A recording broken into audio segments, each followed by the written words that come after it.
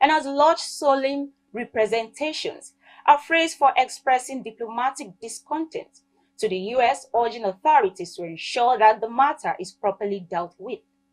Police said that an open and active investigation was underway but have not revealed much information. If you're just joining us, you're watching the news on Clearview News Desk. When we come back, we bring you stories on women and children. Stay with us. The news continues now with stories from our area of specialization, women and children.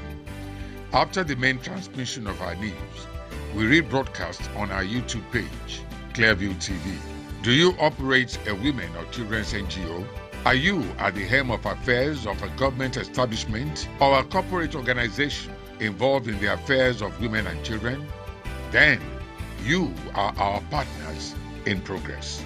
We have a mission to better the lot of our women and children. Join us to celebrate womanhood and work assiduously to better the lot of the Nigerian child.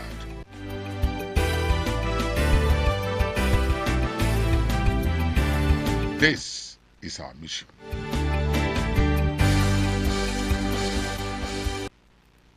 Welcome back. Single motherhood by choice is on the rise, especially for women over 35. Instead of waiting for a partner, more women are deciding to take things into their own hands and pursue motherhood. Research on single parenthood is mostly focused on single mothers, but there is a growing number of men pursuing parenthood without a partner. The advancement of technology has made it possible to be pregnant with a sperm donor, an IVF, IUI, or at-home insemination. Clearview's TV correspondent went into the streets to sample the opinions of Nigerians and what they think about this growing trend. Nowadays, it's just as common for children to be reared in a single-parent family than in a traditional two-parent family. This is largely due to the high rate of delays in marriage, divorce rate, and those shunning the marriage institution altogether. Single parenting is becoming too popular, as some people, both women and men, now choose to be parents without the commitment of marriage. Clearview Television spoke with some Nigerians on why people choose to be single parents. Some men don't have patience to be together with women. Meanwhile, some women too, they don't have patience to be together with some men. One who was raised by single parents, I understand how much this had caused some flaws in me, and the reason is that even though she wanted to actually put in her best to raise us up in the best possible way she could, there were gaps and blind spots that she wasn't opened up to. The woman to come together before he created this world. If they decide to do that, they are on their own. It is better to marry a man and woman to come together before you give birth to a child. Despite the attraction for single parenting, are there some dangers associated with single parenting, particularly as it affects the family unit? Do not consider the mental health of the child. Do not consider the mind of the child as to being furnished when, in the case where both parents are available. The disadvantage of being a single mother, it's more than the advantage. Being a single mother is not easy. I know you put on your best to see that you give the best to the children, but even at that fatherly advice is not there. It's not there. The women that are doing that and the men that are doing that, hellfire is waiting for them.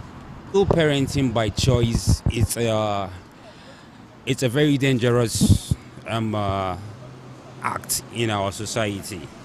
Why? Because every child needs care, love directly from his parents, right from the cradle side of him till the time that he has become around 18 to 20 years. Why? Because there are some things that child will be missing away from his parents. If you want to give birth, do the right thing, the normal thing that needed. In that way, then you feel the love and happiness in the family. Though the choice to be a single parent may be valid, both parents and children still undergo some difficulties adjusting to single parenthood. Indeed, while single parenting can be as successful as dual parent, it just carries more work. Florence Joshua, reporting for Clearview Television. And that's the news, but before we go, a recap of the top stories.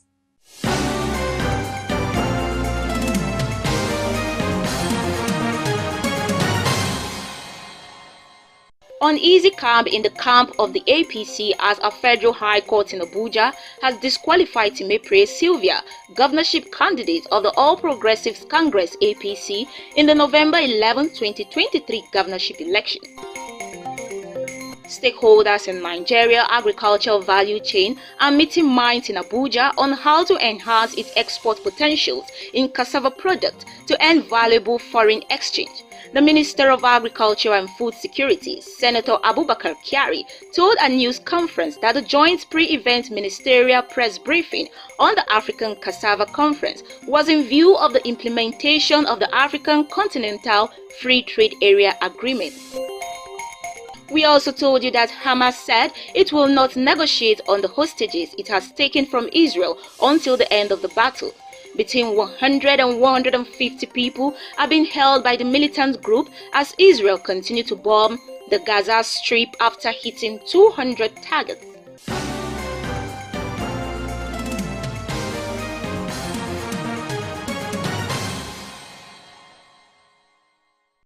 You can follow up on latest events and happenings around you via our social media platforms on Facebook, Instagram, and YouTube at Clearview News Desk, or via our handle on X, formerly known as Twitter, at Clearview Online.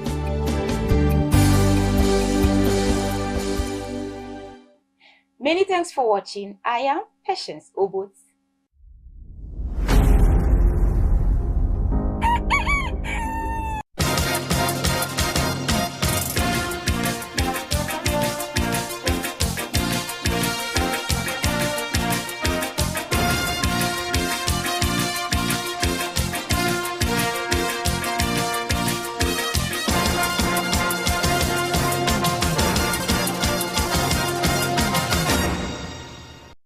It's Ashwebi Festival Gala Night 2023.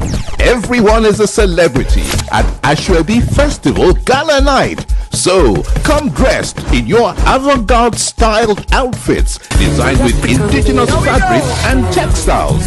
Date Thursday 26th October 2023. Time 5 p.m. prompt. Venue Grand Sapphire Hotel and Banqueting, 45 Imperial Way, Croydon, CR0 4RR, United Kingdom. Get your tickets on Eventbrite. Standard £145 with £20 discount with Tap Send.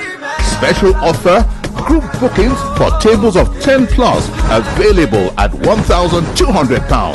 2-hour red carpet, canapes, drinks, cocktail reception, and 3-course dinner. Crowning of the first ever Ashwebi King and Queen. Come and participate and be up for winning one of the special awards on the night. Could it be you? Live entertainment and much more. For more information, contact at ashwebifestival.co.uk, Instagram at ashwebifestival, or visit www.ashwebifestival.co.uk. Ashwebi Festival Gala Night. It's going to be a banger. Several states in Nigeria have experienced the wrath of nature. Many have been hit by floods that are destroying homes, businesses and lives. Despite having a connection to climate change, the floods were predicted, so they did not occur without warning. Despite the fact that certain states are vulnerable to flooding, little has been done to increase their resilience over the years. Since not enough measures have been taken over the years to guarantee that people are as protected as possible when such calamities strike, which they frequently do, families have been left at the mercy of nature. In Anambra State, the 8 local government areas of Ogbaru, Onitsha North, Onitsha South, Anambra East, Anambra West, Awka North, Ayammili and Oyi are said to be underwater. Jigawa State in the north has also experienced its share of devastating floods this year. Torrential rainfall that lasted for over 30 hours triggered floods in several parts of the state, including Kirikasama, Dutse, Adejia, Kafinausa, Guri, Ayo, and Jahun local government areas, which resulted in the loss of lives and many homes. Farmlands and crops also suffered damage. Certain Lagos neighborhoods have been devastated by floods, particularly in the Alimosho, Koshofe, and Ifelodun-Ajeromi regions, with about 65 structures severely damaged.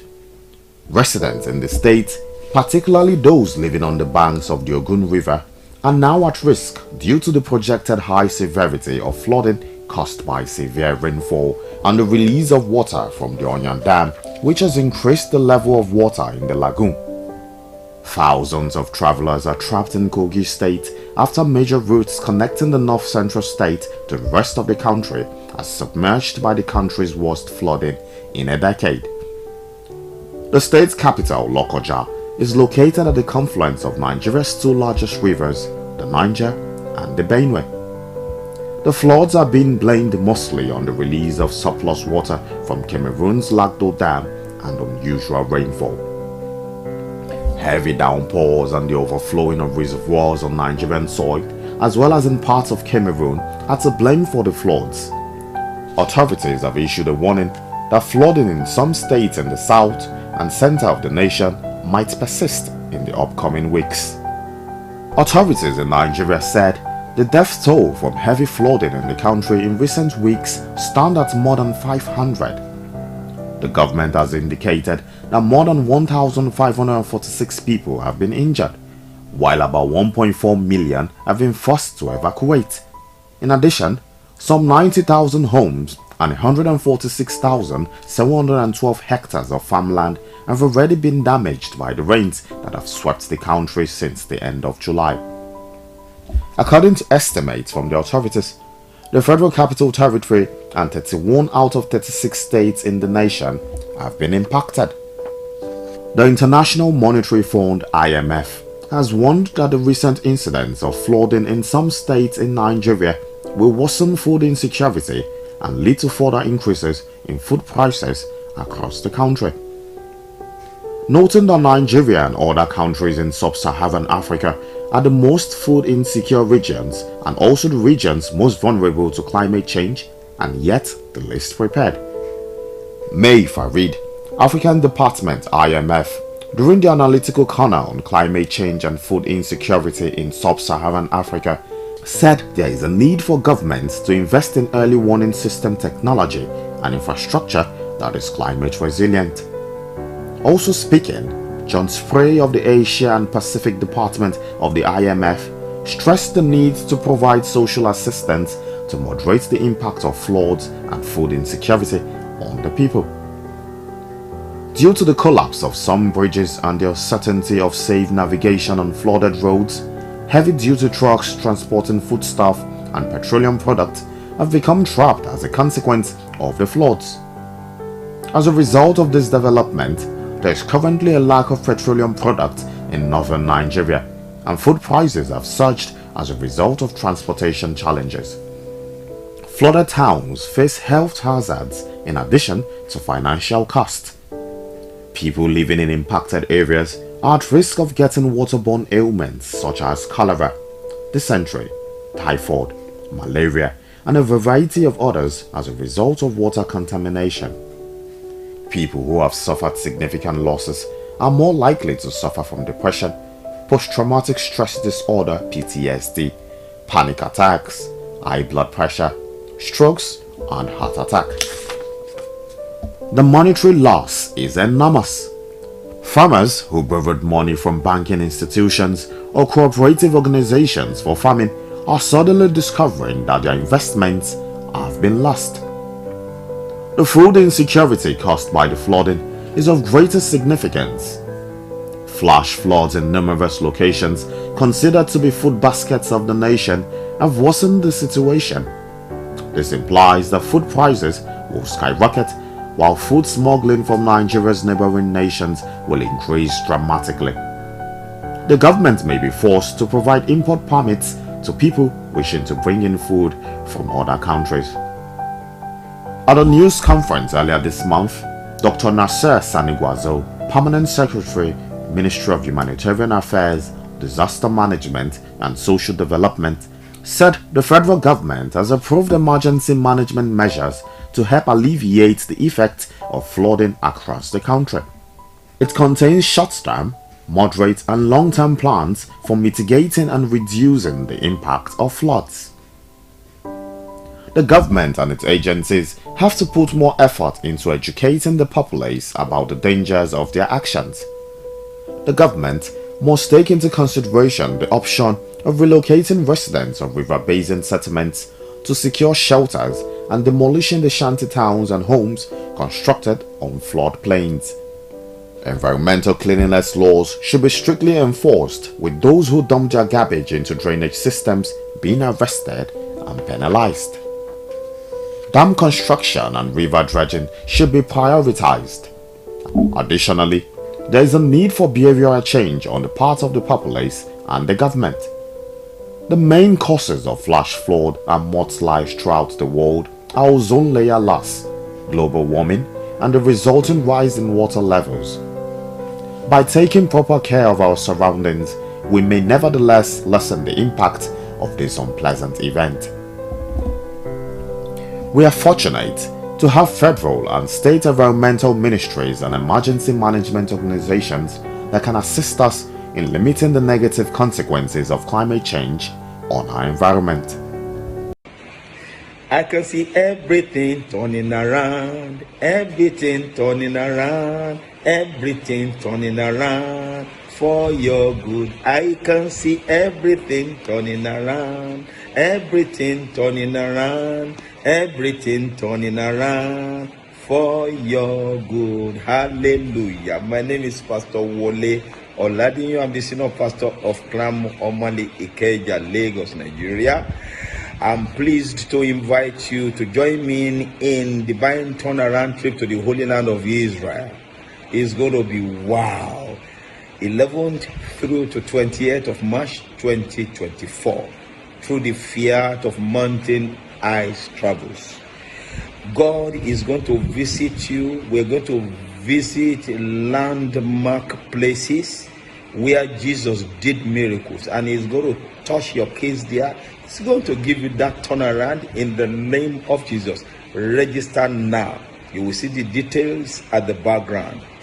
Please, let's make it together for this divine turnaround trip to the Holy Land of Israel. You are welcome in the name of Jesus. Turnaround is your portion in Jesus' name. Amen. Information refers to knowledge or data that is communicated or received. It consists of facts, details, or statistics that can be used to gain understanding, make decisions, or convey ideas. The Internet is a vast network that connects computers all over the world. Through the Internet, people can share information and communicate from anywhere with an Internet connection. The Internet provides a capability so powerful and general that it can be used for almost any purpose that depends on information, and it is accessible by every individual who connects to one of its constituent networks. It supports human communication via social media, electronic email, news groups, among others. It supports human communication via social media, electronic mail, news groups, among others, and allows people to work collaboratively at many different locations. It supports access to digital information by many applications, including the World Wide Web. Cybercrime, on the other hand, can be defined as the illegal usage of any communication device to commit or facilitate committing any illegal act. It refers to criminal activities that are carried out using computers, networks, or the Internet. It involves the unlawful exploitation of digital systems and technologies to commit illegal acts or to target individuals, organizations, or governments. Cybercrime can take many forms and can include activities such as hacking, phishing, identity theft, malware attacks, ransomware attacks, data breaches, online fraud, cyberstalking, spreading misinformation, and more. The motivation behind cybercrime can vary, ranging from financial gain to political agenda, personal vendettas, or simply causing disruption. Cybercriminals often target individuals' personal information, financial data, and sensitive corporate information to commit fraud, theft, blackmail, and more. Consequences of cyber attack and data breaches can first lead to financial loss to the organizations due to the cost associated with investigating and mitigating the breach, as well as potential legal fees, fines, and compensation to affected individuals. It damages the reputation of an organization, leading to loss of customer trust and loyalty. Cyber attacks can disrupt an organization's operations, leading to downtime, loss of productivity, and delays in delivering products or services. This can, however, have a significant impact on revenue and customer satisfaction. Fourth, if personal or financial information is compromised in a data breach, individuals may become victims of identity theft or fraud, leading to financial losses, damaged credit, and significant stress for the affected individuals. Overall, the consequences of data breaches and cyber attacks can be far-reaching and have long-lasting impacts on organizations and individuals alike. Now, cybersecurity has quickly become an emerging field, considering the ever-increasing number of cyber attacks that occur every year. Hackers can target any computer system remotely, compromising network security and customer information that can be used for identity theft and fraud. Cybersecurity. This is the protection of internet-connected devices and services from malicious attacks by hackers, spammers, and cybercriminals. The practice is used by individuals and companies to protect against phishing schemes, ransomware attacks, identity thefts, data breaches, and financial losses. While some components of cybersecurity are designed to strike first, most of today's professionals focus more on determining the best way to defend all assets, from computers and smartphones to networks and databases, from attacks. In today's interconnected world, cybersecurity is crucial because organizations and individuals rely heavily on digital systems and networks to store and transmit sensitive information. This includes personal data, financial information, intellectual property, corporate data, government records, and more. There are different types of cybersecurity, which include network security, application security, endpoint security, including Internet of Things (IoT) security, data security, identity and access management (IAM), database and infrastructure security, cloud and mobile device security, and disaster recovery and business continuity planning. Cybersecurity aims to ensure the confidentiality, integrity, and availability of digital information and systems. This involves implementing various processes, practices, tools, and protocols to identify and mitigate risks, protect against unauthorized access, detect and respond to cyber threats, and recover from cybersecurity incidents. Common cybersecurity measures include firewalls, intrusion detection systems, encryption, multi-factor authentication, regular system updates, secure coding practices, access controls, and employee training and awareness programs. According to Cybercrimes Prohibition Prevention Act 2015, the Act provides an effective, unified, and comprehensive legal, regulatory, and institutional framework for the prohibition, prevention, detection, prosecution, and punishment of cybercrimes in Nigeria. The This act also ensures the protection of critical national information infrastructure and promotes cybersecurity and the protection of computer systems and networks, electronic communications, data and computer programs, intellectual property and privacy rights. In today's digital age, cybersecurity faces numerous challenges due to the rapidly evolving threat landscape and the increasing reliance on interconnected systems. Some key challenges include sophisticated and evolving cyber threats, where cyber criminals are continuously developing new techniques and technologies to carry out attacks. Malware, ransomware, phishing, and other forms of cyber attacks are becoming more sophisticated, making detection and prevention more challenging. Secondly, lack of skilled cybersecurity professionals. There is a significant shortage of cybersecurity professionals with the necessary skills and expertise to address the growing demand for effective cybersecurity measures. The lack of skilled personnel hampers the ability of organizations and governments to effectively defend against cyber threats. And third, lack of user awareness. Human error continues to be a significant factor in cybersecurity breaches. Many cyber attacks, such as phishing, rely on manipulating human behavior. Organizations must invest in educating users and raising awareness about cybersecurity best practices to reduce the risk of successful attacks. And fourth, nation-state cyber threats. Governments and state-sponsored actors engage in increasingly sophisticated cyber espionage, cyber terrorism, and cyber warfare activities. These threats can have far-reaching geopolitical and economic consequences, making it essential to strengthen national and international cybersecurity cooperation, among others. Addressing these challenges requires a collective effort from individuals, organizations, governments, and technology providers.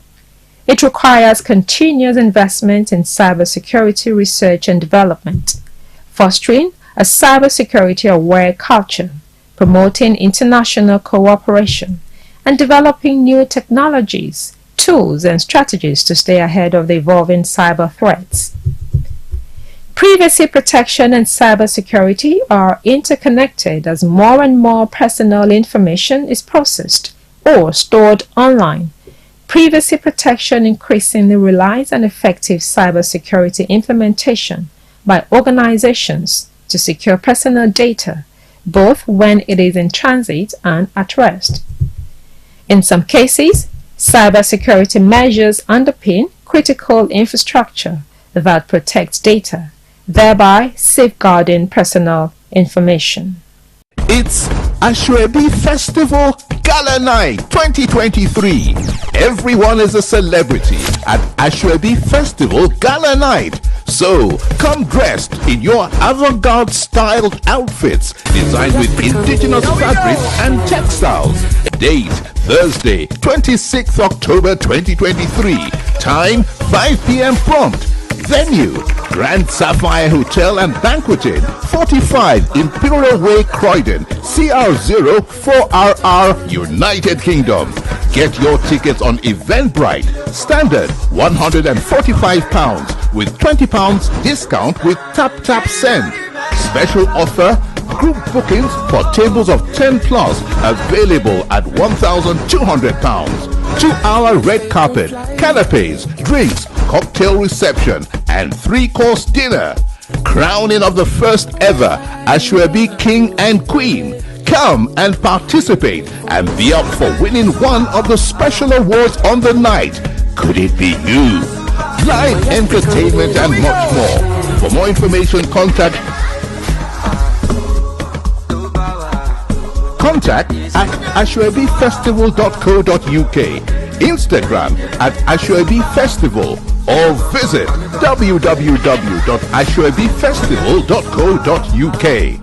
Ashwebi Festival Gala Night. It's going to be a banger.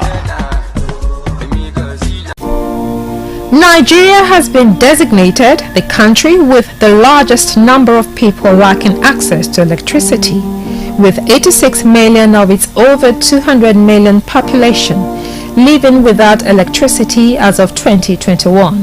A joint report by multiple international agencies has revealed. According to the report compiled by the International Energy Agency, IEA, the International Renewable Energy Agency, IRENA, the United Nations, and the World Health Organization, WHO, the countries with the largest number of people without access to electricity as of 2021 were Nigeria, with 86 million people, the Democratic Republic of the Congo, 76 million, and Ethiopia, 55 million. Electricity generation started in Nigeria in 1896 by the first electric utility company, known as the Nigerian Electricity Supply Company, was established in 1929. By the year 2000, a state-owned monopoly known as the National Electric Power Authority, NEPA, was in charge of the generation, transmission, and distribution of electric power in Nigeria. It operated as a vertical integrated utility company and had a total generation capacity of about 6,200 megawatts from 2 hydro and 4 thermal power plants. This resulted in an unstable and unreliable electric power supply situation in the country, with customers exposed to frequent power cuts and long period of power outages, and an industry characterized by lack of maintenance of power infrastructure, outdated power plants, low revenues, high losses, power theft, and non-cost reflective tariffs. Due to the glaring failure of the nationalization policy, the Nigerian government took a bold step to reform the power sector through deregulation in the year 2005. This reform enabled the participation of private investors in the generation, transmission, and distribution of power supply in Nigeria. Blackout is a complete interruption of power in a given service area. It comes without warning, lasts for indeterminate periods, and are typically caused by catastrophic equipment failure or severe weather. According to the Eco Electricity Distribution Company, the frequent power outages experienced recently has been linked to inadequate gas supply, low power generation, system collapse, and vandalism. Despite the fact that Nigeria is the 15th largest producer of oil and gas across the globe and the largest oil producer in Africa, it appears counterintuitive that a country that has these potentials find it difficult to provide adequate power supply for its citizens. To serve its over 200 million people, Nigeria requires an estimated 25,000 megawatts to 40,000 megawatts of capacity. The installed generating capacity is currently around 12,522 megawatts, and transmission and distribution infrastructure can only deliver on average of 4,000 megawatts to businesses and homes. Reports have shown that in the last 12.5 years, spanning the period from 2010 to the first half of 2022, Nigeria's power grid suffered at least 222 partial and total collapses. Of recent, specifically on September 14, 2023, the national electricity grid in Nigeria experienced a complete collapse, resulting in a significant loss of power supply to distributors across the country. In general, the persistent problem of incessant power outages has plagued the nation for years, hindering economic growth and causing immense frustration among its citizens. According to the World Bank, the economic cost of power shortages in Nigeria is estimated at around $29 billion. The figure is equivalent to 2% of Nigeria's gross domestic product. The bank says that about 47% of Nigerians do not have access to grid electricity, and those who do have access face regular power cuts. According to the 2020 Doing Business report, getting access to electricity ranks as one of the major constraints for the private sector in Nigeria. While big companies operating on big budgets and debt financing can afford to seek alternative means of power through off-grid energy sources, small businesses operating on shoestring budgets are left at the mercy of Nigerian electricity operators. With its ballooning population, now estimated at around 200 million people, Nigeria has witnessed rapid increase in commercial and industrial activities in the last decade. A significant portion of these economic activities depends essentially on electricity supply. According to the Nigerian Bureau of Statistics, as of 2018, 5.7 million households, 51,000 industries and over 770,000 commercial ventures were consumers of power in Nigeria. To proffer solutions to electricity problem in Nigeria, all that is needed is to produce electricity that is enough for the use of its citizens, and this can only be done in many ways. First, investment in renewable energy sources. Nigeria has the potential for ample solar, wind and hydroelectric power generation. Increasing investments in renewable energy infrastructure will help diversify the energy mix and reduce dependence on fossil fuels, leading to a more reliable and sustainable power supply. Second, upgrading and expanding the power grid. The existing power grid in Nigeria is outdated and inadequate to meet the country's electricity demand. Investing in upgrading and expanding the infrastructure will help improve the transmission and distribution of electricity and reduce power outages. Third, improved maintenance and repairs. Now, regular and effective maintenance of power generation plants, transmission lines and distribution networks is essential to prevent breakdowns and reduce downtime. Strengthening maintenance practices and adequately funding repairs will help minimize power outages. Fourth, energy conservation and efficiency. Now, promoting energy conservation measures among consumers and enforcing energy efficiency standards in buildings and appliances can help reduce overall electricity demand. This will alleviate the pressure on the power grid and mitigate power outages, among others.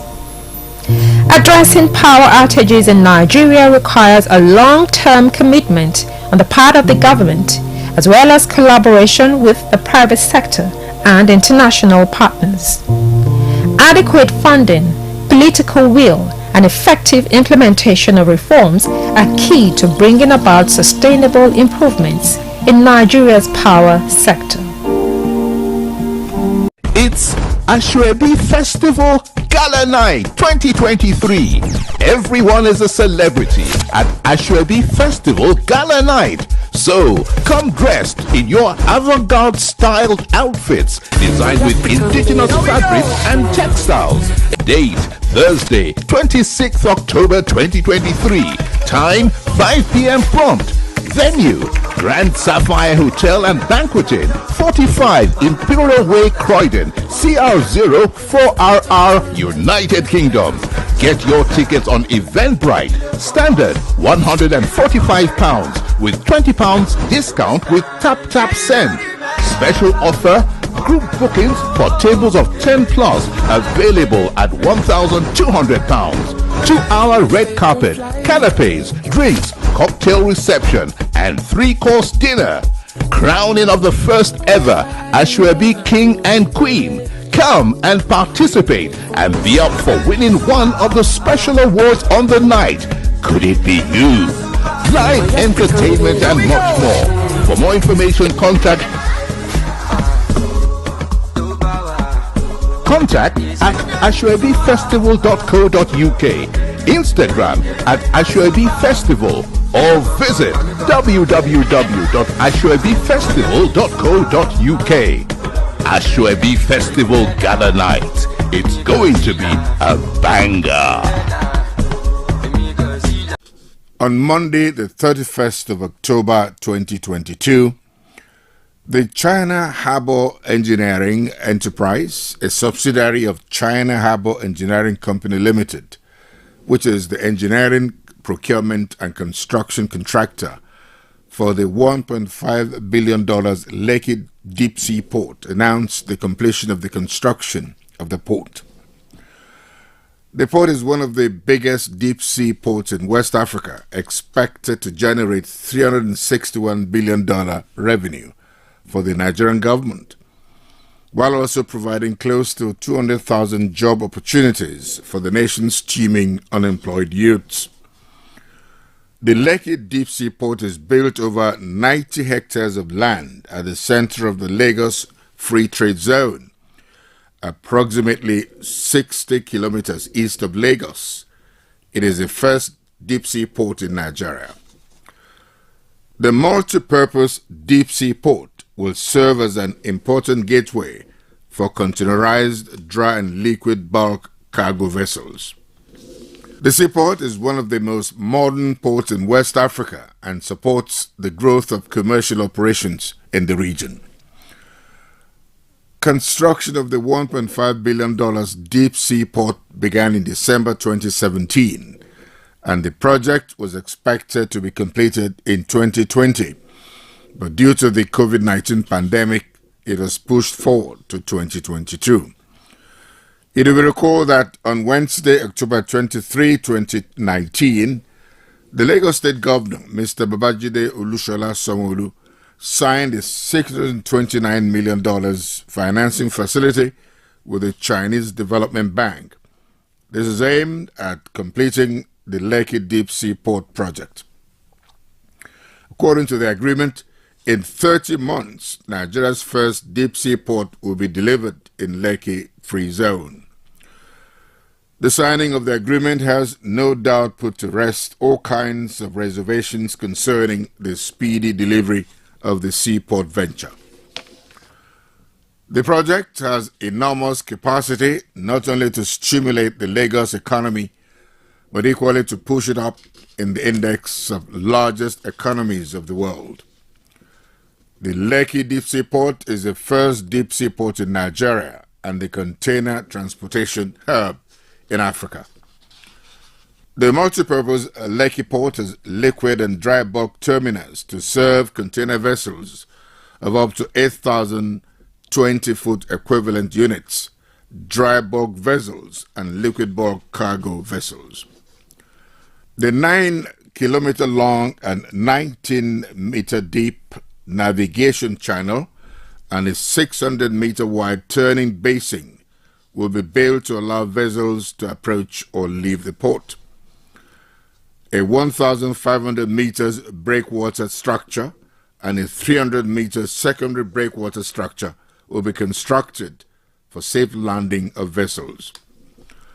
Other facilities at the port include a 6-kilometer long and 14.5 deep approach channel, quay wall, cargo handling cranes, and 3 19-deep liquid jetties. 3 container berths will be featured at the container terminal, and this include 1,200-meter long and 60-meter deep quay wall, 13 quay cranes, and a storage yard with a capacity of 15,000 ground slots. The storage space can be increased by stacking containers. The container terminal will be able to handle 2.7 million 20-foot equivalent units a year. Undoubtedly, the development of the seaport is strategic to the growth of Lekki Free Trade Zone. The project, which is expected to make immense impact on the nation's economy, is capable of creating more than 200,000 jobs and generating about $350 billion in revenue for the state over the period of the concession. The project is strategic for the economic growth of Lekki Free Zone. It will support the massive industrial and petrochemical complex being embarked upon in the northern and southern quadrant of the zone, with investment of over the next 3 years peaking at over $20 billion. With Lekki Airport in view, there will be an emergence of Ihapo City, which will be internationally connected by air and also with world-class integrated transport network of roads, rails, and bridges. It will generate up to $201 billion in revenue to state and federal agencies through taxes, duties, and royalties, and this will in turn boost the GDP of the nation. It will lead to an industrial revolution in the real estate sector due to the influx of trade, commerce, and investment as a result of the Lekki Free Zone, and this will lead to a potential direct and indirect investment opportunities for both real estate developers and foreign investors.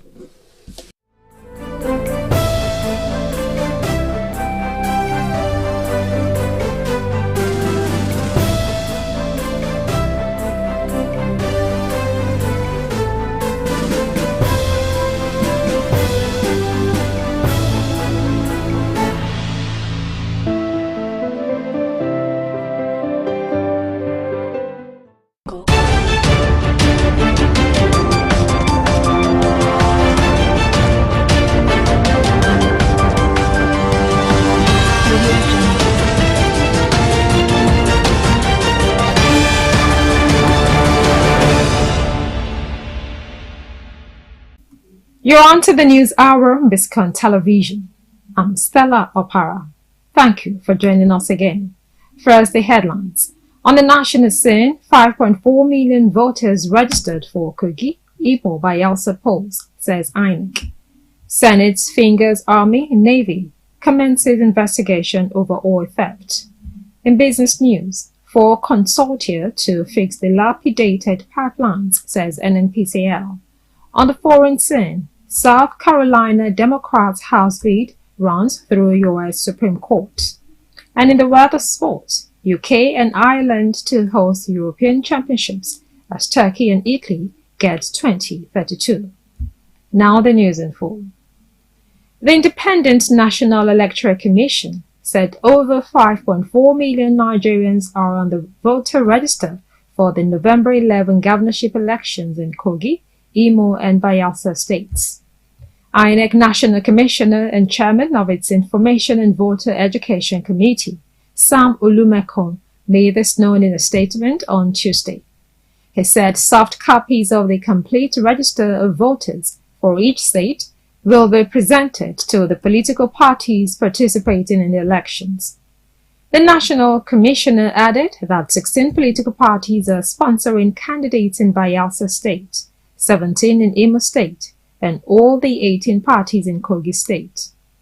Olumekun said that in furtherance of INEC's commitment to deepen the deployment of technology for voter accreditation and results management, the Commission has finalized preparations for mock accreditation of voters in the 3 states to test run the bimodal voter accreditation system and upload of polling unit results to the INEC result viewing portal.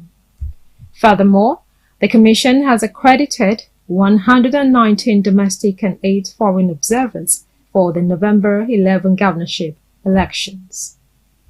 Now, ahead of the Kogi State November 11, 2023 governorship election, the candidate of the Accord Party, Admiral Usman Jibrin, retired, has pledged to work with the federal government in resuscitating the Ajokuta Steel Company. The former Chief of Naval Staff made the pledge on Tuesday while speaking with supporters in the Ajokuta local government area of the states as part of his ongoing campaigns ahead of the poll. Addressing Ajokuta residents, Jibrin pledged to create thousands of jobs and revitalize the local economy. While urging the people of the state to vote massively for him, the retired naval boss noted that if elected governor, he would carry out a multifaceted approach to job creation, including the revitalization of the Ajokuta Steel Company Limited, tackle insecurity, and empower youths in small and medium-scale enterprises. Recognizing the abundant natural resources in the area, Jibrin suggested attracting renewable energy companies to invest in solar and wind energy projects, creating jobs in the renewable energy sector for the people of the local government and the state in general. Moving on, the Senate has ordered a comprehensive probe into the activities of security forces and organized groups employing sophisticated techniques to illicitly steal crude oil in the country. The decision was prompted by a motion put forth during Tuesday's plenary session by Senator Ned Nwoko of the People's Democratic Party, representing Delta North, who pointed out that existing statistical data highlights the grave socio-economic crisis Nigeria is facing due to pipeline vandalism and oil bunkering. Senator Nwoko stressed that oil theft has resulted in an astonishing revenue shortfall of 2.3 trillion naira for Nigeria this year. He further asserted that certain individuals within the security apparatus collaborated with unscrupulous elements in the oil industry to partake in this unlawful practice, thereby undermining the concerted efforts of the Joint Task Force, comprised of the Nigerian military and various security agencies, aimed at addressing this menace. He therefore urged the Senate to carry out a holistic investigation into the activities of the oil thieves and their collaborators in the security forces. In another story, the House of Representatives has resolved to investigate the death of Dr. Michael Umo, a personnel at the Lagos University Teaching Hospital, who died on duty. The resolution was sequel to a unanimous adoption of a motion by Representatives Adedayo Adeshola of APC Lagos State at plenary on Tuesday. Moving the motion, Adeshola said that the importance of medical personnel as the fulcrum of the healthcare delivery system cannot be overemphasized. He recalled that on September 17, Umo, a medical officer on the residency program in Louth, reportedly died after spending 72 hours on duty in the neurosurgery unit of the institution. He also recalled the incident of a young female medical doctor who lost her life due to elevator failure in the general hospital, which could have been avoided with improved working conditions. In his ruling, the Deputy Speaker, Benjamin Kalu, mandated the Committees on Health Institutions and Labor and Employment Institutions to carry out the investigation and report back within 6 weeks. He said that the aim was to ensure that medical personnel in Nigeria work under favorable conditions. Now, a Nigerian Army Special Court Martial sitting in Abuja on Tuesday sentenced the former Group Managing Director, Nigerian Army Properties Limited, Major General Umaru Mohammed, to 7 years imprisonment. The court also ordered him to pay back $2,178,900 and 1.65 billion naira to the Army Properties and NAPL. Mohammed was tried on 18 counts bordering on forgery, misappropriation of funds, and conspiracy, among others. Although he pleaded not guilty to all allegations, the court found him guilty of 14 counts. You're watching Biscon TV News. Up next is business news. Stay tuned.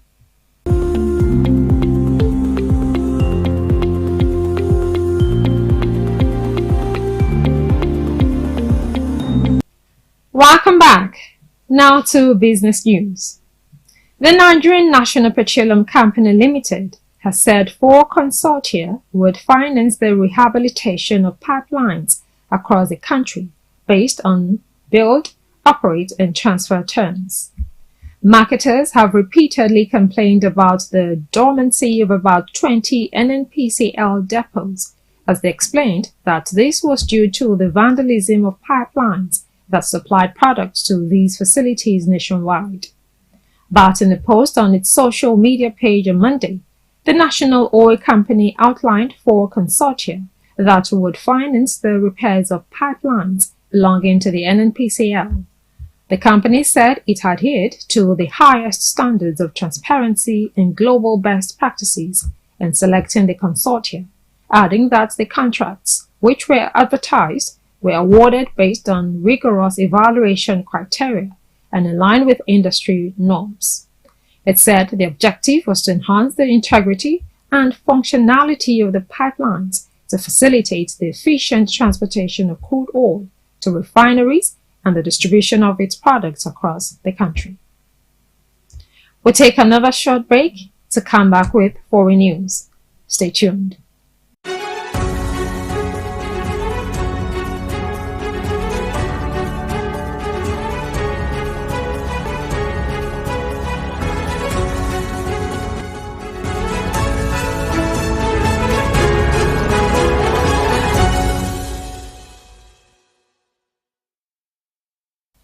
Welcome back.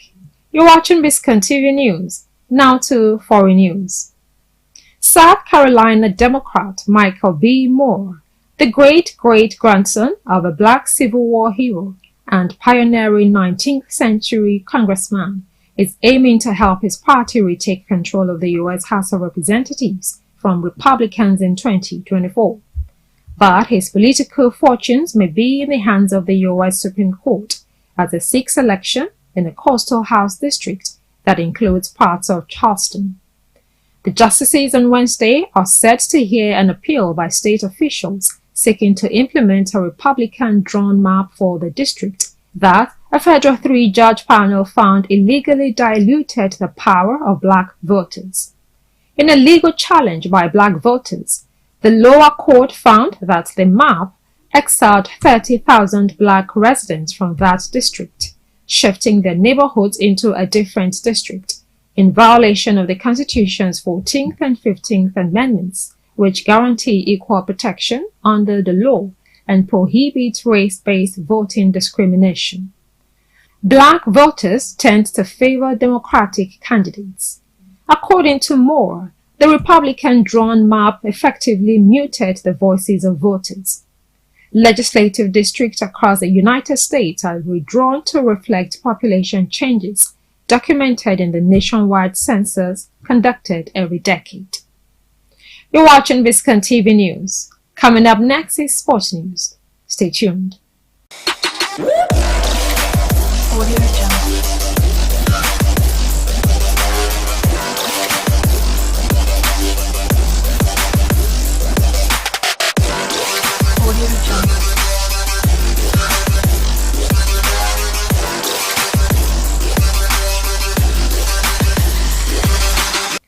Welcome back. Now to the world of sports. The UK and Ireland will host Euro 2028, while Turkey and Italy have been awarded 2032.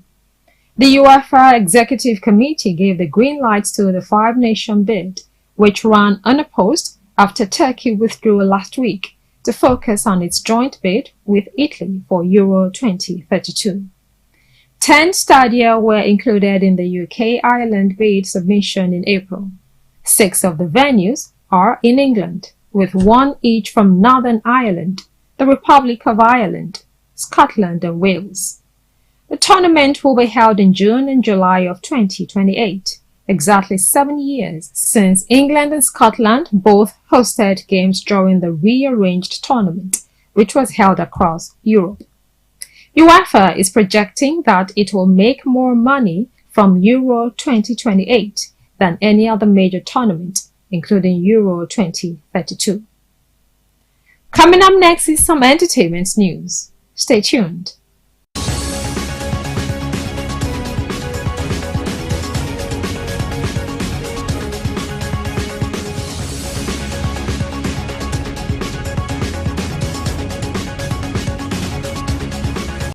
Hello and welcome to Showbiz News. Mercy Eke, a reality star, has disclosed that she only used White Money's name to solicit votes outside the house.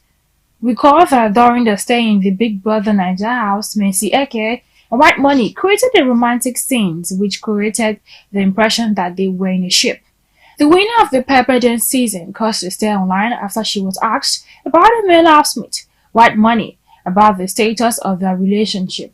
However, Mercy has made a U-turn after being asked about her relationship with White Money. During an interview with media personality Toke Makinwa, Mercy Eke said she only used White Money's name to campaign for vote for herself in the House, while debunking having any feelings for him. It seems a lot of social media users were unhappy about the comments of Mercy Eke as they dragged her for playing with the feelings of White Money. In another story, popular actress Ronke Ojo has opened up on what led to the crash of her marriage, despite the fact that she had dated her husband for a decade. The thespian shared insight into her former marriage while speaking during an interview with Biola Bayo, as she explained how her husband had acted. Ronke Ojo said that her husband was indeed a nice person. However, he wasn't exactly a nice husband. She emphasized that she never dated her husband because he was handsome. However, after dating him for 10 years, their marriage didn't last up to a year. Ronke made remarks about her husband's licentiousness as she alleged that he had womanized throughout the time they were together. And that's all we have for you today on Showbiz News.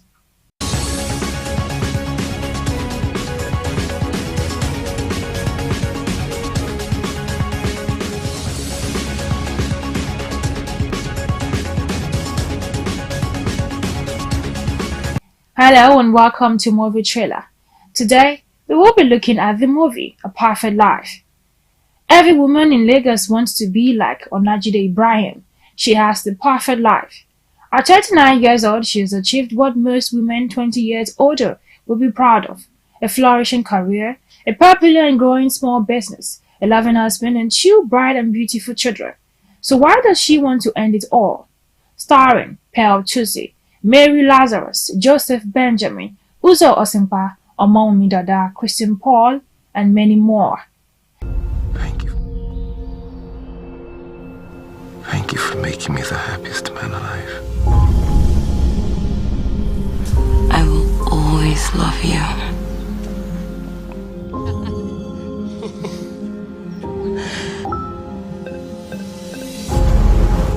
I love you, Mommy.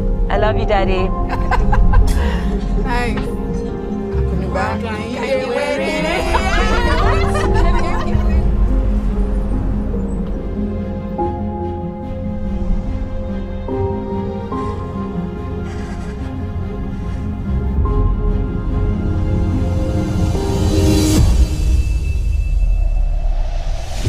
Everything. And that's all we have for you today on Movie Trailer.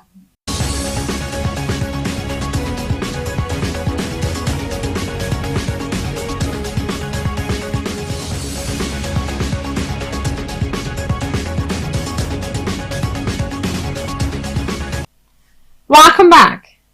That's it on Biscon TV News. But before we go, a recap of the major points.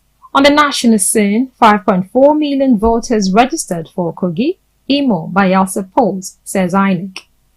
Senate fingers Army, Navy commences investigation over oil theft. In business news, 4 consortia to fix dilapidated pipelines, says NNPCL. On the foreign scene, South Carolina Democrats' House bid runs through U.S. Supreme Court. And in the weather sport, UK and Ireland to host European Championships as Turkey and Italy get 2032. That's it on the News Hour on Biscon Television.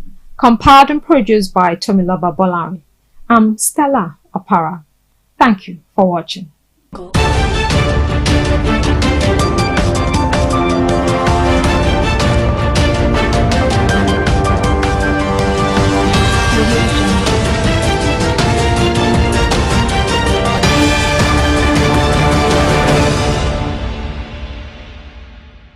It's Ashwebi Festival Gala Night 2023.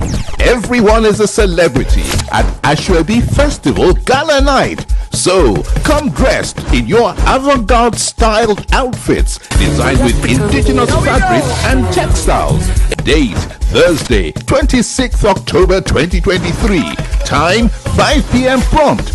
Venue Grand Sapphire Hotel and Banqueting, 45 Imperial Way, Croydon, CR0 4RR, United Kingdom.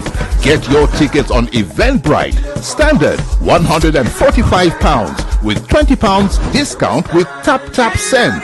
Special offer, group bookings for tables of 10 plus available at £1,200.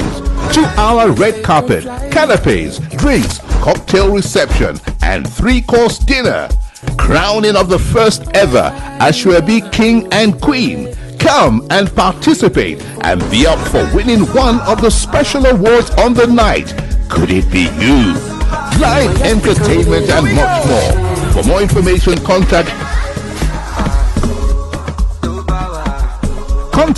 at ashwebifestival.co.uk, Instagram at Ashwebi Festival, or visit www.ashwebifestival.co.uk. Ashwebi Festival Gala Night. It's going to be a banger. Mr. Femi Otedola is a Nigerian businessman, CEO of Zenon Petroleum and Gas Limited. He also made it to the Forbes list of richest people in Africa, alongside billionaire businessman Alhaji Aliko Dangote. Mr. Femi Otedola is a Nigerian oil mogul and one of the richest people in Africa. Born on the 4th of November 1962, Mr. Femi Otedola is a son of former Governor of Lagos State, Sir Michael Otedola. He obtained a university degree at Obafemi Awolowo University, Ile-Ife in Osun State. Before venturing into the petroleum industry, he took charge of his family's printing press business. In 1994, Mr. Femi Otedola started Center Force Limited, which specialized in finance, investment and trading. Mr. Femi Otedola has asserted himself in the market of the Nigerian oil and gas sector. In 2003, he founded the Zenon Petroleum and Gas Limited, which specializes in the marketing and distribution of petroleum products. In 2004, Femi Otedola invested 15 billion naira in Zenon, which was used in infrastructure development and acquiring storage depots and cargo vessels. The company owns storage depots at Ibafon and Apapa and also owns 4 cargo vessels. The names are MT Sir Michael, MT Lady Doja, and MT Nana, while the last one is named Zenon Conquest. Zenon controls a major share of the diesel market and supplies fuel to most of the major Nigerian manufacturing industries. These include Dangote Group, Cadbury Nigeria, Coca-Cola, Nigerian Breweries, MTN, Unilever, Nestle, and Guinness. Zenon was able to seize control of the market in a very short time due to Mr. Femi Otedola's understanding of the business landscape. In 2007, Mr. Femi Otedola acquired a major share of African Petroleum Company and was appointed as the chairman of the company. Later, he acquired 29.3% of the company's shares and became the major shareholder. The company's name was later changed to Fort Oil plc. It was also restructured and rebranded. Other companies owned by Mr. Femi Otedola include Seaforce Shipping Company Limited, which at one point made him the largest ship owner in Nigeria. He is the owner of Swift Insurance and FO Properties Limited. He was appointed chairman of the Transcorp Hilton Hotel in Abuja in 2007. As a result of his success and influence in the Nigerian economy, Mr. Femi Otedola was appointed a non-executive director of Transnational Corporation of Nigeria plc in 2006, a multi-sectoral conglomerate established in 2004 by former President Chief Olusegun Obasanjo. Mr. Femi Otedola is a member of the Nigerian Investment Promotion Council.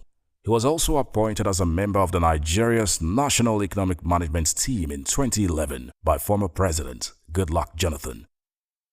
In March 2009, Mr. Femi Otedola's net worth was estimated around $1.2 billion, which earned him a spot on the Forbes list of one of the richest men in Africa. But due to the recession in Nigeria and fall in the value of the naira, his net worth dropped at a time. According to the Forbes post on the 17th of October 2016, the net worth of Mr. Femi Otedola was estimated at around $550 million. Mr. Femi Otedola is married to Nana Otedola. She's the owner and CEO of Garments Care, a dry cleaning enterprise. Together, they have 3 daughters and a son. One of his daughters, Florence Otedola, is also known as DJ Copy. She's an international music producer, DJ, and tourist ambassador for Nigeria.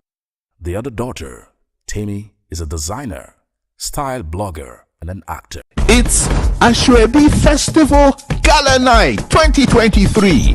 Everyone is a celebrity at Ashwebi Festival Gala Night. So come dressed in your avant-garde styled outfits designed with indigenous fabrics and textiles.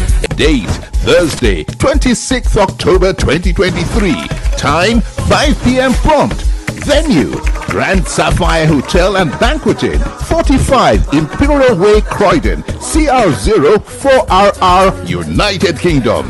Get your tickets on Eventbrite. Standard £145 with £20 discount with Tap Send. Special offer, group bookings for tables of 10 plus available at £1,200. 2-hour red carpet, canapes, drinks, cocktail reception, and 3-course dinner. Crowning of the first ever Ashwebi King and Queen. Come and participate and be up for winning one of the special awards on the night. Could it be you? Live entertainment and much more. For more information, contact at ashwebifestival.co.uk, Instagram at Ashwebi Festival, or visit www.ashwebifestival.co.uk. Ashwebi Festival Gala Night. It's going to be a banger. Alhaji Aliko Dangote, GCON, is a Nigerian businessman and industrialist. He's best known as the founder, chairman and president of Dangote Group, the largest industrial conglomerate in West Africa. The Bloomberg Billionaires Index estimated his net worth at $17.8 billion in June 2023, making him the richest person in Africa, the world's richest black person, and the world's 94th richest man. Dangote was born into a wealthy Hausa Muslim family on the 10th of April 1957 in Kano.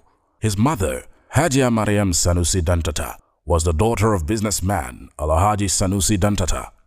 His father, Mohammed Dangote, was a business associate of Alhaji Dantata. Through his mother, he is the great-grandson of Alhaji Al-Hassan Dantata, the richest person in West Africa at the time of his death in 1955. Dangote's brother, Sani, was also a businessman. Alhaji Aliko Dangote was educated at the Sheikh Ali Kumasi Madrasa. He also attended Capital High School in Kano. In 1978, he graduated from the Government College Birnin Kudu. He received a bachelor's degree in business studies and administration from Al-Azhar University in Cairo, Egypt. The Dangote Group was established as a small trading firm in 1977. The same year, Dangote relocated to Lagos to expand the company. The young Alhaji Aliko Dangote received a 500,000 naira loan from his uncle to begin trading in commodities, including bagged cement as well as agricultural goods like rice and sugar. In the 1990s, he approached the Central Bank of Nigeria with the idea that it would be less expensive for the bank to allow his transport company manage their fleet of staff buses, a proposal that was approved. Today, the Dangote Group is one of the largest conglomerates in Africa, with international operations in Benin, Ghana, Zambia, Togo, and many other countries. The Dangote Group has moved from being a trading company to being the largest industrial group in Nigeria, encompassing divisions like Dangote Sugar Refinery, Dangote Cement, and Dangote Flour. The company has in its employ more than 11,000 people in West Africa. In July 2012, Dangote approached the Nigerian Ports Authority to lease an abandoned piece of land at the Apapa port, which was approved.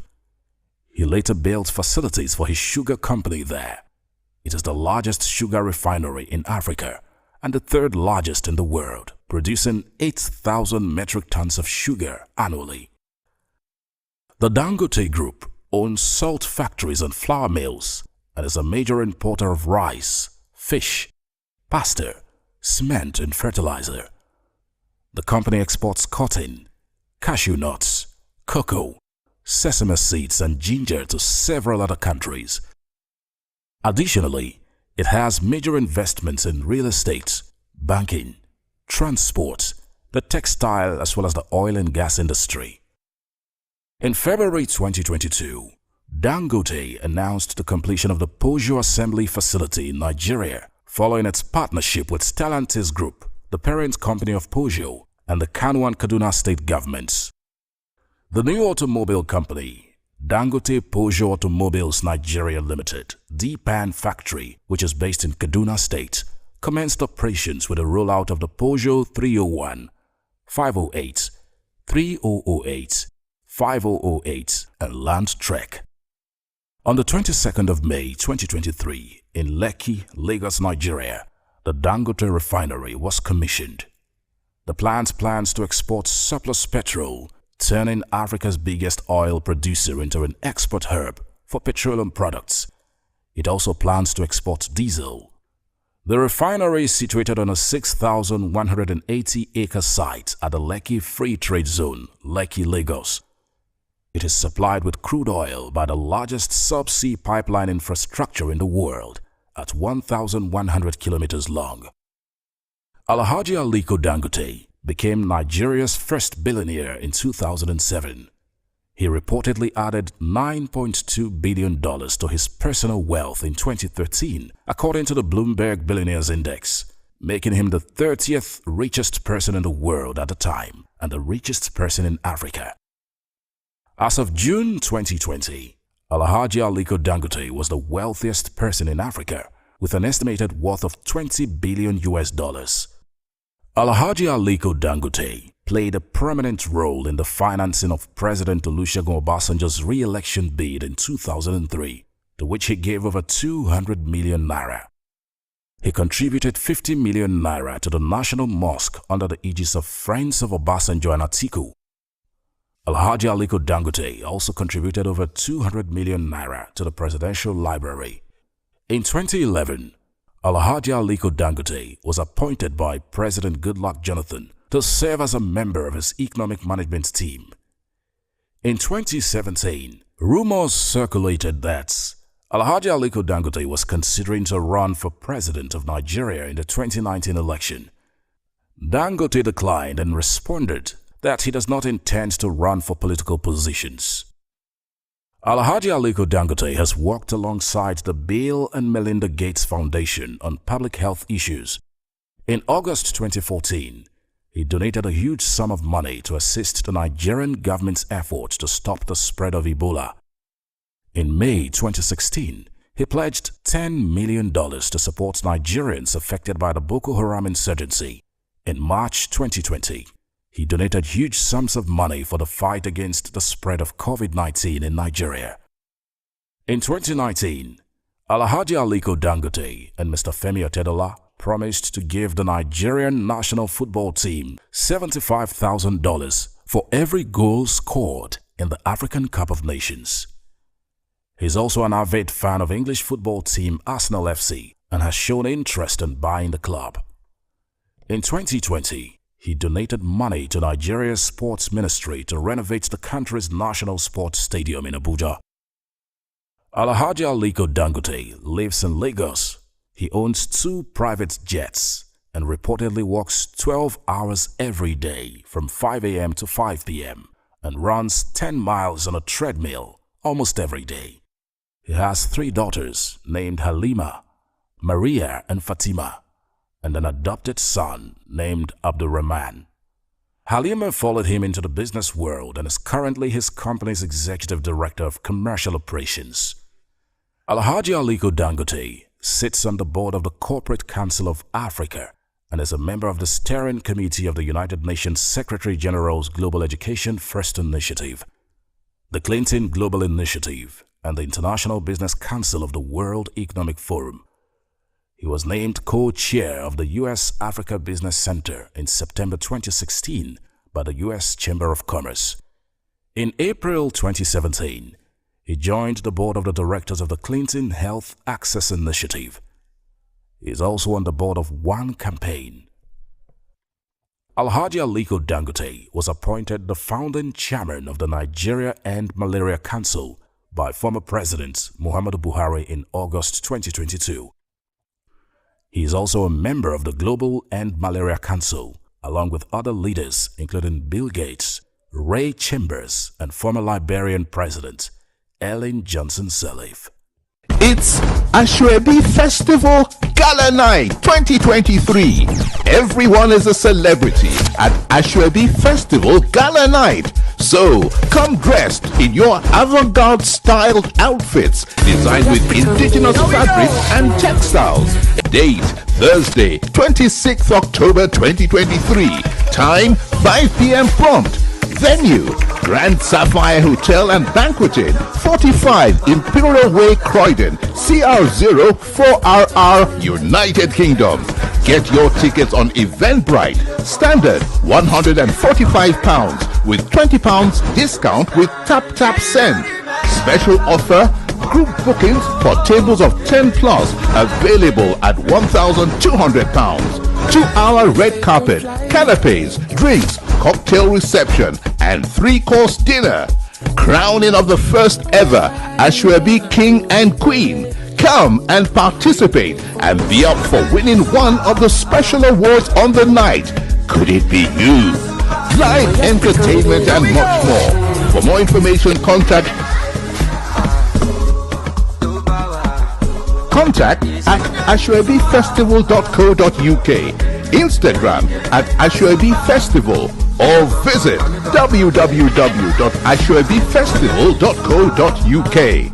Ashwebi Festival Gala Night. It's going to be a banger.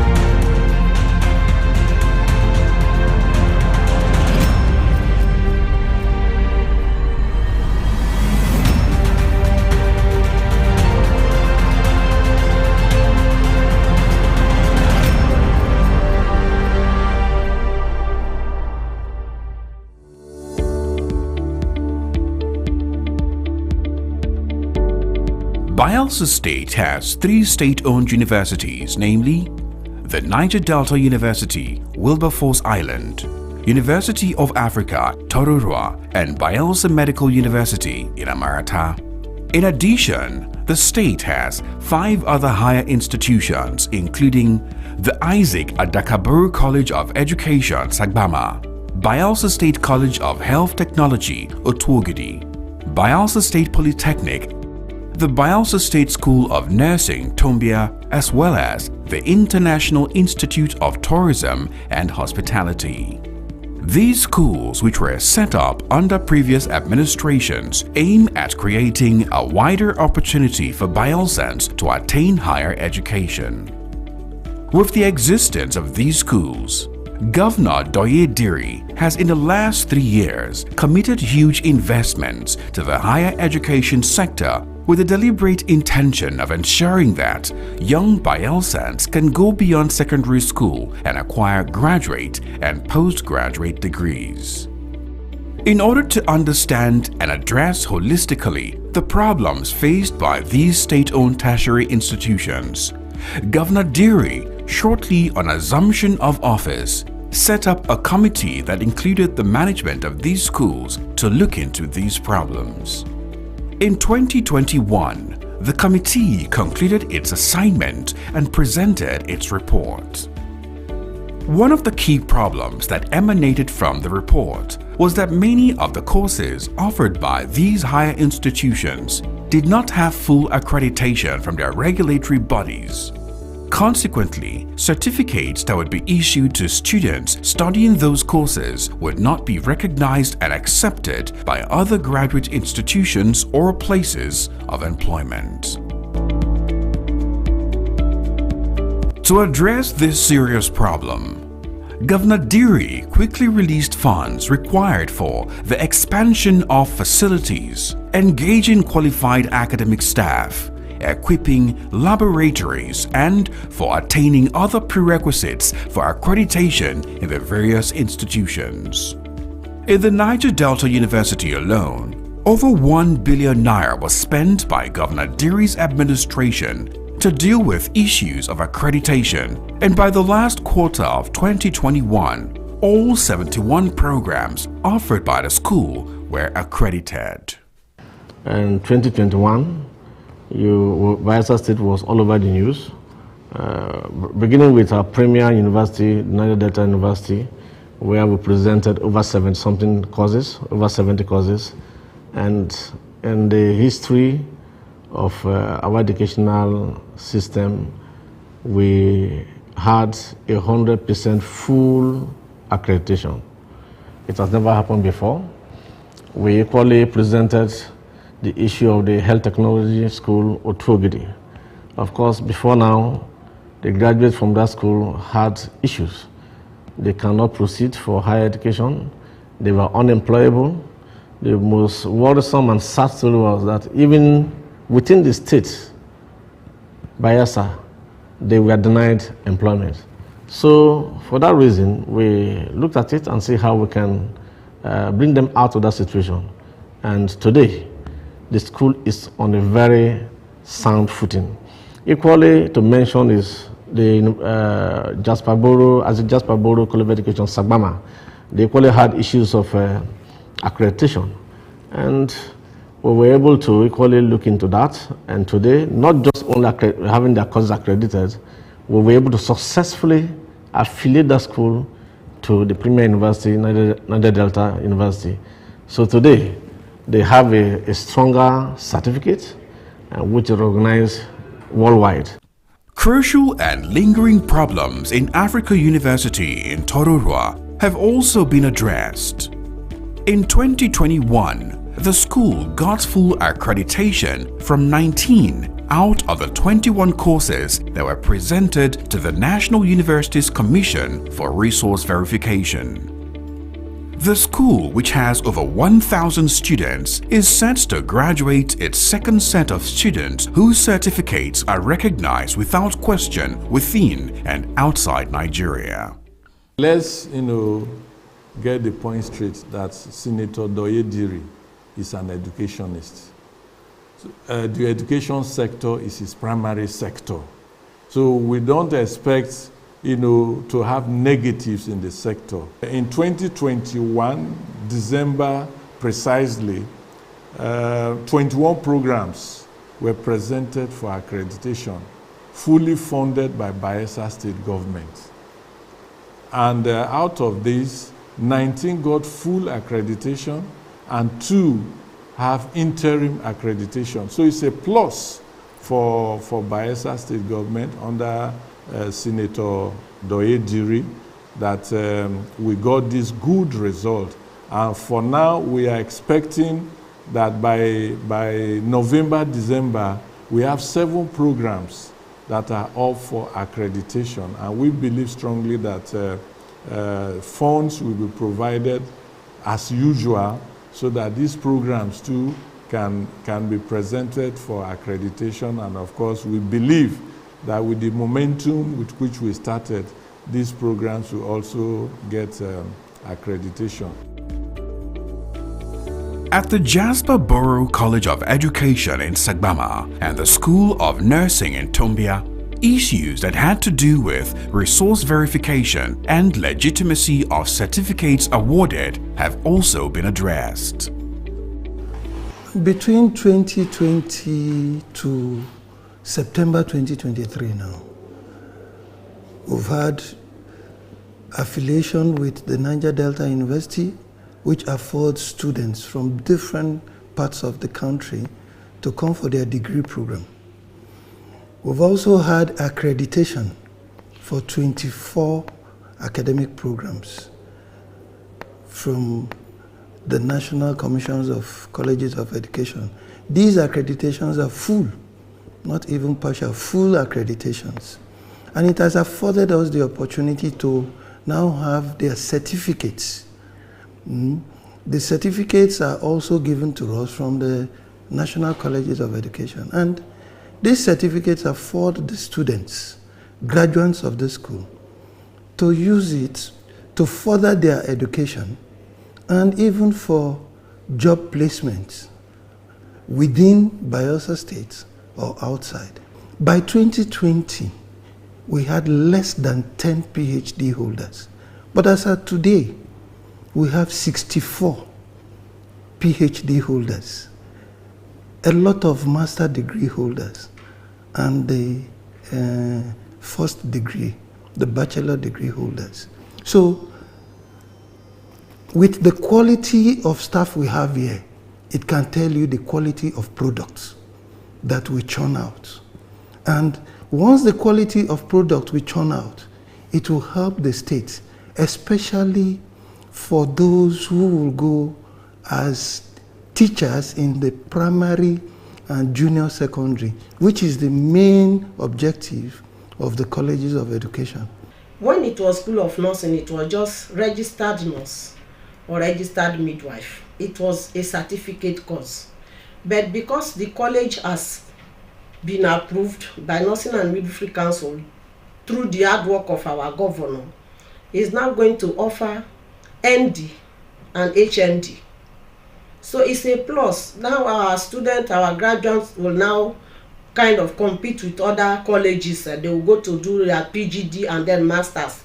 They will meet up there. Not like before that you finish nursing, you still go to the university and start from year 2 and do 4 years before you get your BNSC. It's no longer that way. So it's a plus. It's the biggest achievement so far as education in nursing is concerned.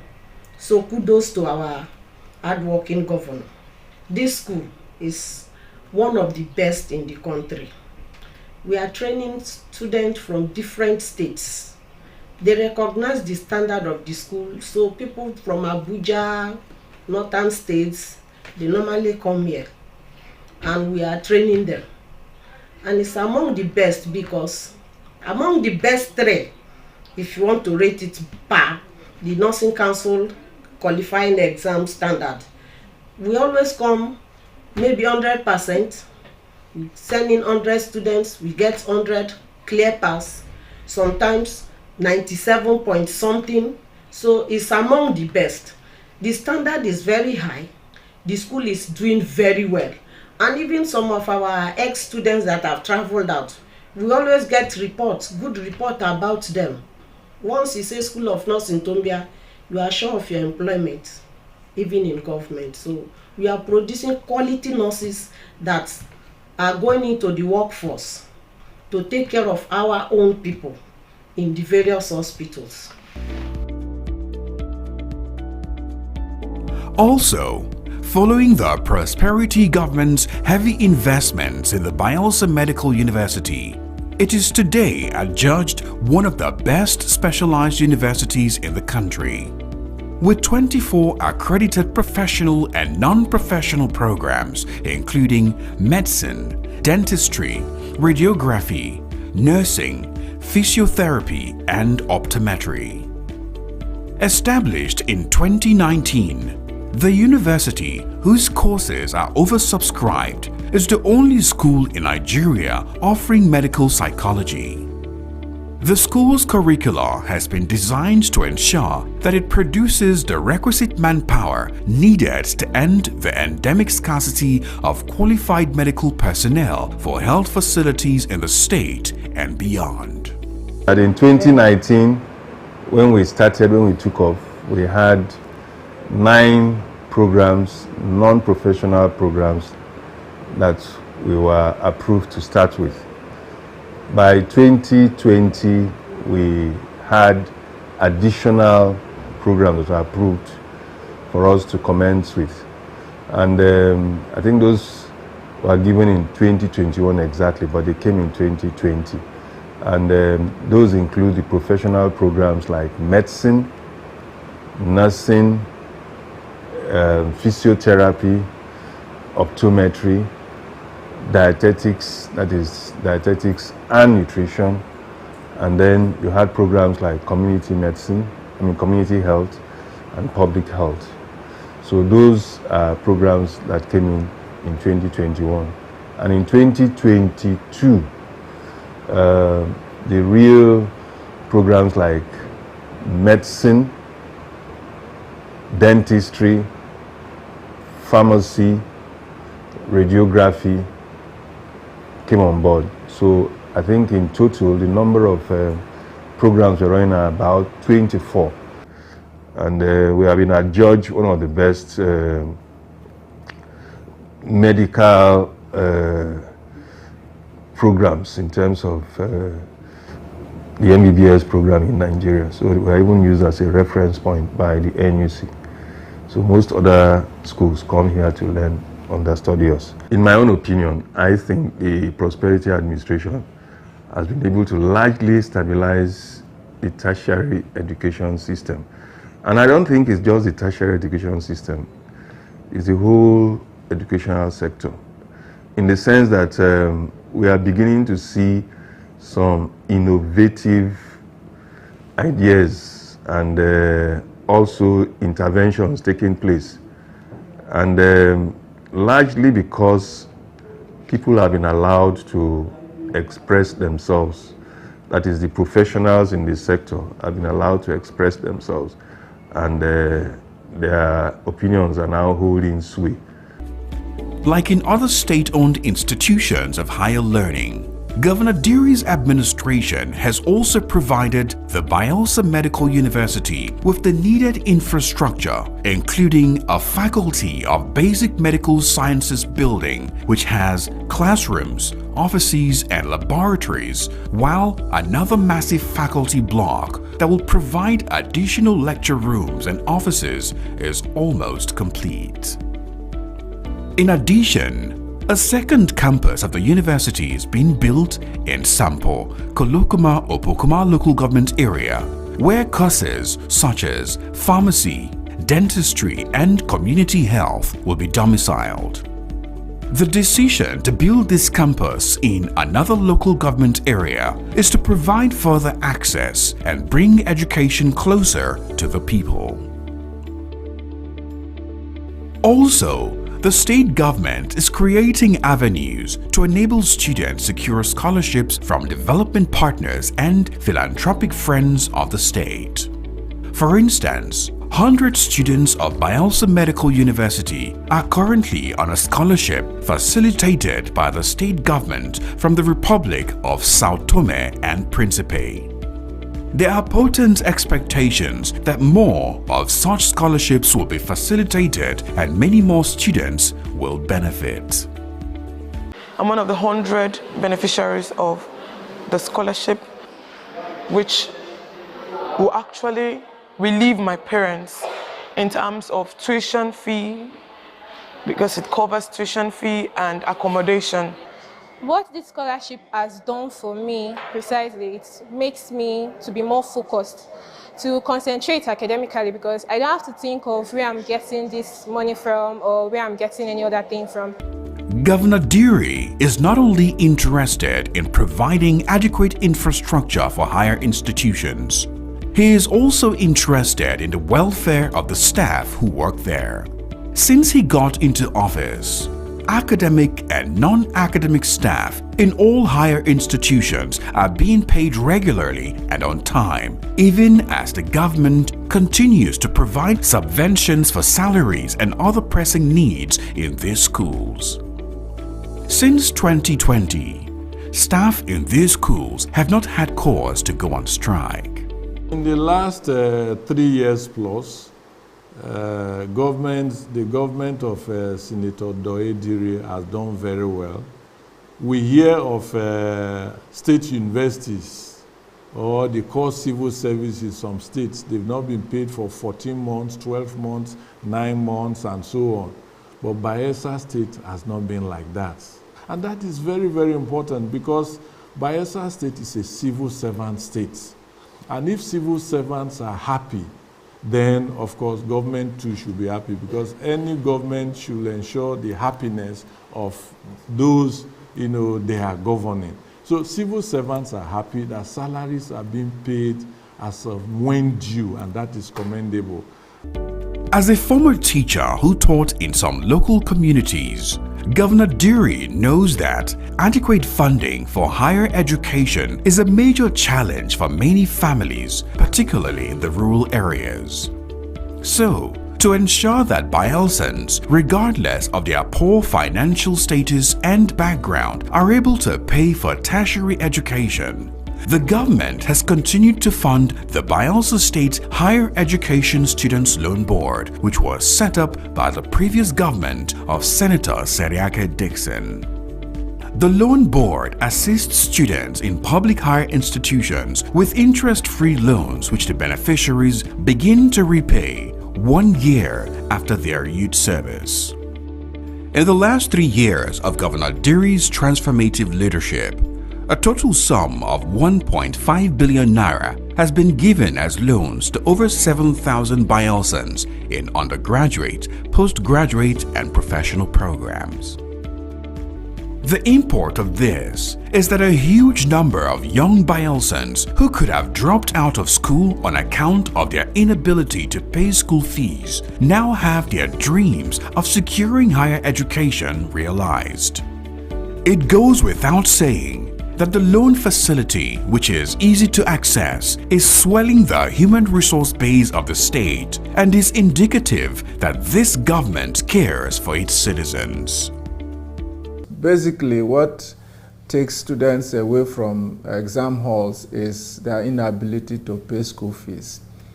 And those of us who have benefited from bursary understands that bursary cannot pay your school fees. And most times it comes after a session. But here is a loan available for you while you are in school and to pay your school fees. So students, parents, and everybody in Bayelsa have come to embrace the scheme, and we have had several success stories from what we are doing. When Diri came on board, and we briefed him of our activities. In fact, he took it as something that is very dear to his heart. And the funding from when he took office to this day has been very, deliberate. He had made sure that we do not lack funds every month. It is indeed something that has saved a lot of students from dropping out of school, and we believe that going forward, things can only get better. Since my mom is a single mother, and this year has not been really easy for us, so we couldn't really afford the school fees. So I have a roommate that has taken the loan, and she told me about it, and I decided to apply. And basically, I can really make good use of it because it can really go a long way. I've been a beneficiary of this Bayelsa students loan since from 100 level till now I'm 400 level. This loan has been a help to me, not just me, but my friends too, and that is not able to pay their school fees full. But because of this loan, we can now pay our school fees. Our parents are not that financially stable, so we applied for this loan, and the loan has been paying us. This loans board has really helped the family. If not for this board, maybe my son would have been out of school. He would have dropped out, or we're going about borrowing money. But because of this loans board, that this money is coming, we have been able to pay his school fees, that is 575,000 naira. And all thanks to Governor Doyediri, because he is the one that has provided this money for this loans board for students to access. Presently, first and only state in the country that has a functional loan board. In fact, the expertise of the Bayelsa State Higher Education Loan Board has been sought by the federal government following President Bola Ahmed Tinubu's assent to the Access to Higher Education Act, a federal law which also aims at providing students in higher institutions with loans. It is a very novel idea from Bayelsa State to Nigeria. In fact, Bayelsa State is a pace setter, and as at this time I'm talking to you, there is no state government in Nigeria that has a student loan scheme.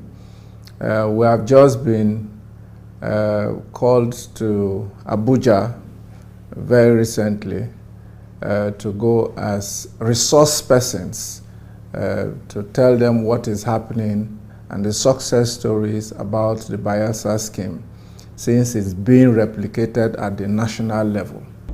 Over the last 3 years, Governor Diri's insightful policies, programs, and heavy investments put into tertiary institutions have greatly expanded facilities, stabilized and raised educational standards by a wide margin. These institutions are now on solid ground, making them hubs of knowledge and innovation. As Governor Diri progressively institutes excellence in government schools, which brings with it a multiplier effect, he is without doubt leading his people on a path to prosperity.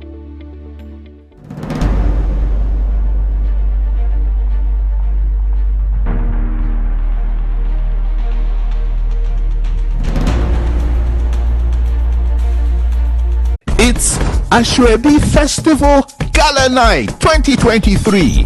Everyone is a celebrity at Ashwebi Festival Gala Night. So come dressed in your avant-garde styled outfits designed with indigenous fabrics and textiles. Date Thursday, 26th October 2023. Time 5 p.m. prompt. Venue Grand Sapphire Hotel and Banqueting, 45 Imperial Way, Croydon, CR0 4RR, United Kingdom. Get your tickets on Eventbrite. Standard £145 with £20 discount with Tap Send. Special offer, group bookings for tables of 10 plus available at £1,200. 2-hour red carpet, canapes, drinks, cocktail reception, and 3-course dinner. Crowning of the first ever Ashwebi King and Queen. Come and participate and be up for winning one of the special awards on the night. Could it be you? Live entertainment and much more. For more information, contact at ashwebifestival.co.uk, Instagram at ashwebifestival, or visit www.ashwebifestival.co.uk. Ashwebi Festival Gala Night. It's going to be a banger.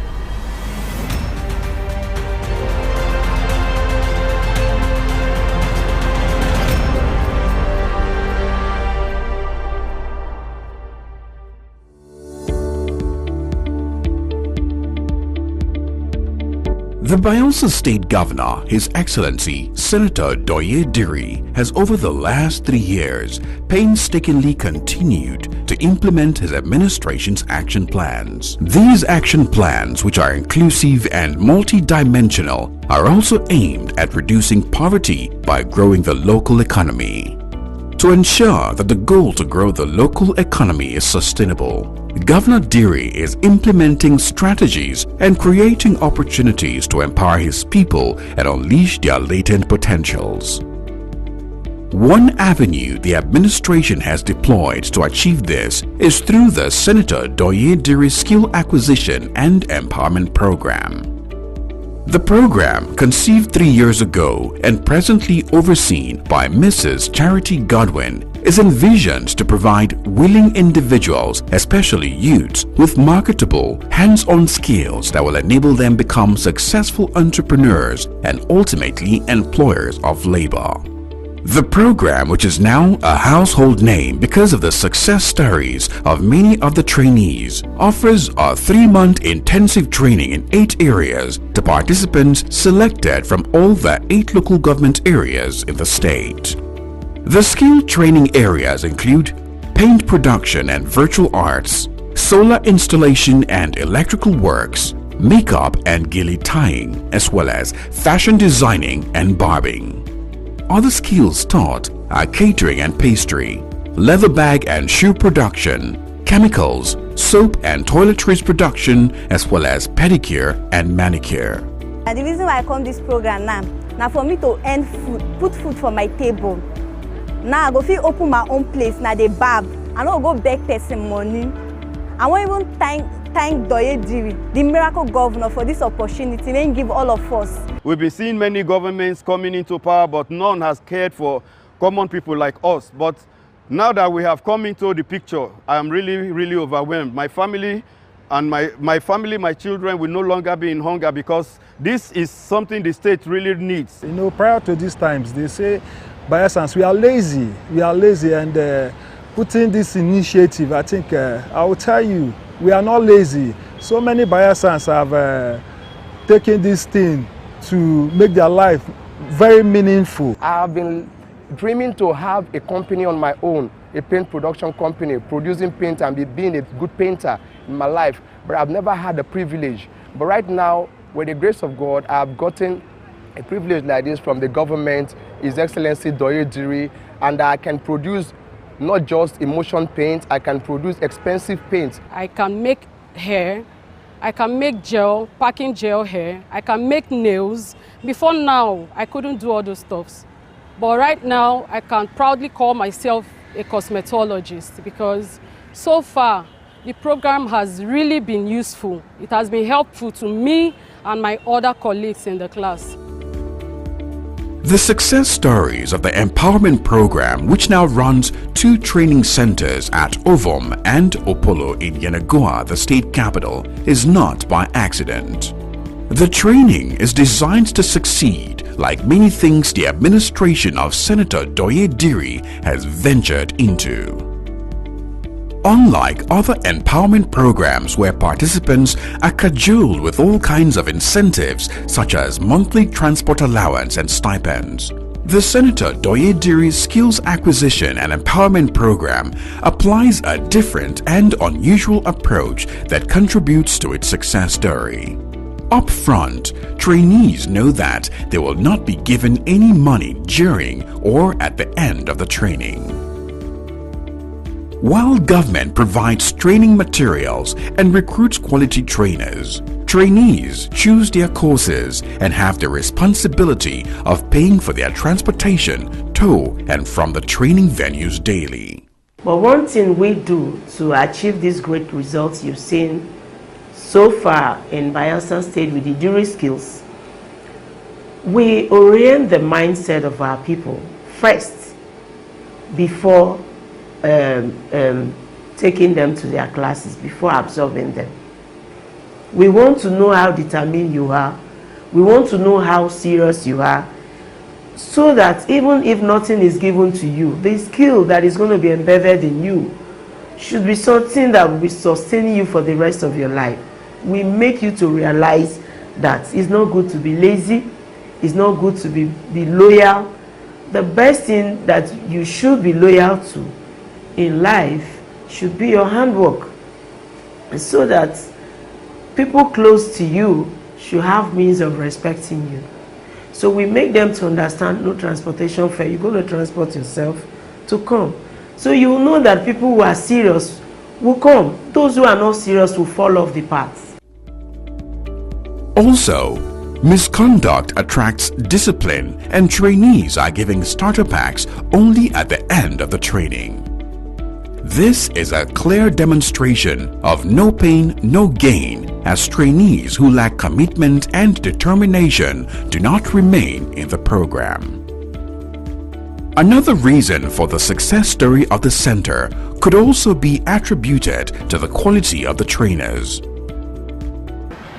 When we first of all came for the program, we felt maybe it was just something that you come one day, you will not come the other day, or you come, the teacher might not come. But when we came, we found out that it was very intense. The teachers were very intentional. Like, the teachings were top notch, and it always carries the crowd along, like the students along. If you don't understand, it would break it down for you in bits. I never knew how to match a machine before, but since I came here, I've known how to match a machine. I am so proud of myself, and I'm so proud of Doyediri, because he has given me a very good opportunity. I can sew even this cloth I'm wearing. I'm the one that made it. This is called butterfly. I've made another one called kimono. So I am so happy. At least I can own a shop. I can sew for others too to earn money. I will not go and beg or ask for others to sew for me again. Between 2021 and 2022, the program, which is free, has empowered 1,664 individuals with skill sets that have transformed them from being jobless to being self-employed, and from being dependents to becoming financially independent individuals. However, this year, Governor Diri expanded the number of those to be trained per batch from 850 in 2022 to 3,500 in 2023. The first set of 3,500 trainees will be rounding off their training in July 2023, while another batch of 3,500 trainees will be enrolled for a new session commencing in August 2023. And so, by February 2024, when Governor Diri wraps up his first tenure, a total of 8,664 individuals would have acquired hands-on skills that will put food on their tables and contribute to the economic prosperity of the state. Impressive stories of changed fortunes are emerging from those who have attended the program.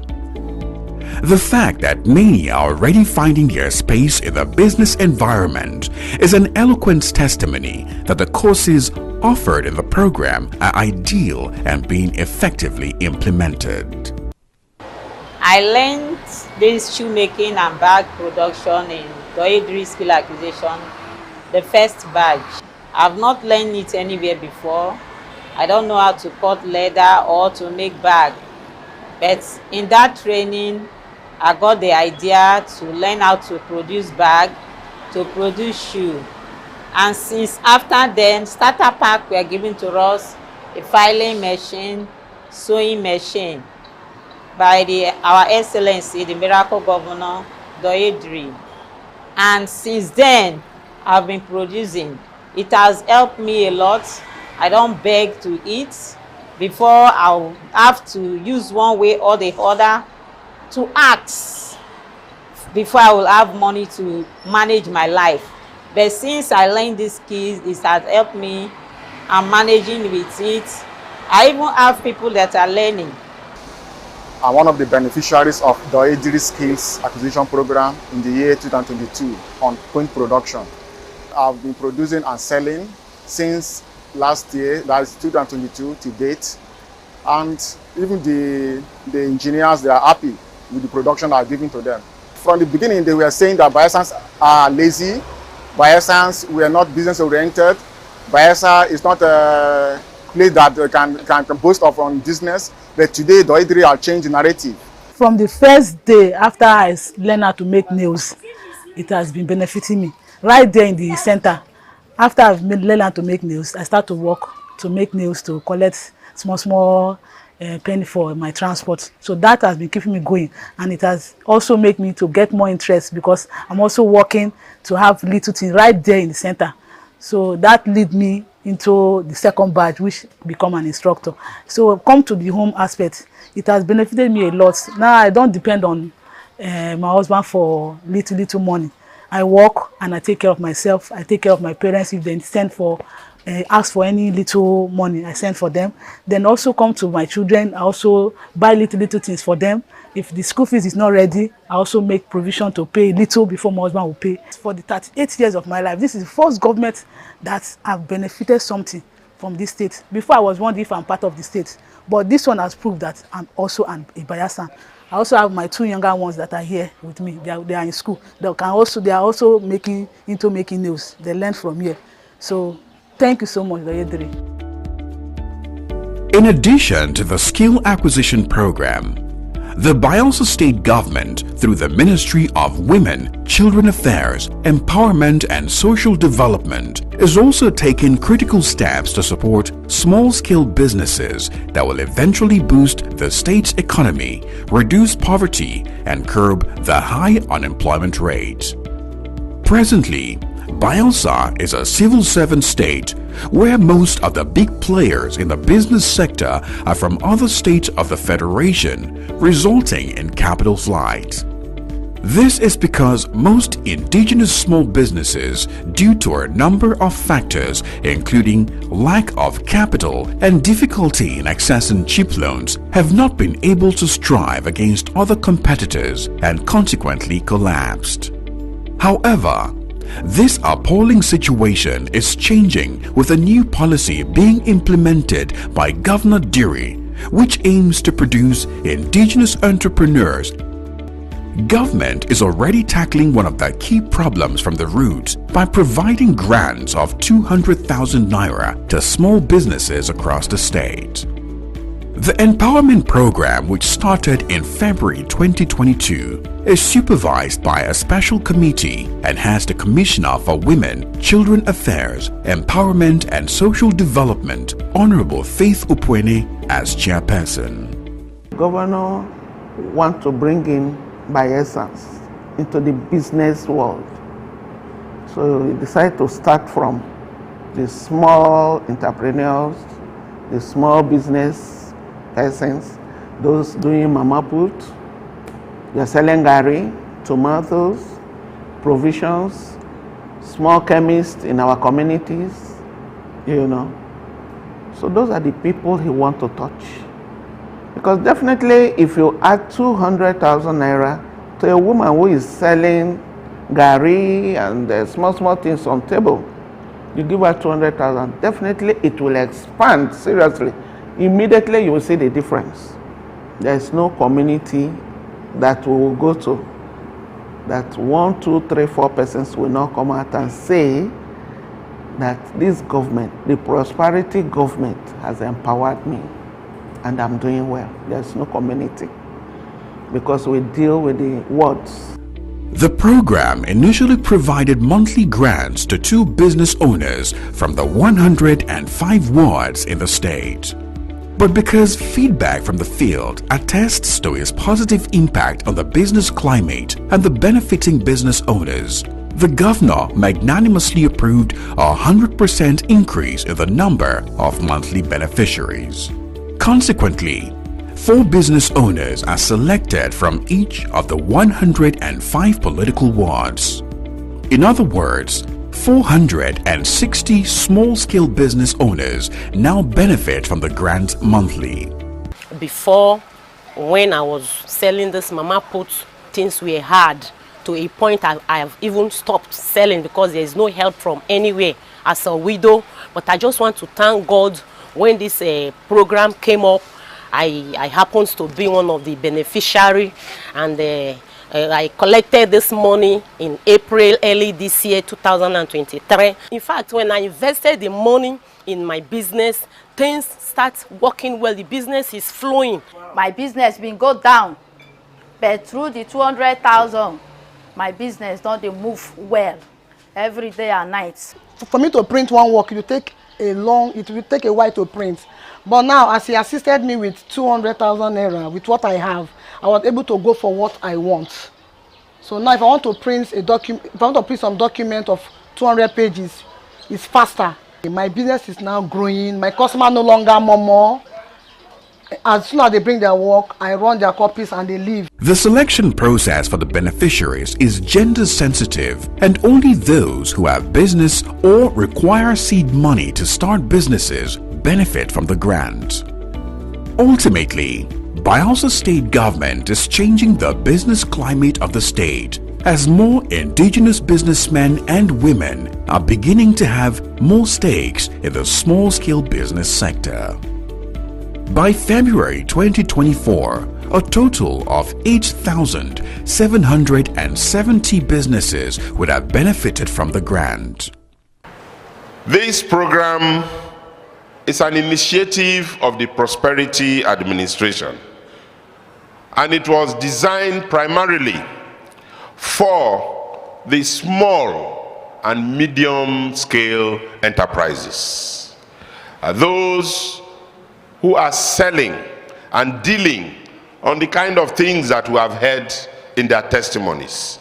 And again, also to encourage those who are willing to do that business but have no seed money to start up the businesses.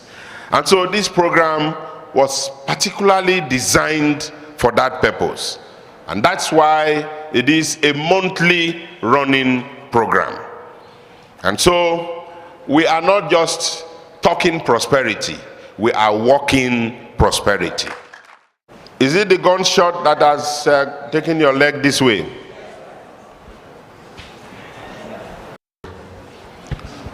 Well, we thank God for your life and for such a woman who is still alive and very happy that she got 200,000 from this government and her business is thriving. I hereby direct that an additional 1 million naira be made available.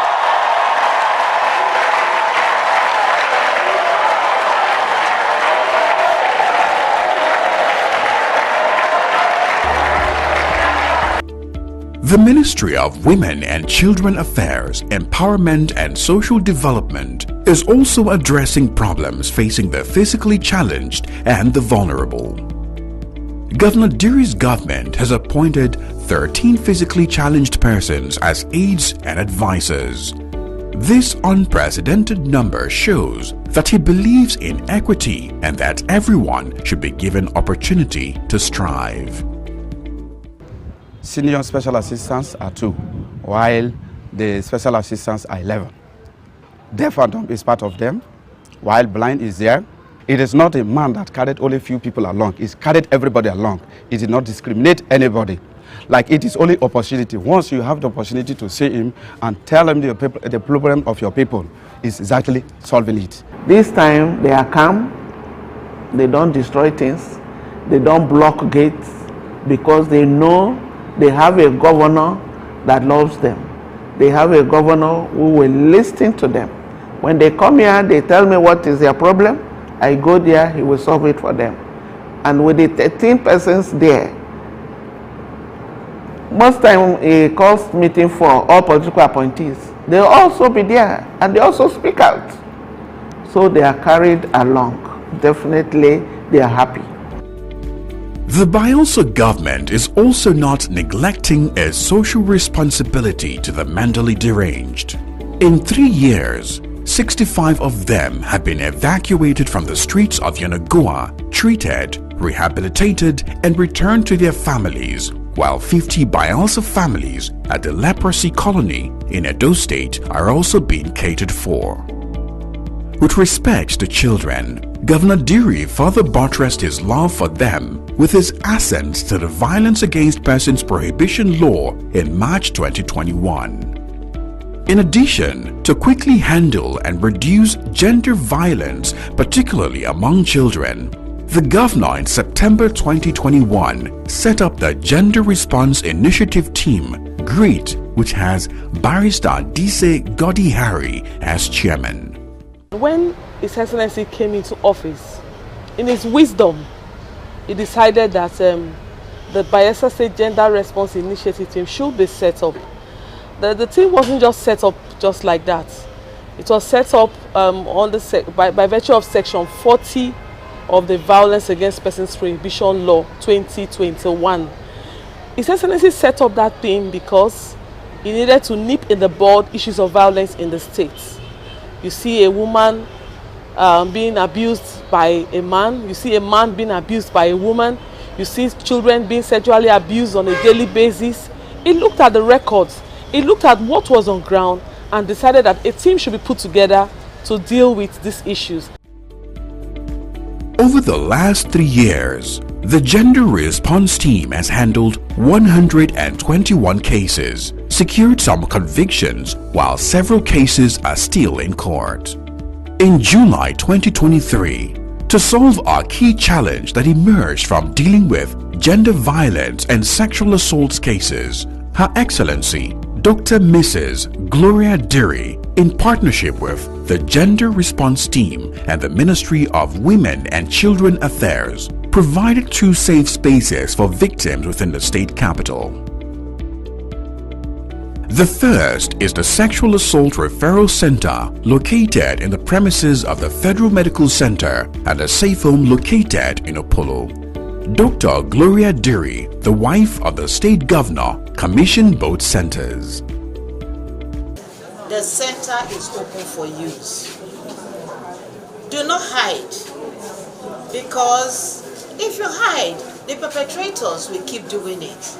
But when you come, we go through the process, and then the judge and the court take it course.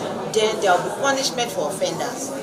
We are about the few states in Nigeria that have the safe home and safe space for victims of gender-based violence to run up to and get some form of temporary support, temporary protection until when most of these matters are charged to court, and all of that is a plus to His Excellency. The Sexual Assault Referral Center is open 7 days of the week and will, among other services, provide free bed space, counseling, medical and legal services for victims, while the Safe Home in Opolo is primarily for children who need immediate separation from those abusing them. It is evident that Governor Diri continues to run his administration with deep compassion. While protecting the rights of children and other citizens, he has also instituted programs, schemes and projects that are empowering people, combating poverty, creating independent jobs and reducing crime. With these progressive measures, Governor Diri is ultimately expanding the economic frontiers of his people and leading them on a path of prosperity.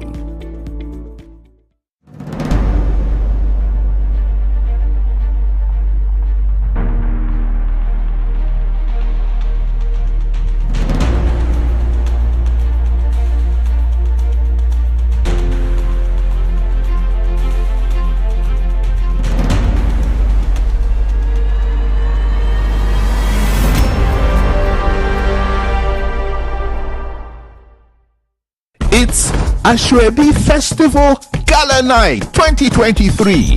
Everyone is a celebrity at Ashwebi Festival Gala Night. So come dressed in your avant-garde styled outfits designed with indigenous fabrics and textiles. Date Thursday, 26th October 2023.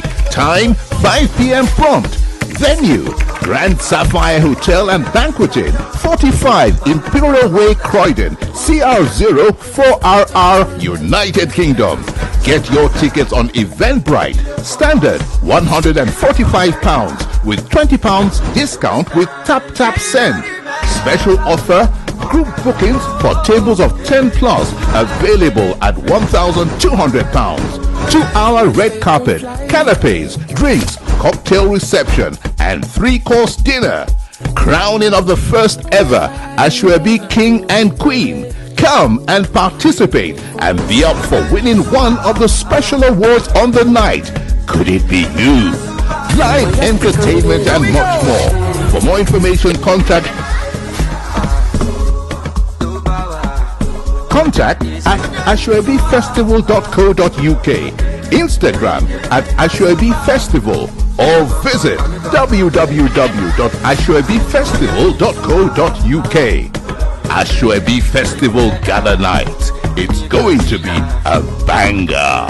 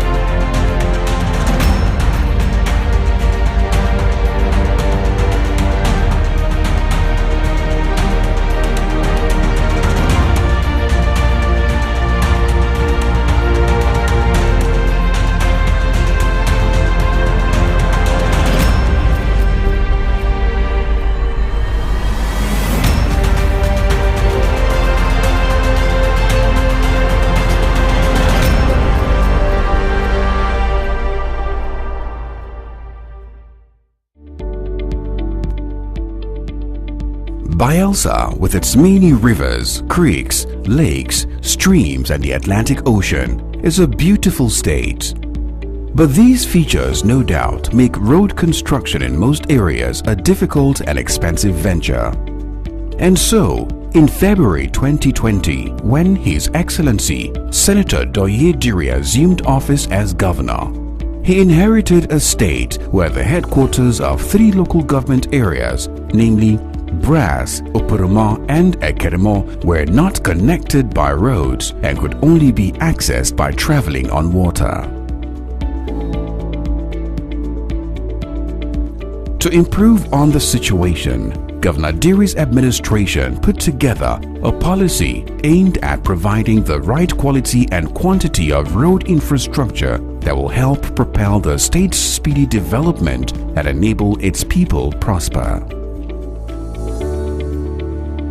Within 3 years, the administration awarded contracts for the construction of several roads, including the 3 senatorial roads which will link 3 of its local government headquarters to the capital city, Yenagoa. The roads, namely Nimbe Brass Road for the Bayelsa East Senatorial District, Yenagoa Oporoma Road for the Central Senatorial District, and the Sagbama Keremo Road for the West Senatorial District, are all federal government roads which have remained on the drawing board for more than 60 years without getting constructed. Conscious of the fact that the absence of these major roads have contributed in a major way to holding down the state's development, Governor Diri commenced a simultaneous and aggressive execution of these road projects. At no point in time in the history of the creation of Bayelsa State that a government has been able to embark on 3 major road projects, the 3 senatorial roads at the same time, and succeeding in delivering on the 3 major senatorial roads. The one for the West have been delivered, waiting for commissioning. The one for Central, we have reached Angiama. The bridge is ongoing and contracts have been awarded, mobilization made for Oporoma. And for the east, the Nimbe Brass Road, 30% of the contractual amount have also been paid to the contractor. Under the leadership of His Excellency Senator Doye Diri, Bayelsa State is now a big work site. But Governor Diri does not just sit at his desk waiting to receive briefings about ongoing projects. The quintessential leader and shrewd public administrator is regularly at work sites to monitor, give direction, and ensure that the projects are not only completed on time but also meet the prescribed standards. So I need to see the piling going on. You understand? Then everybody will know that work is going on. You know that it was vice president of the country that came here, so you cannot fail us. From the river, if you channel the water through those culverts, it is going to affect other communities. When the water is flowing back to the river, it flows this way. Back to the river, that will be better. You know, when you do well, I also commend you. And the areas that you are not doing well, I will also point it out. Yes. Your Excellency. I know you have your own challenges, but you have to overcome those challenges. By our agreement, by now you are supposed to be in a library or something, in the asphalt. Actually, the only problem we faced was the haulage of stone base. Now we increased our fleet. We have increased your fleet. We have more than 40 trailers working just for this project. 40 trailers hauling every day. Am I owing you on this project? No. Not all. I'm not owing you. Of course not. So you are owing me? Yes, we are owing you good work. The cost implication of the road is enormous, and in view of the low revenue portfolio of the state, only a determined leader like Governor Doye Diri, whose words are his bonds, could dare venture into undertaking these road projects. The results of this act of courage are now available for all to see. The Sagbama-Ikeremo Road, inherited from the previous administration, has been completed and in use. The 42-kilometer road, which cost over 30 billion naira, runs from Tororua in Sagbama local government area to Ikeremo main town. It has 6 bridges, culvert and spurs that lead to some adjoining communities. For the Western Littoral Road, the past administration started it, did a reasonable work on the road, and when the Prosperity administration came on board, the governor felt, because of the importance of the road to the people of Sagbama and Ikeremo local government areas, it must be continued. And so, we continue with the contractors. They were out of sight, but they were called back. And 6 bridges were constructed within the 2 years of the Prosperity administration on the road. Stabilization was done on some sections of it. Asphalts, stone base was placed and asphalt have been done. The 2 layers of asphalt have been laid on the road. And the length from where the Prosperity administration started to Ikeremo is 42 kilometers. With the completion of the Sagbama-Ikeremo Road, Governor Diri has fulfilled yet another campaign promise. Over 34 communities in Sagbama and Ikeremo local government area are now getting their first ever connection on land via a road. So suffer, now they suffer, but now, when the road come, because they enjoy the road well. Now they wear slippers, anything when we wear, they wear am. We not they suffer again. We can't enjoy the road. With the enter machine, they go bush. With the enter motor, they go bush. Before, we not the enter before. But now, governor, try you. Enjoy the road where. Our cassava, we just put up road, carry and go house. Firewood, we just put up road, carry and go house. Well, I can make it the governor with president, everybody, make it go up. May God bless them where, as they do for us. Commuters from Ikeremo have also been rescued from their awkward experience of traveling through the neighboring Delta State by water before reconnecting to their communities in Bayelsa State.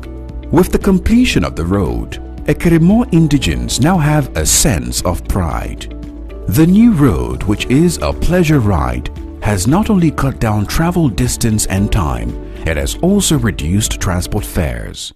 Formerly, when we were traveling from Yanangwa down to Ekirimo, we do enter vehicle from Yanangwa down to Ogbogbene, and we paid 2,500. From Ogbogbene down here, we paid 1,500. So it amounted to like 5,000. But now we are paying only 3,000 to reach Ekirimo main town.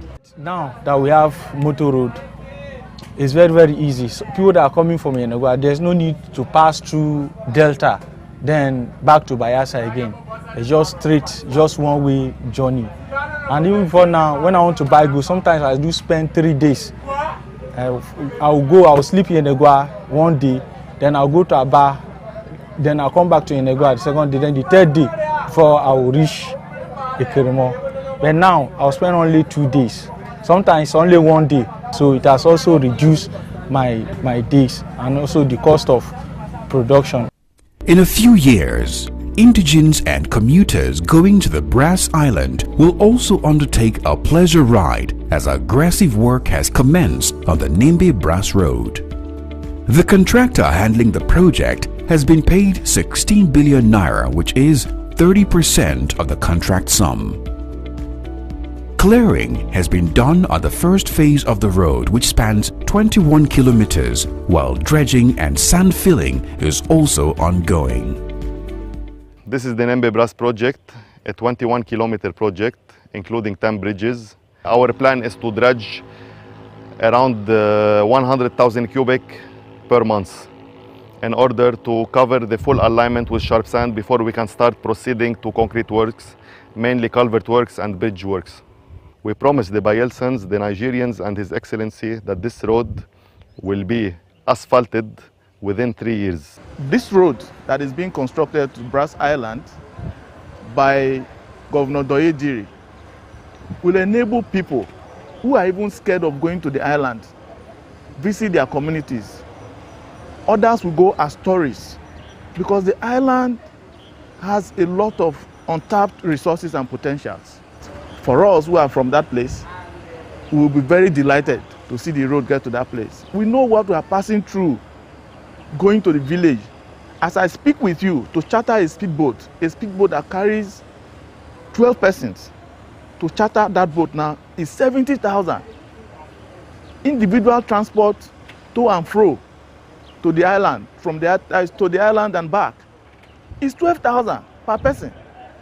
So the road, once it's completed, will bring all these costs down, and then it will open up the island to the rest of the world.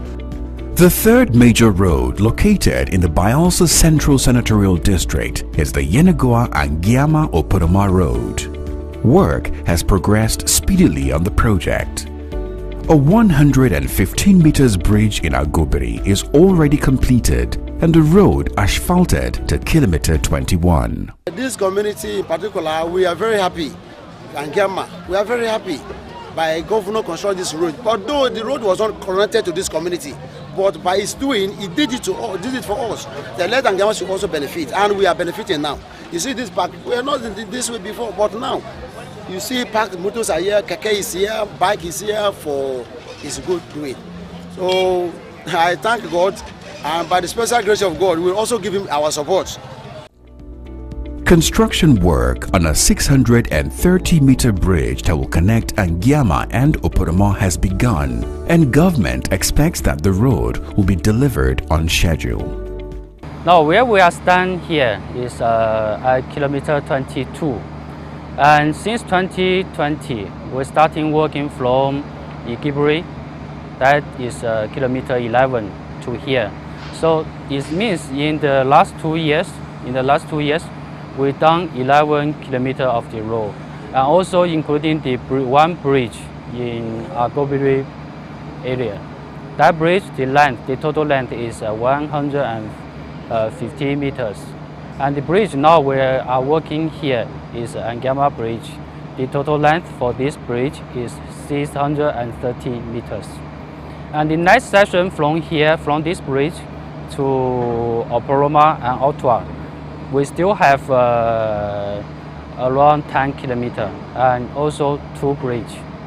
If everything goes smooth as we are planned, in the next 2 years we can complete this project and handing over to the government. And very soon we'll be driving to Oporoma without any badge to cross our cars, which is the headquarters of Southern Ijaw local government area. So if that happens, we have succeeded with Ekeremo, and then we'll now succeed with Southern Ijaw. The only other headquarters left is Brass.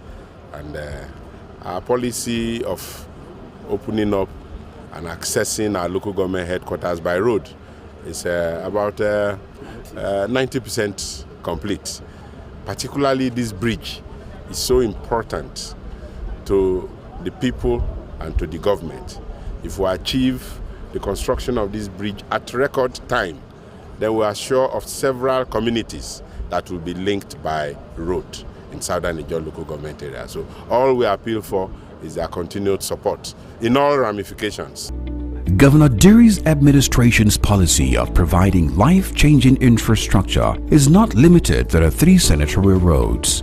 For instance, the Tororua, Bolorua, Kabiama, Amatolo, Torebini Road, for which government has committed 5 billion naira, is ongoing.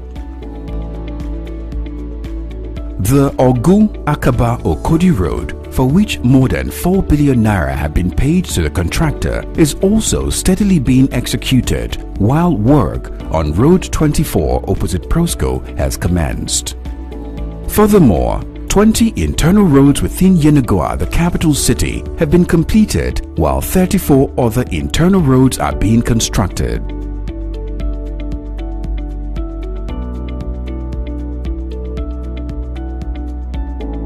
"30 other internal rigid pavement roads situated outside the state capital are also being worked on by the Ministry of Works and Infrastructure. The Bayelsa State Government, under the leadership of His Excellency Senator Doye Diri, is also constructing projects across the state to ameliorate the impact of future floods and provide flood control mechanisms around roads and other infrastructure damaged by the unprecedented flooding that occurred last year. The Prosperity Administration, after the floods of 2022, decided to carry out rehabilitation works on the roads that were badly damaged. And I can authoritatively say that it's costing Bayelsa State Government over 12 billion naira to rehabilitate the roads that were badly damaged. Presently, 8 major roads linking several communities are also being worked on. For instance, in Ogbia local government area, one of such roads heavily impacted by the 2022 flood is the Onuebum Otuoke Road. The road was made impassable with its surface destroyed during the flood, thus exposing commuters and vehicles to needless accidents. The road is now a new construction as the old road has been excavated while sand filling is ongoing. The Yenagoa-Elebele Road has also witnessed reconstruction. Currently, the sharp bend and blind spots on the road, which often resulted into serious accidents and needless loss of lives, have been diverted to eliminate preventable accidents, while aged and rickety metal culverts along the road have now been replaced with concrete culverts. Unlike in the past, residents that live by the road will also not experience flooding of their homes, as the new culverts will allow for easy flow of water. Another road being rehabilitated by the state government following the aftermath of the 2022 flooding is Imiringi Road. 2 triple-cell culverts have been constructed at strategic points on the road to prevent it from flooding.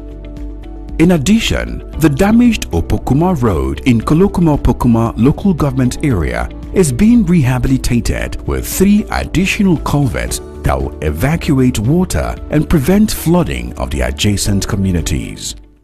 I'm standing on the old culverts constructed few years ago by the same government, the Prosperity Administration government, under His Excellency Senator Doyediri. The new one you see here, the new culverts at the right-hand side, and 2 other ones by this same Pokmakland/Sabagoria Road is constructed to help us ameliorate our suffering. This culvert, as good as it is, the volume of waters that passed through were so much that it destroyed other aspects of the road. Hence, the government thought it twice to help us by constructing these ones to see how it will not allow such repeat itself again and save the road for subsequent floods that will come. It's not only a road rehabilitation, but flood control culverts. This is what has been done here. So it's a 6-meter distance protection that has been constructed here. Furthermore, the Amasoma Road, which was one of the most impacted during the 2022 flood, is also undergoing repairs. In addition to the existing bridges, 3 new culverts have been constructed at various points, while damaged portions of the road are being fixed. In Sagbama local government area, the Bolorua Road has also been provided with 2 culverts at the flood-prone portions of the road, while the Odi Trofani Road, which was also severed by last year's flood, has also been provided with additional culverts. The reconstruction and rehabilitation of roads across the 8 local government areas in the state is having a positive impact on the citizenry, given that it facilitates mobility, which is critical to economic development and wealth creation. Another impact is that the displacement of residents from their homes at the peak of the seasonal flood will be reduced. But the mandate of the State Ministry of Works and Infrastructure extends beyond road construction. To promote night economy and improve security, many streets within the state have also been provided with solar-powered street lights. Communities outside the capital city have also been provided with street lights. They include Amasoma, Sangana, Ayamasa, Sampo, Alebiri, Ebidibi, among others.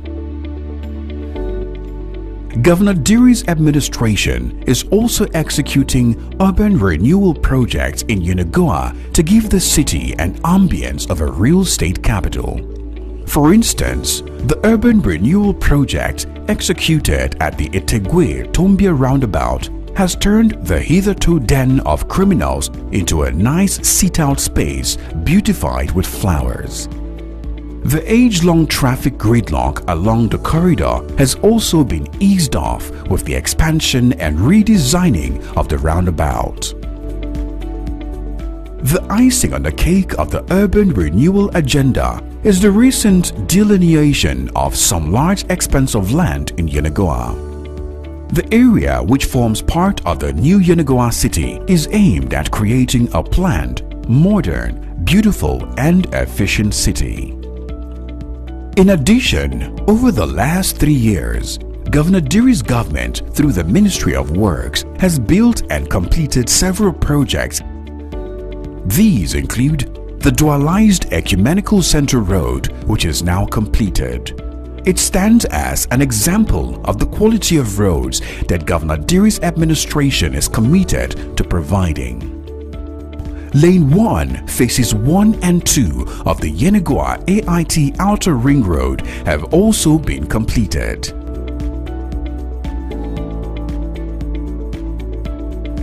The Opolu-Etegwe end of DSP Alamiesia Expressway, as well as the Igbedi Road, which was recently extended by 1 kilometer, have also been completed. Others are the Judges' Quarters in Opolu, the Ernest Ikoli Media Complex and the Finance House. Based on these many transformative and impactful projects, Bielsense and other residents agree that in the area of works and infrastructure, Governor Doye Diri is hitting the right notes and delivering on his campaign promises. He is indeed leading his people on the path to prosperity.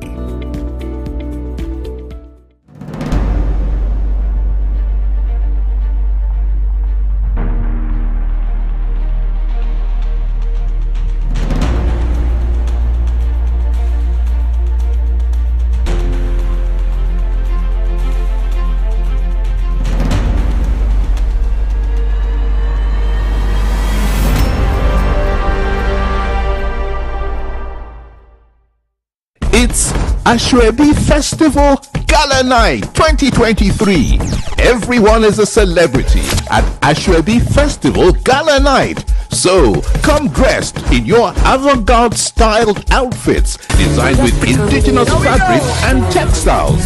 Date Thursday, 26th October 2023. Time 5 p.m. prompt. Venue Grand Sapphire Hotel and Banqueting, 45 Imperial Way, Croydon, CR0 4RR, United Kingdom.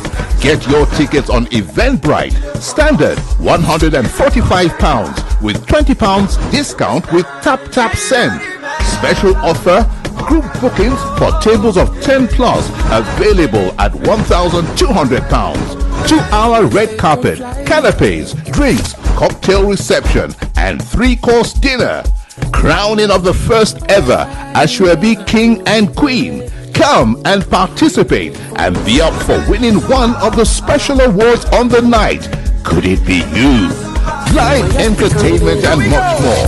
For more information, contact at ashwebifestival.co.uk, Instagram at Ashwebi Festival, or visit www.ashwebifestival.co.uk. Ashwebi Festival Gala Night. It's going to be a banger.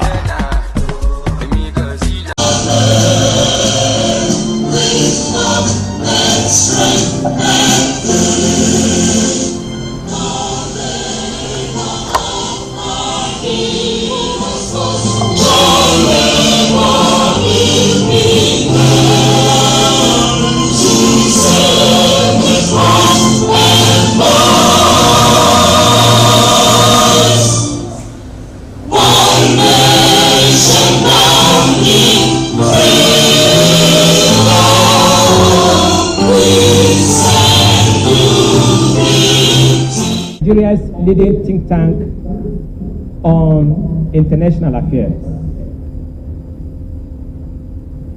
The NIA, under the leadership of its Director General, Professor Egosa Osagai, is using the instrumentality of sports as a special delivery vehicle for the discharge of the Institute's mandate in particular, and the realization of the country's wider foreign policy objectives. It's in furtherance of this that the Sports Diplomacy Desk was established. This desk, under one of Nigeria's most renowned sportsmen, is driving a series of conversations around the use of sports in the emerging global order. Your Excellencies here present, distinguished ladies and gentlemen, the Institute so far has had 2 conversations around the instrumentality of sports and its nexus with diplomacy. Indeed, the first conversation was sports and diplomacy. The second was a reminiscence of the Festac 77. You will all recall the Black and African Festival of Arts and Culture. And so the Institute, the second conversation revolved around that very theme. Today, Your Excellencies, distinguished ladies and gentlemen,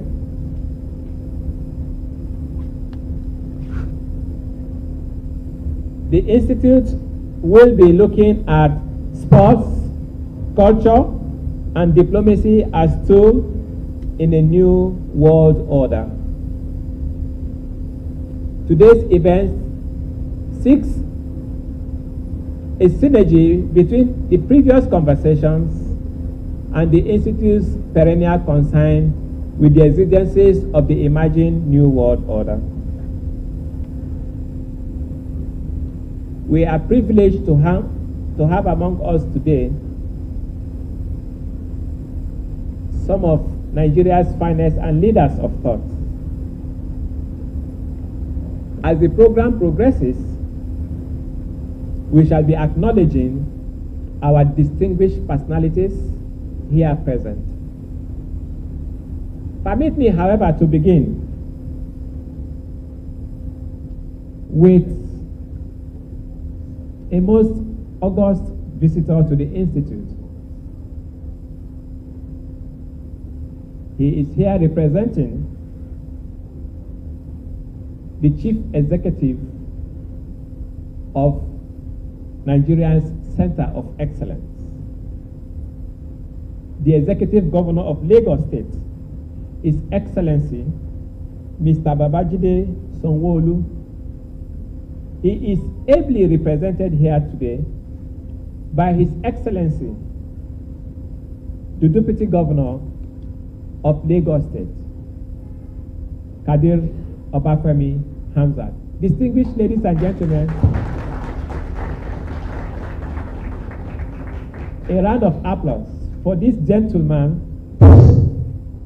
Gentlemen of the press, distinguished ladies and gentlemen, permit me to also welcome Chief Ladipo. Chief Ladipo has been around everywhere, singing and ensuring that Nigeria remains at the very top of what we're going to be discussing today. And thank you for also supporting Morocco. That's why they got that far. Yes, Chief Ladipo, thank you very much.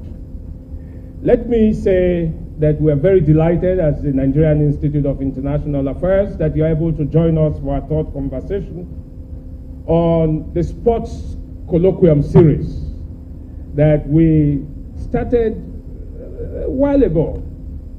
I will tell you how this whole thing started.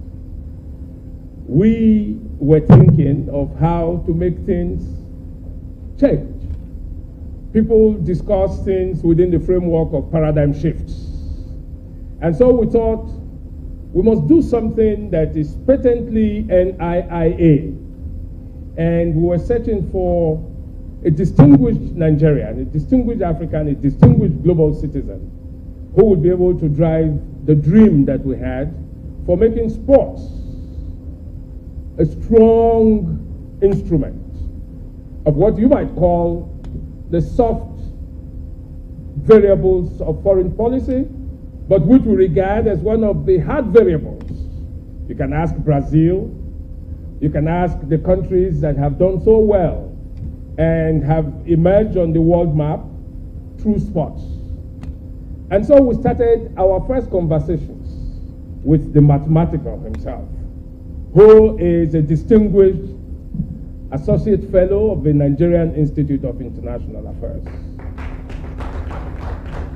And we put him in the thick of this desk.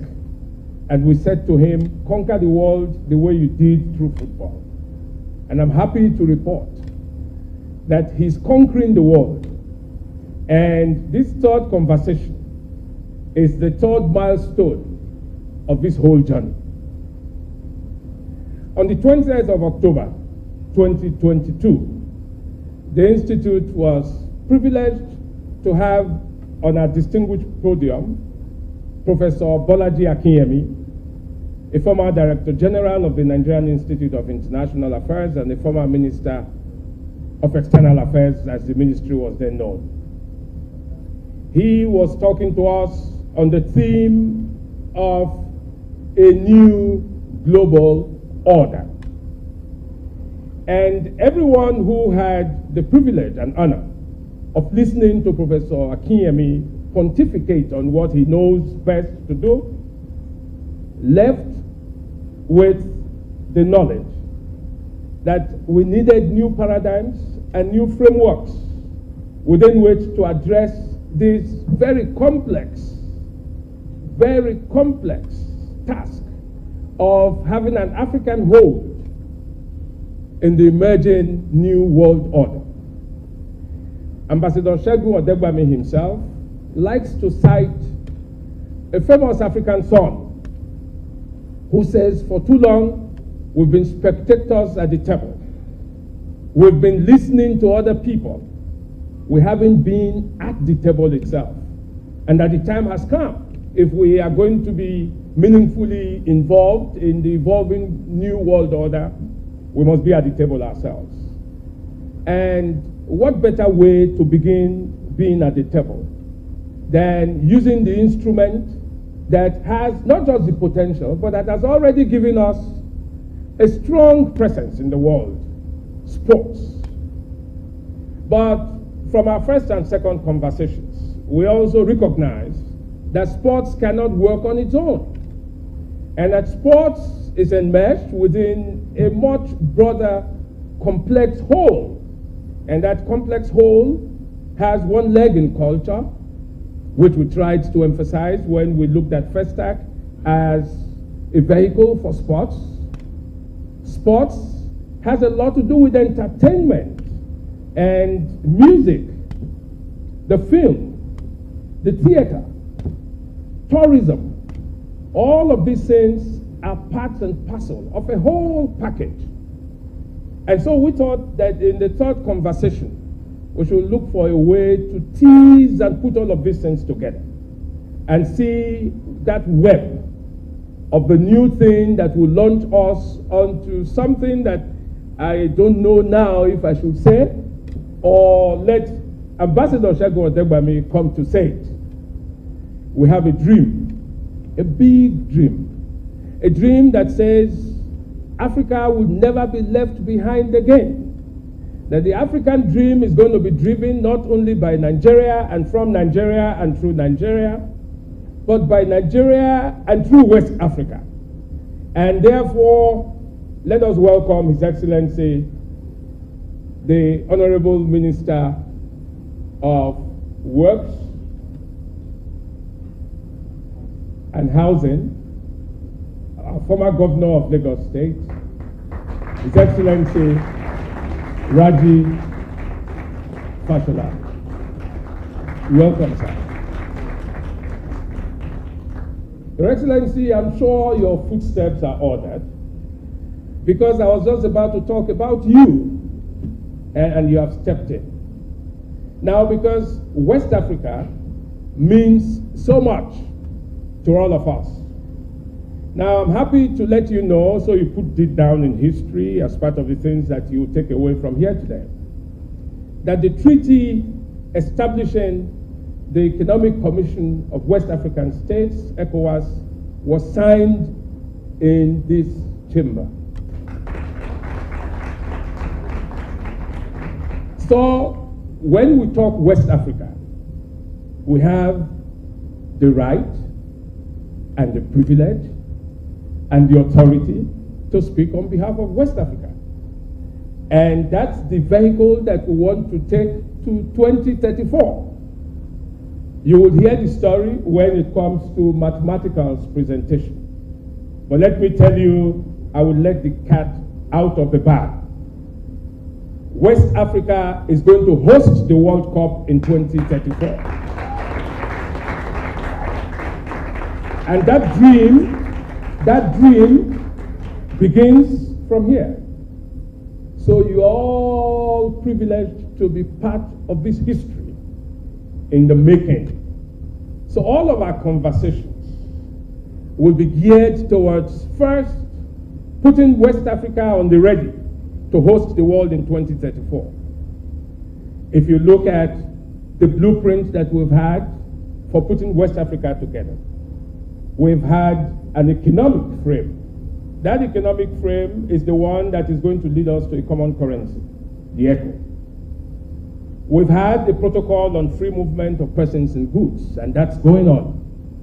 We've also had a protocol on the transportation network, the one that would lead from Lagos to Dakar in Senegal, the one that will pass through the corridors of Lomé, through Cotonou, through Aflao, and all the way down to Dakar.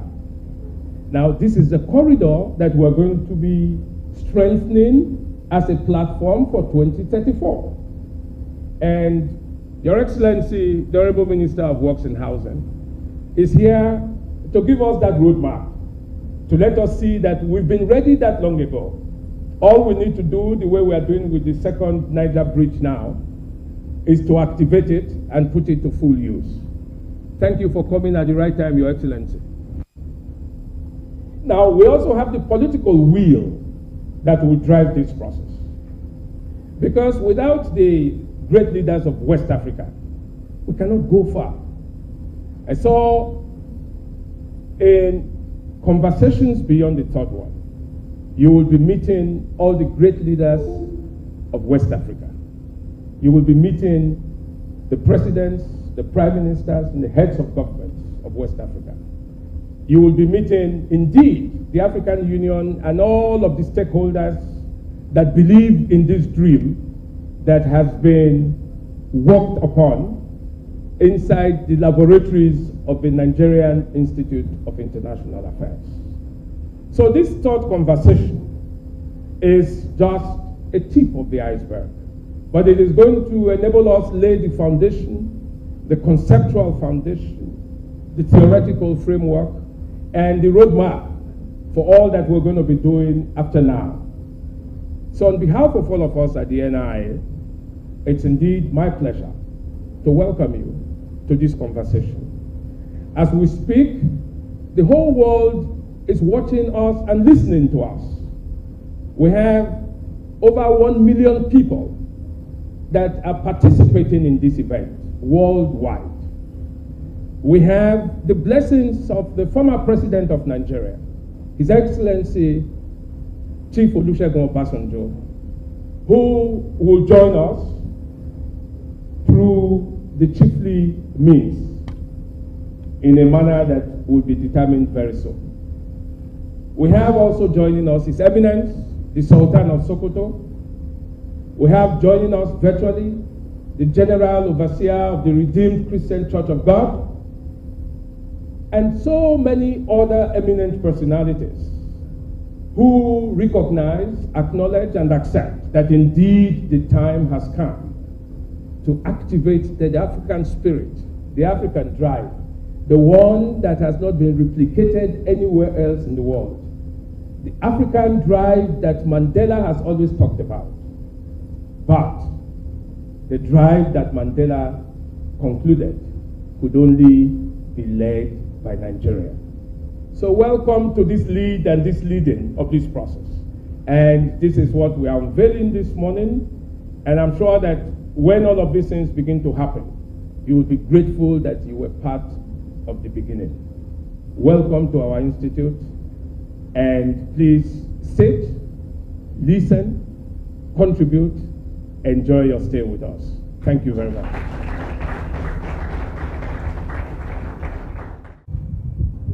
So it gives me great pleasure to technically welcome all of you to Lagos, especially those who don't live here.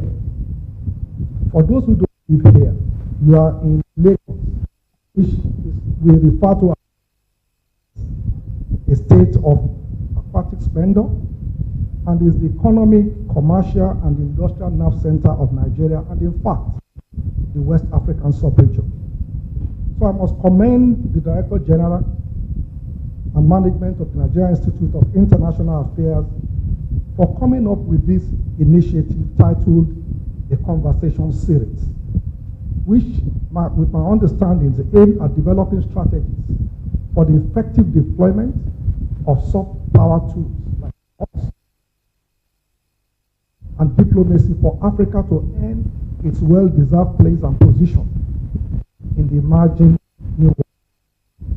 It's coming at the right time. We are all witnessing the World Cup in Qatar, a city that is smaller than Lagos in terms of population. And we can all see the correlation between nationality, pride, and of course sports. So we must congratulate and commend the brains behind this new drive for the work done so far on the previous two series of the conversation and of course the new one that is taking place now. Let me take this opportunity to assure you that the government of Lagos share this vision and of course the mission of this concept, and we are willing and ready to play the role expected of us when the time comes to make this thing the reality. On the same core vision, we all know that the city of Lagos has done it before. Some 45 years ago, Lagos hosted the world on behalf of Nigeria to the largest assembly of Africans and people of African descent from 58 countries in a cultural event of great significance to the black race, the Black and African Festival of Arts and Culture that was first started 77. It is very interesting that NIIA is now working on a concept of an even larger gathering, one with a bigger global significance and objective of uplifting Africa at the table of civilization.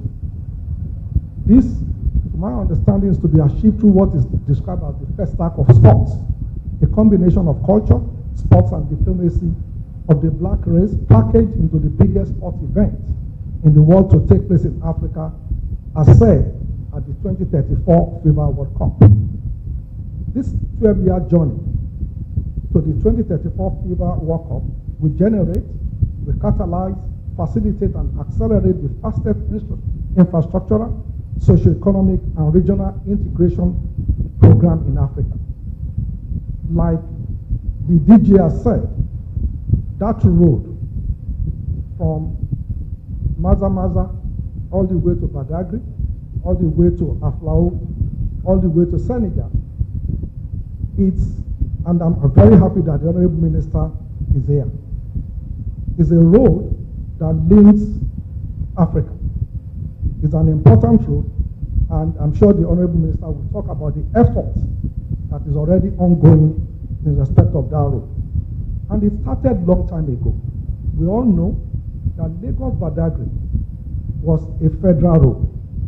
But during Governor Fashola's time, we took over the road and we built it from a 4-lane road to a 10-lane road.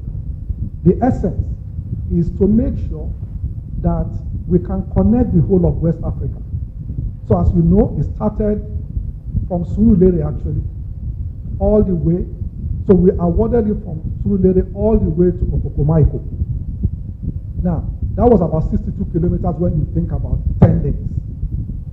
And then, of course, now the federal government has taken over from Okokomaiko to Agbara. So if we are able to finish that part for Nigeria, other countries, of course, will do their part. So it has been a long journey from 1977 when Festac took place. Since then, Lagos, the state, has grown and developed to become the unofficial capital of West Africa and is an emerging global power of the black race in the field of entertainment, hospitality, through music, film, dance, technology, drama, sports, the arts, culture, and all the soft power tools. As a matter of fact, the Genome 2022 report shows that Lagos is now the capital of technology. It has overtaken Johannesburg, it has overtaken Nairobi.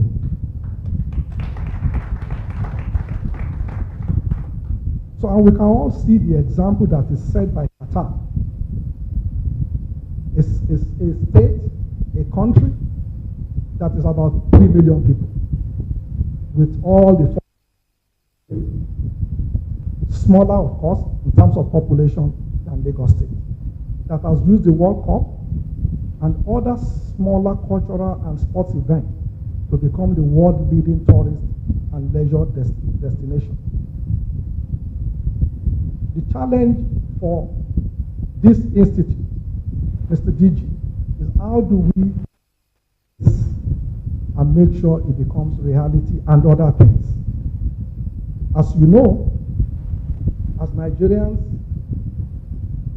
we are very brilliant. I don't think there's any doubt. I don't think there's any doubt. I recall in 1991, I was a PhD student and I was in the UK. The professor, anybody who did engineering knows Professor Spalding. Everybody uses it in Nigeria then, thermodynamics. So the man wanted to speak. And as an engineer, so I said, I must leave my school, go to London to go and listen to him. And after we finished, fantastic, the man is old, of course, it was something there. But my point is, I now went to the library of Imperial College. And I was looking through PhDs. Imperial College is known for engineering, mechanics, civil. Honestly, the 1,003 PhDs that I looked through, 418 were done by Nigerians in engineering, all sorts. So the question is not our brain, it's there. So the question is, how do we practicalize what? And that's the challenge for Mathematica, because it actually puts practicality to this. So you need to help us. And all the distinguished guests here, the presenters, and the global audience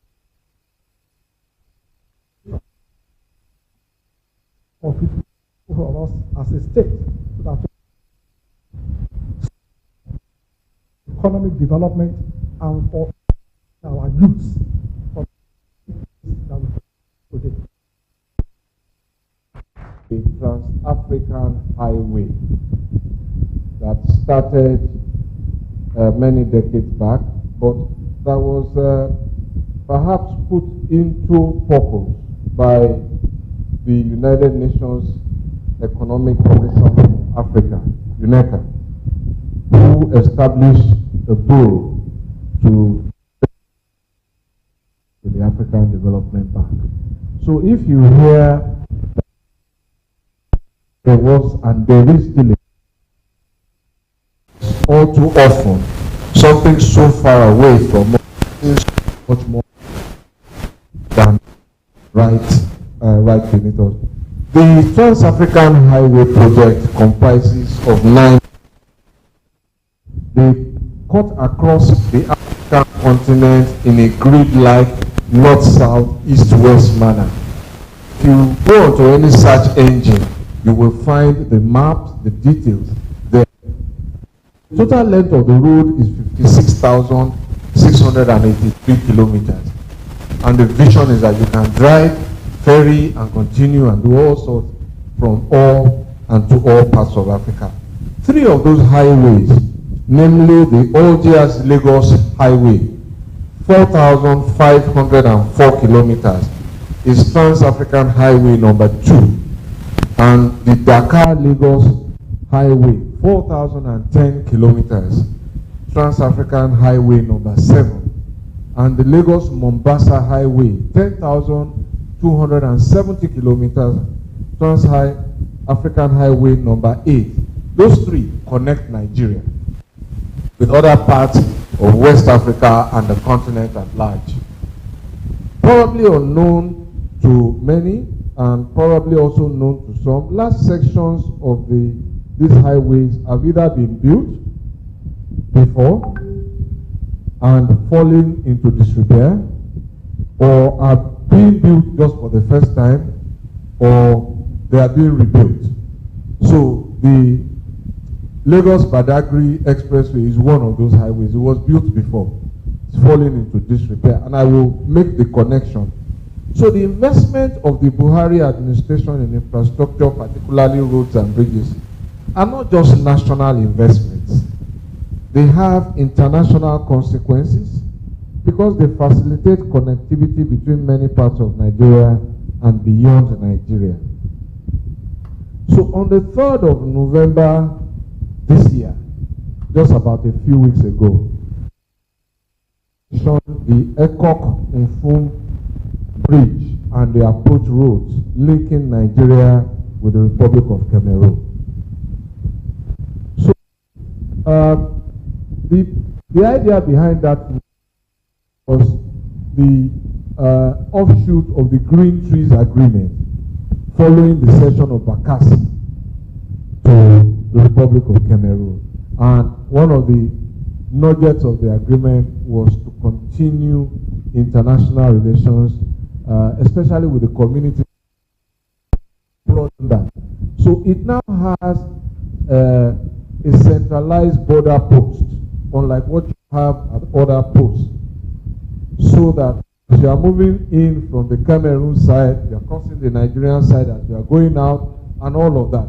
So it's a seamless border transition now, unlike some of the more or less friendly experiences we've had at border posts. So that bridge is now open to the public. It is that is perhaps what we see if we don't go to the border. The approach road is from Enugu. So we are in and out of Enugu, but we are so close. And then from Abakaliki, famous for his ride, but also particularly the link to that connection. And for those who still may not make the connectivity, the second Niger Bridge is not just a bridge to the east of Nigeria. It is actually a bridge to the east of Africa, because it facilitates connection from Enugu to Onitsha to Enugu, and from there was as you go further east and get closer to the border. So it is more than just a bridge. So let us just understand it in that sense. Last week Friday, I was in Togo, in the capital in Lomé, and I represent our country as chairman of the steering committee of ministers for roads, infrastructure and transport from the republics of Côte d'Ivoire, Ghana, Togo and Benin.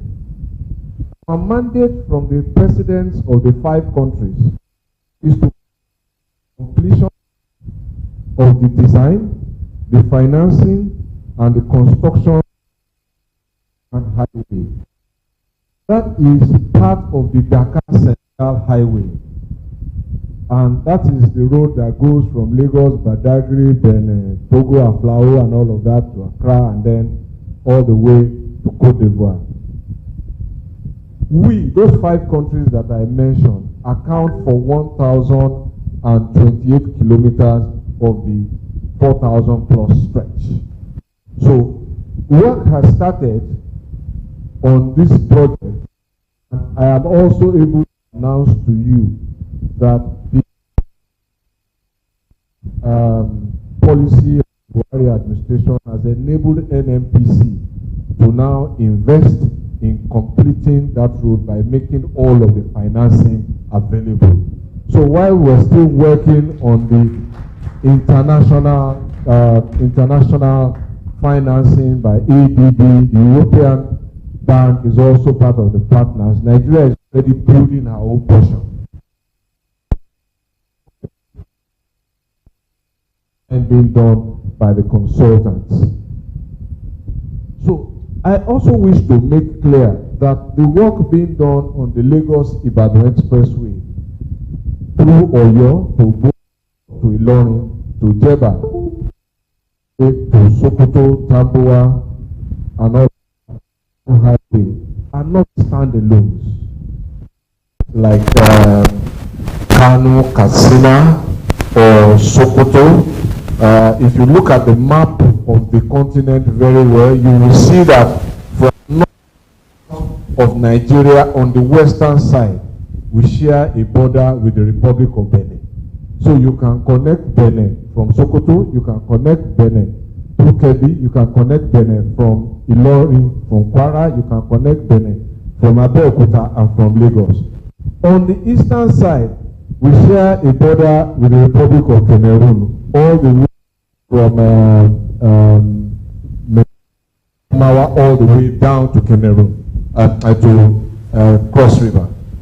So, in between all of these are roads, water bodies that bind us together. So when our government announced that a part of our national rail network was going to link the Niger Republic, there was some outcry.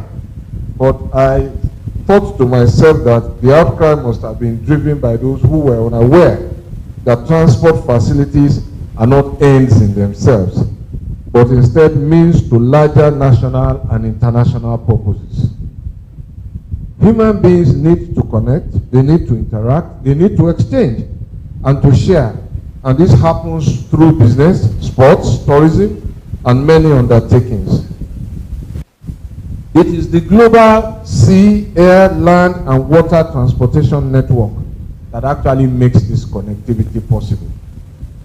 And if you had any doubt about our need to connect, not only by land, sea, and air, we are connected now by global telecommunications cable, so we can shop from our homes and it will get to us. And so sports and tourism, I say, are about destinations first. Can I get there? How long does it take to get there? If it takes too long to get there, you've lost the sports, you've lost the tourism. Anybody who comes there by mistake won't repeat it. They won't come again. And that's the difference. So that is why this transport network is so critical, because you want people to come again and again. And it is that repeated destination engagement that makes the economic side kicking. So we have a fantastic shopping mall. It's difficult to once it comes there once and say, thank God not coming back. So, but the benefits of sports, economics, and the trickle-down effect, they are really almost unquantifiable. I have exerted myself personally just to do some of the possibilities about sports and me in Nigeria, and I hope that we will elect a president who understands sports. I hope so, and I publicly offer myself in a contributory role, because when you look across the whole of Europe, whether it is in summer or in winter, you will see what we are missing. How many dedicated sports channels do we even have in Nigeria? We have brilliant journalists, but how many dedicated sports channels do we have? That's one side of the economy that has not even woken up. How many sports nutritionists? How many sports architects? How many sports medicine practitioners? How many of our schools are teaching these things? So it's another conversation. I'm not going to go there. But beyond roads and bridges, I'd like to point out about our investment as a government in broadband connectivity. So today, I will just share with two roads. The Kano to Maiduguri highway, which we have now almost completed, is 560 kilometers. One of the things we've done is to make it ready to receive broadband connectivity without digging. We have installed the infrastructure over 560 kilometers. So on the Abuja-Makurdi highway, another 220 kilometer highway, we have done the same. As a government, we have worked with state governments in the last 5, 6 years, 7, to lower the cost of digging and installation. And if you go and compare the cost of broadband 6 years ago with the cost of broadband today, that is one item whose cost has fallen in the last few years in this country. And it is not accidental. It is a conscious government, private sector support and environmental enablement. So the new Lekki Airport, this Lekki Seaport, major airport, Abuja, Enugu, Port Harcourt, Kano, and the Lagos to Kano Maradi line are examples of the infrastructure readiness of our country. The Deputy Governor was just telling me if I had seen the completed work on the Lagos Blue Line now, and the work also nearing completion on the Red Line. Those are again examples of subnational readiness in Lagos, and you will see similar investments intra-city rail in Abuja, and we can do more. But I am the first to acknowledge that the work is not finished, and that whilst construction is going on, this is the time to start thinking. And the thought for me is, after we have built all this grand infrastructure, what do we do with it? What next? The construction will generate jobs for construction companies, subcontractors and suppliers, artisans and skilled labor, as it is already doing. But that construction will not last forever.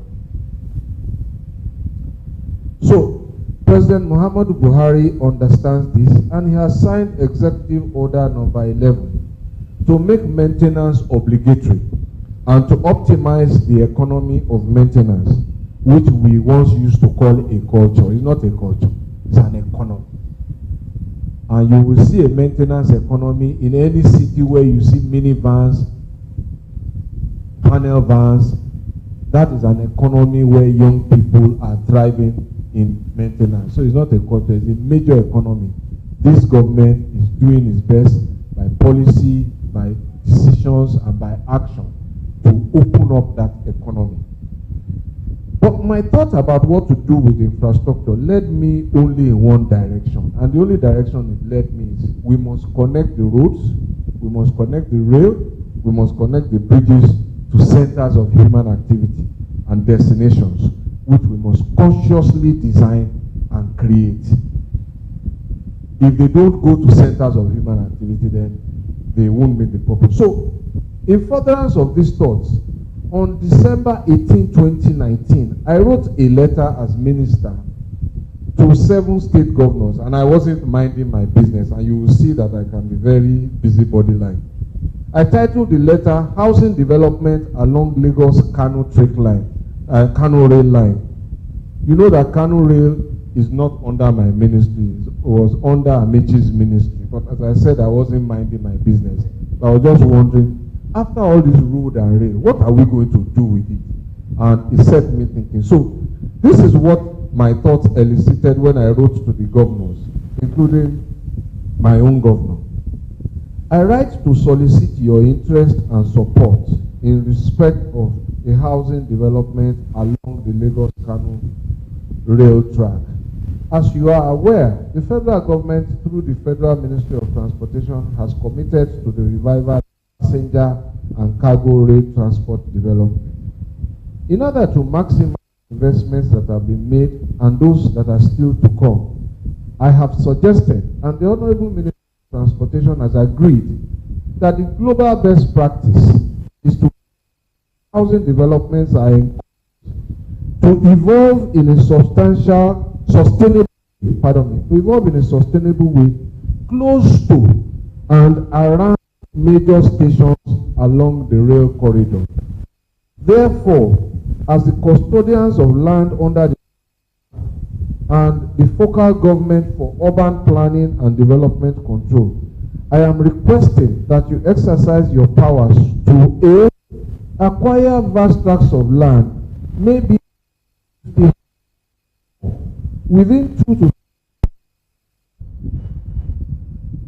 And the letter continues, please bear with me. Once this is done, the Federal Ministry of Works and Housing can take up some of the land as you may decide to allocate for housing construction, site and services development. Sell some as for the development, without prejudice to your decision as to how your state government elects to proceed, is to elicit the opportunity exists for how in the hope that you will embark on housing development around it and create employment opportunities that housing construction stimulates. The long-term benefits of this approach will maximize the rail transportation infrastructure, ensure that people live close to a transport development around the rail corridor, which will happen and sustainable. Should you find this suggestion to your liking, with your state's development agenda, and advocate to achieve this, you may wish to accord this request the required priority. Stadium of 60,000-70,000 in the outskirts of town, and you have a 10,000-seater stadium right in the middle of town. That's what FIFA will be. It's no accident anymore. They want events in human clusters. So I was thinking ahead. So at the time I was thinking about how to revive the National Football League in the hope that small stadia of 10 to 30,000 people can be integrated into the center of those housing estates. I was also thinking of the giant strides made in Nollywood and music and the absence of purpose-built concert arenas to maximize their talent and grow the industry. This, for me, is an appropriate background to the conversation that Chief Segun Odegbami has invited us to have. So I thought I should make that intro and then just make my small comment. Obviously, he has identified all the moving parts, one of which is infrastructure. Bidding to host local and global events puts to test not only what we have done, but what we can do to improve on what we have done. As a former governor, I can tell you the benefits to Lagos when we hosted the FIFA Under-17 World Cup in 2010 and the National Sports Festival in 2012. We were actually going to build for the Junior Olympics. But when we saw the bid of Singapore, we knew that as a sovereign and as a city-state, we were not going to get that kind of support from us, so we pulled out. But if you reflect, China opened herself to the world after building the infrastructure by bidding for hosting the Olympics in 2008. London was upgraded, so was the quality of life and the economic prosperity with the hosting of the 2012 London Olympics. So you might ask, oh, what about power? If we decide it will happen. Is our mindset, and is our state of mind. South Africa's rail, the telecoms, and other infrastructure benefited from hosting the 2010 World Cup. I was in Mumbai when they were preparing to host the 2010 Commonwealth Games. There was nothing that wasn't said. There were snakes in this place. It was not well built. They hosted it, and Mumbai has thrived on the back of that event.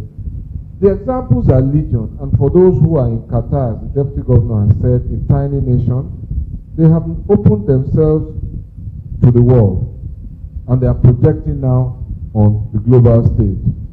The benefits of the 2022 World Cup are Qatar's to harvest or to throw away. The benefits are now there.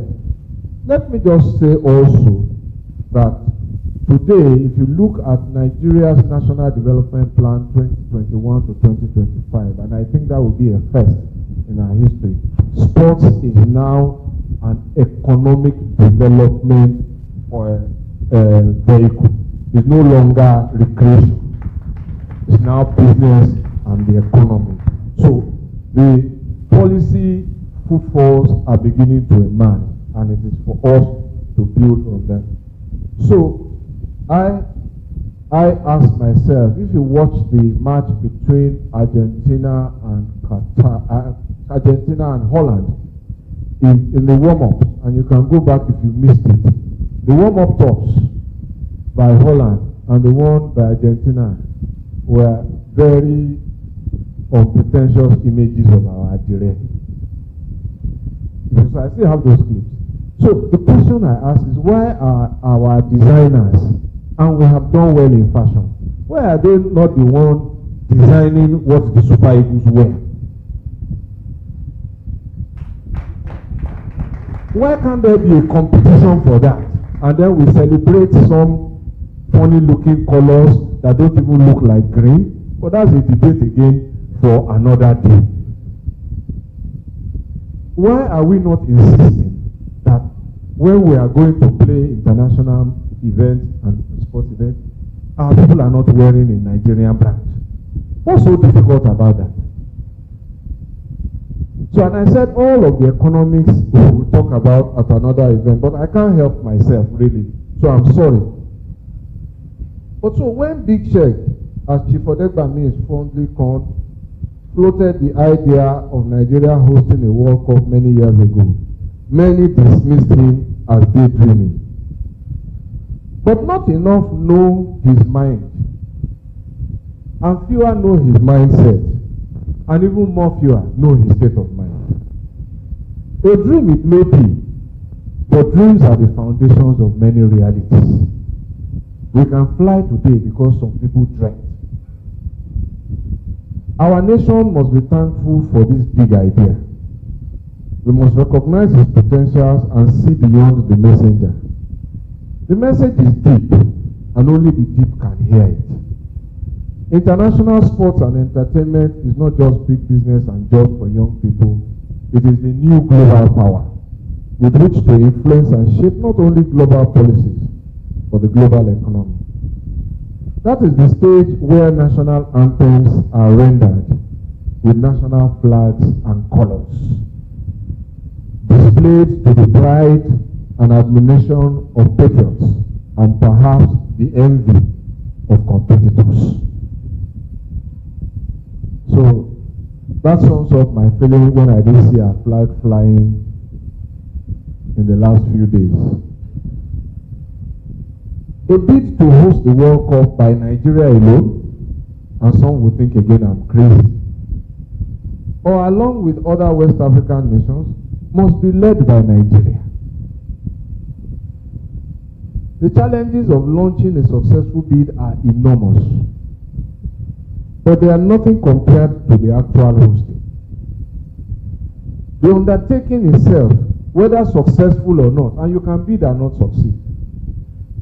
But I believe that the undertaking itself, without the assurance of the result, will challenge our organizational planning and execution capacity as a people and as a nation. And those experiences will stay with us forever. The point I'm making is that we lose nothing by trying. Absolutely nothing. Either way, as I said, we cannot lose. We can only get better. The world will not lower the standards for any nation. Rather, they will challenge and they will support every bidding nation to meet the standards. I vote for Nigeria to venture and to lead the bid for a major global sporting event. So thank you very much for your attention and for your patience. I need to make one quick clarity about tourism. I think we just really don't know the meaning of it. I think we need to basically ask ourselves what tourism is, what the essence of it. Tourism is a movement quickly of people from point A to point B for different activities. When they travel for sports, they are referred to as sports tourists. When they travel for religious reasons, they are referred to as religious tourists. When they travel internationally for a conference, they are referred to as international business tourists. When you go from Ondo to Redeemed Church for prayers, you are a domestic religious tourist. So we are the master.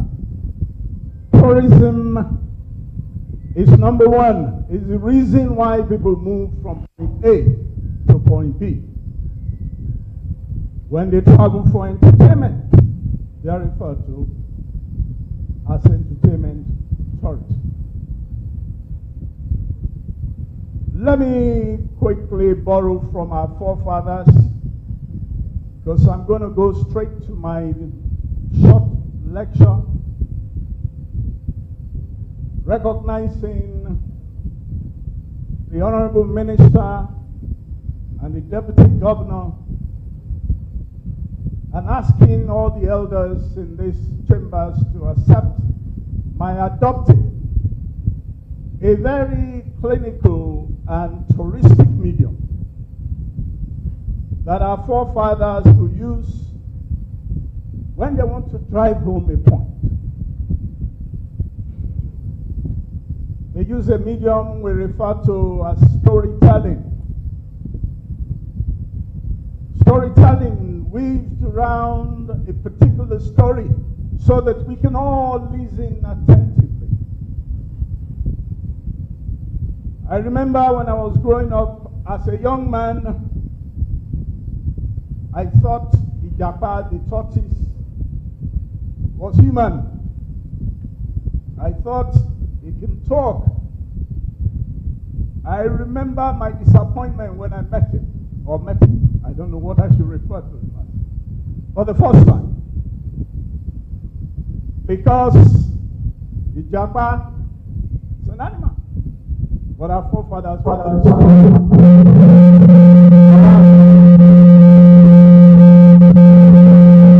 please, thank you. So I'm going to start this with a story. One elderly village Baale, as they are called, was sitting on the beach. Lagos had a total of 200 kilometers, 198 approximately, kilometers of beachfront. Nigeria has 853 kilometers of coastline. So one of the villages, the Baale sat with his 4 wives and children playing with his palm wine, fully relaxed and enjoying himself. Then this European came and said to him, "Sir, I'd like to develop your land for you because of what Chief Shegun Odegbami is thinking.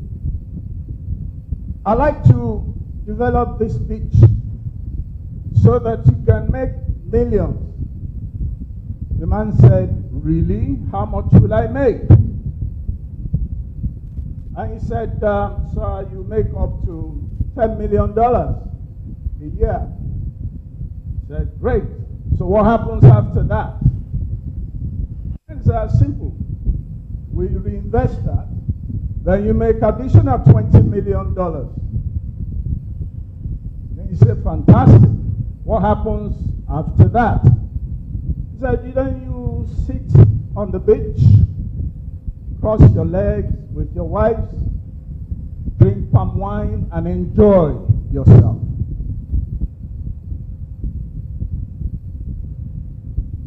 And he looked at the European. He said, "Are you serious? What am I doing now? Without the $40 million you're talking about, I'm relaxed.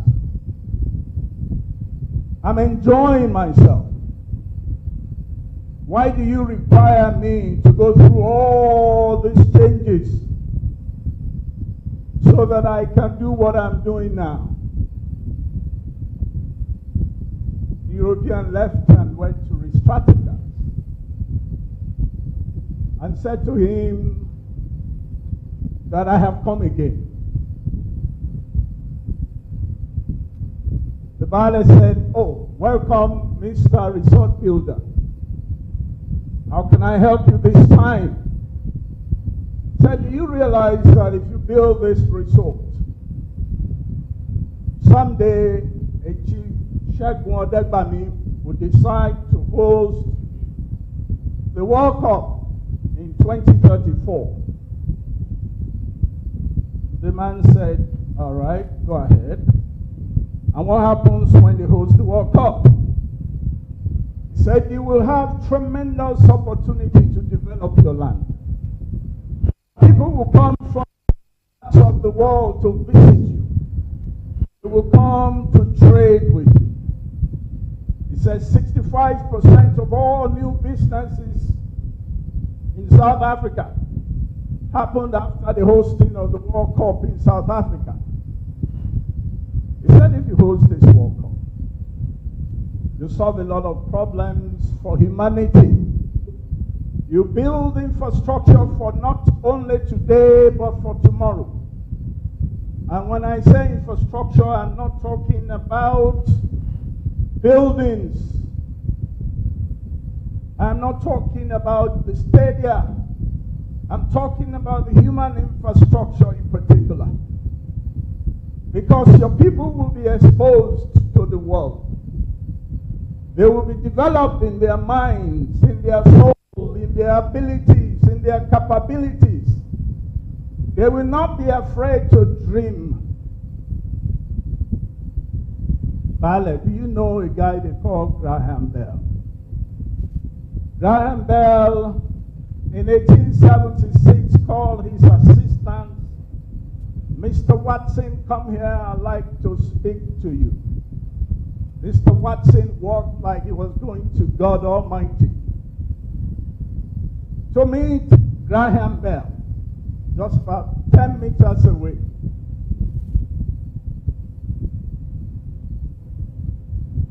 That was 1876. He dreamt, and that dream today has metamorphosed into glow.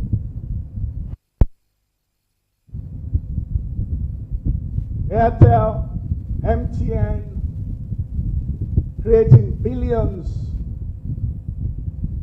of opportunities on the continent of Africa. He said if you build this, your entire people will have jobs. They will have the first of refusal for all kinds of jobs. The man sat up and said, tell me more. This is beginning to be interesting. He said, do you realize that if you build this, you have the ability to compete with anyone in the world.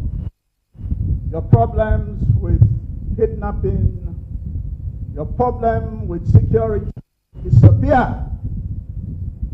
We will make sure that this environment is a tourism zone.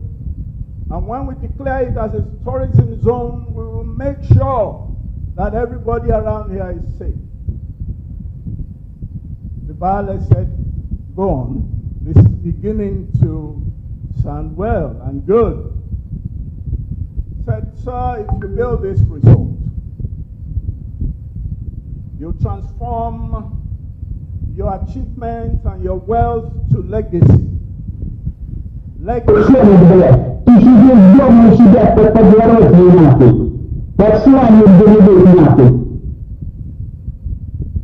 I will translate that thing. You will translate all your wealth into legacy. Legacy that will outlive you and generations yet unborn. So let me remind you that your Ikoyi Club in Lagos was built in 1837. 1938. Am I right? 1938. Ikoyi Club was built in 1938. And is still alive today as one of the best clubs in Nigeria. That's why if you build this resort, so many other things will come and meet it. Because as people come to recreate, as they come to spend the night with you, they will get to see the beauty of this environment, and they will invest in your village, in your environment, and it will lead to a major growth and development, not only for the people in your village today or in your country, but in the entire continent of Africa. We have 30.2 million square kilometers of area in Africa. He said to him that you have. Where you are is Nigeria, which is a total of 923,765 approximately square kilometers of area. He said, if you build this resort, a lot of developments and growth will happen. Now, that gives us the reason why we have a challenge. Because if it has not occurred to us that it's possible for us to do it, we will not do it. Qatar has a total population of about 11.5 million people. They have approximately a maximum of 60,000 square kilometers of area coastline.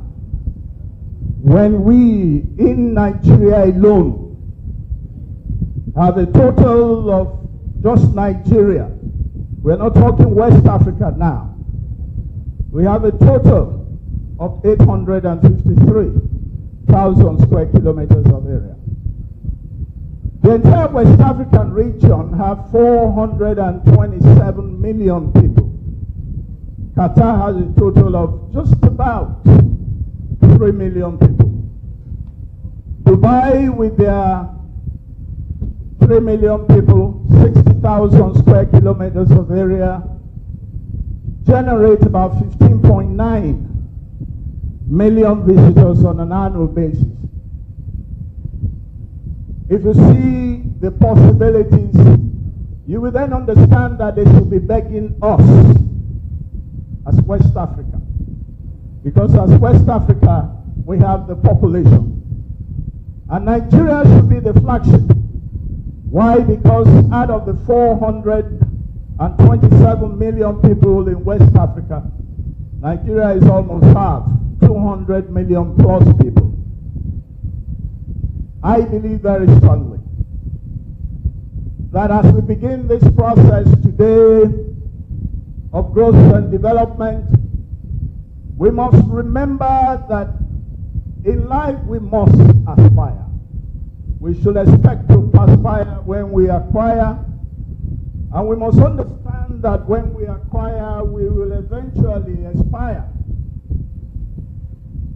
and leave behind all the things that we have acquired.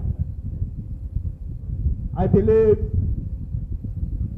that what we must focus on as a people is understanding that the platform we are standing on today was built by yesterday men.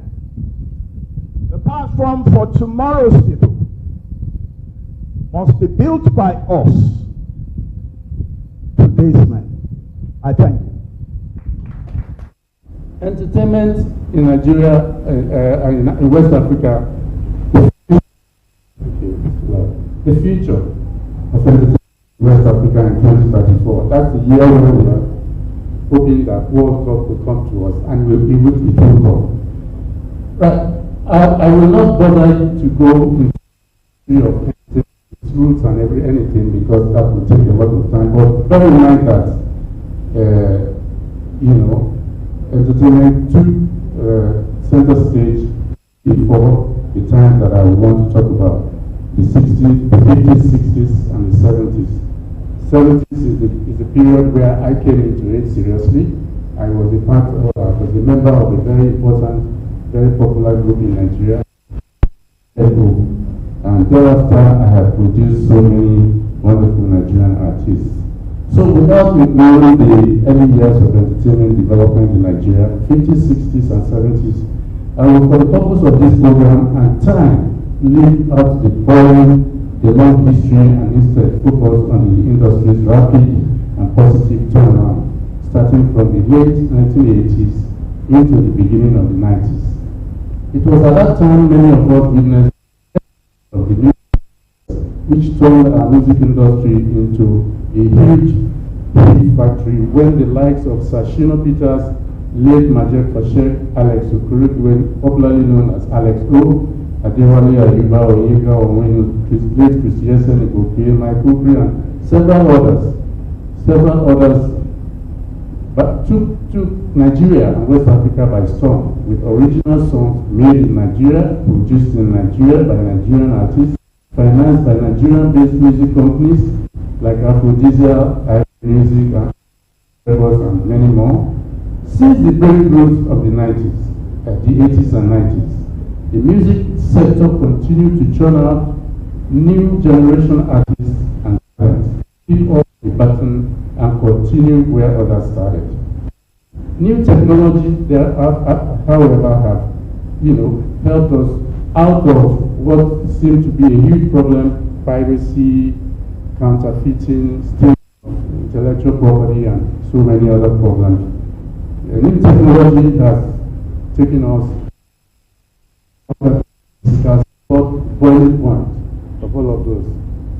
If you look at statistics, we are selling more records, and we are selling more music and films than any other part of Africa today.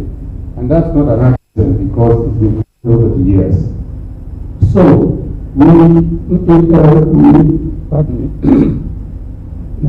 dominantly from Nigeria, who have taken over the world with their music, reaching new audiences, creating and tapping into new opportunities by the day.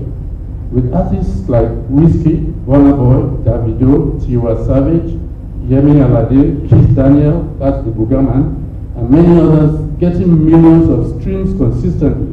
And those streams come in millions, even daily. You'll be amazed that a stream of 10, 15, 12 million in a day. And that never happened before. You can't even sell 1 million records in a day, in the days of selling physical CDs and vinyls. So today, 15 million, 10 million streams are happening to single products, single songs. The growth and the depth for which entertainment and music have gone over the years. And it's growing seriously, tremendously, and we can't have it.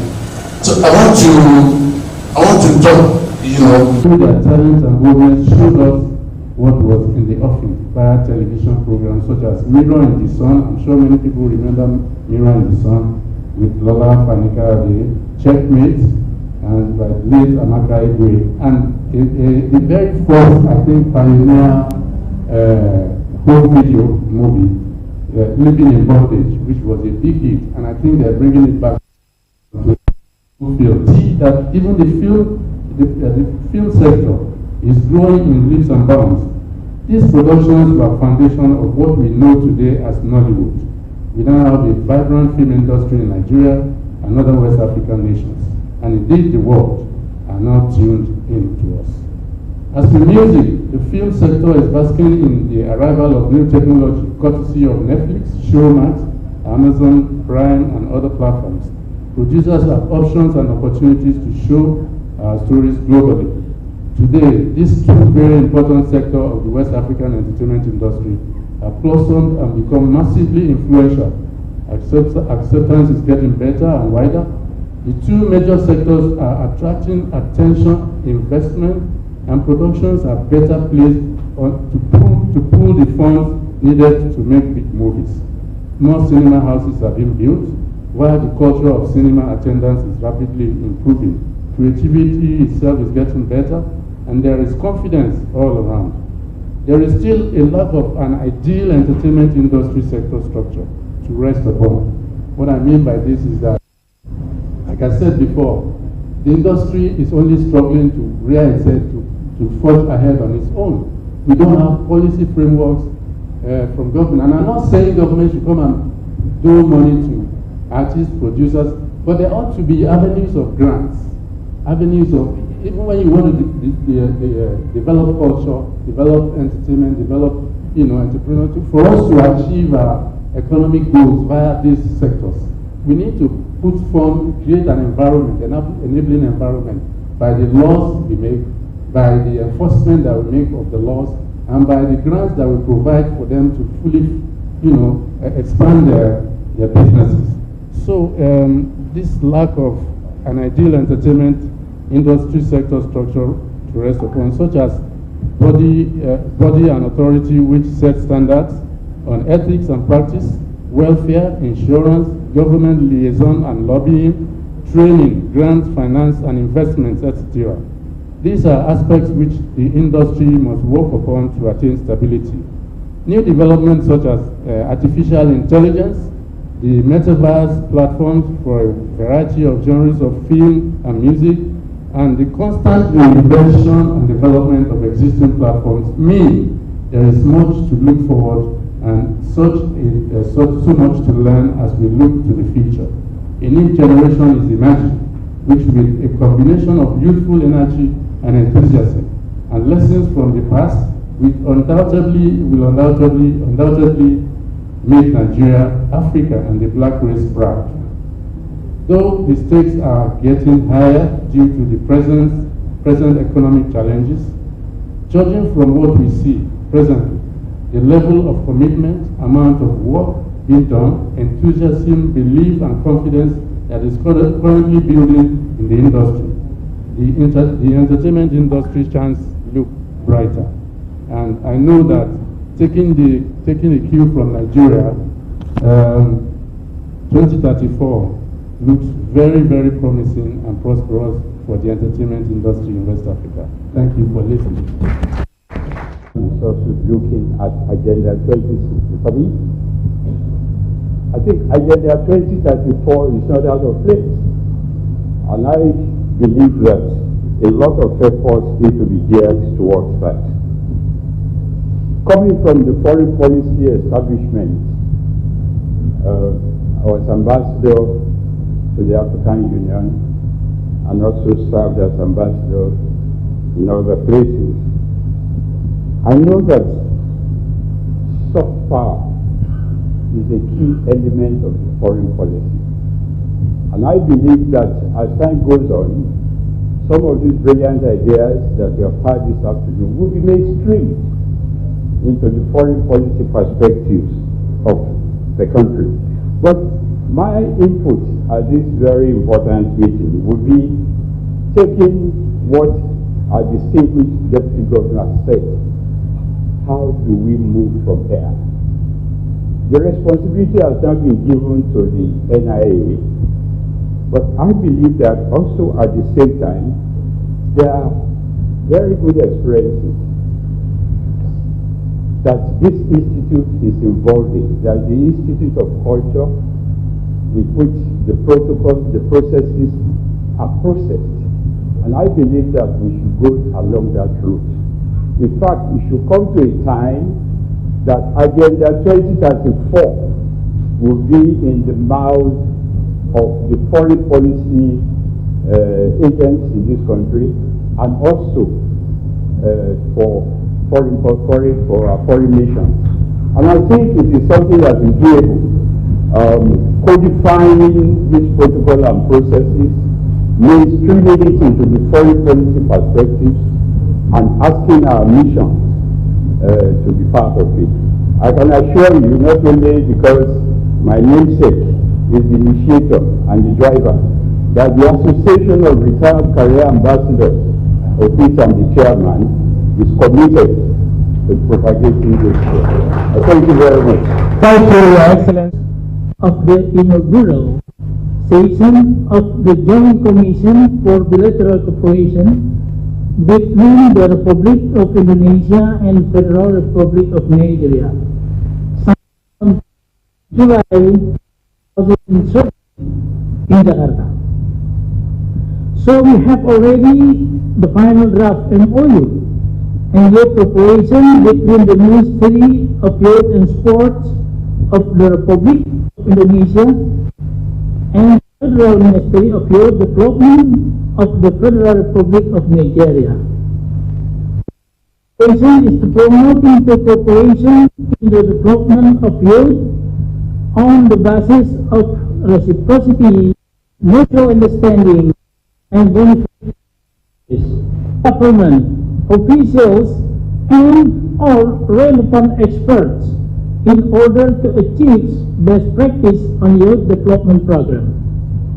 Second, extension of invitations to conference of seminar and youth issues held in each country. Third, encouraging cooperation in the awareness, protection, and control of destructive influence among youth. Fourth, youth development in leadership, entrepreneurship, and pioneering. Fifth, exchange of information on youth matters. Sixth, increase of cooperation between youth organizations of both countries.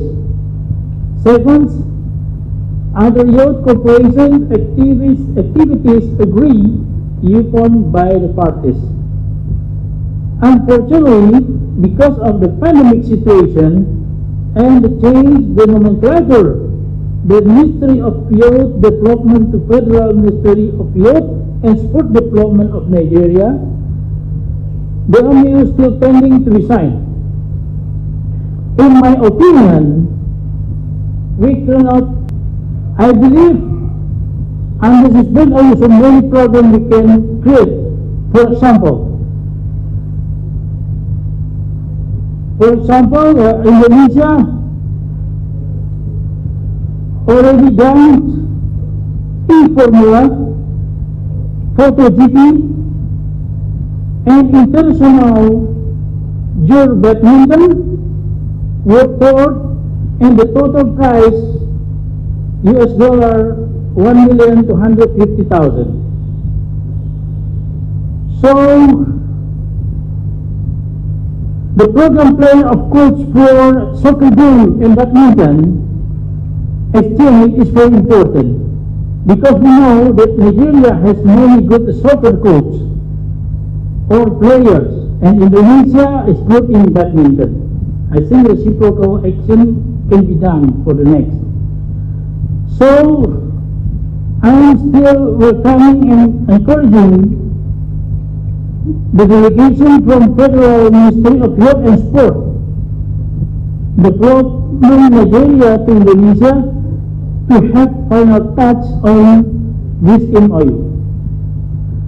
Indonesia is also playing an important role in the ASEAN region and improve the soft power to create stabilization in the region.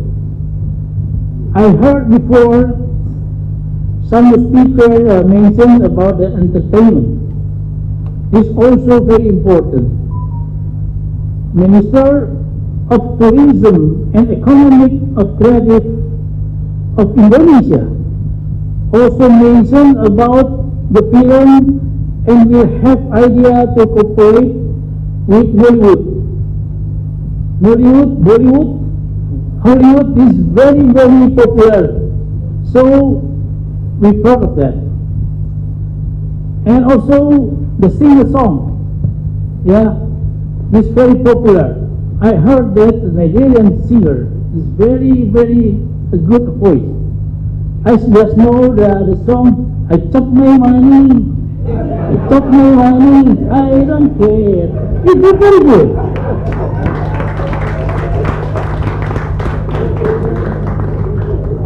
Everybody knows the song. Everybody knows the song.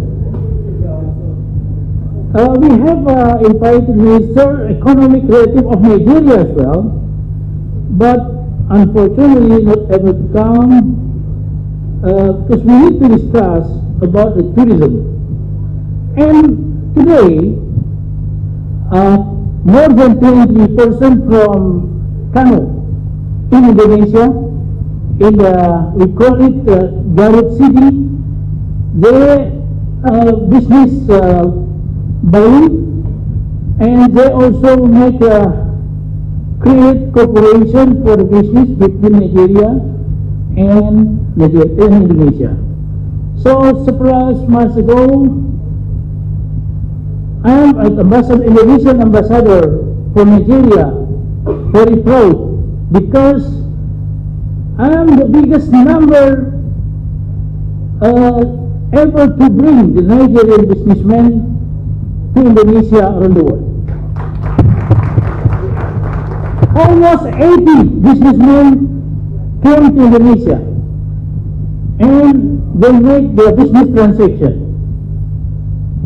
So the Minister of Trade gave award to us as well.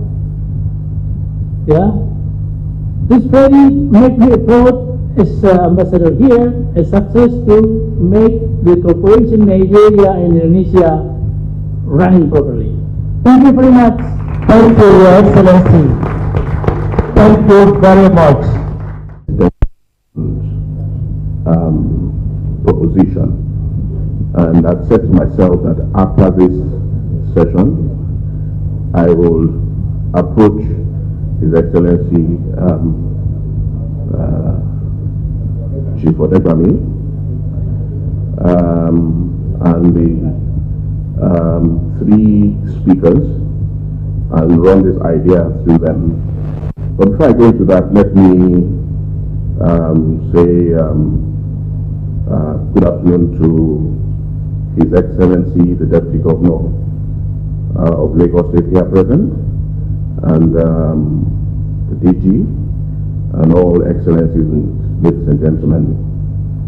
Now, what do I mean by testing grounds? It's really an amazing phenomenon, right, to adopt that sports is indeed, right, a super medium in achieving development, unity, friendship, cooperation, economic development too, youth development, self-empowerment, you know, all these positive aspects. They're amazing. And I'm just going to round up by saying that in my capacity as the Honorary Consul to the Republic of Trinidad and Tobago, you all know Trinidad and Tobago, when it comes to culture and entertainment, it's very strong on the ground. And currently they have a special department in Trinidad and Tobago. They call them the 3 TTs, and that's the using the cultural arts, using arts and entertainment as a means of developing and providing jobs, etc. And it's called the TT Music, the TT Fashion, and the TT Film. And very soon, for the entertainment, people in the entertainment industry, at the end of this year, you're going to see a release of a film between presenting that has been put together between Nollywood and Trinidad and Tobago. It's a big thing. So the testing ground I want to propose, and I will propose when I talk to the stakeholders I mentioned, is let's have something like, I coined it here, and I said West African Caribbean Sports and Culture Festival. It's something we can actually put together to test the grounds. And from my end, it is doable, right? And I think if we sit down and plan it well, we can do it. So the West African Caribbean, the entire Caribbean country, let's have sports and and Culture or Entertainment Festival. And what will happen, we'll see a demonstration of how the TT steel pan and the African drums, right, can contribute greatly in our sports. Why do I say that? Supporters Club in sports, what they play? Drums. Right? So, in the Caribbean end, we use the steel pan. It's just a concept we can really build and have it as a testing ground. Thank you very much. Thank you, Your Excellency. You are Tambo Airport and terminated at Pretoria. So, you are going to see, for us to be able to do this, we have to collaborate with agencies across our border.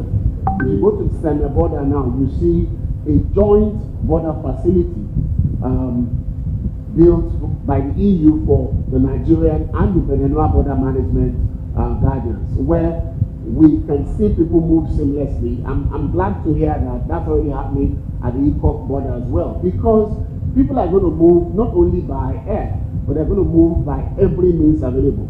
I don't know if you remember that when Nigeria was playing the Republic about a year ago, the Nigerian team actually left Nigeria on a boat and arrived in the Republic, and that was just a bilateral match.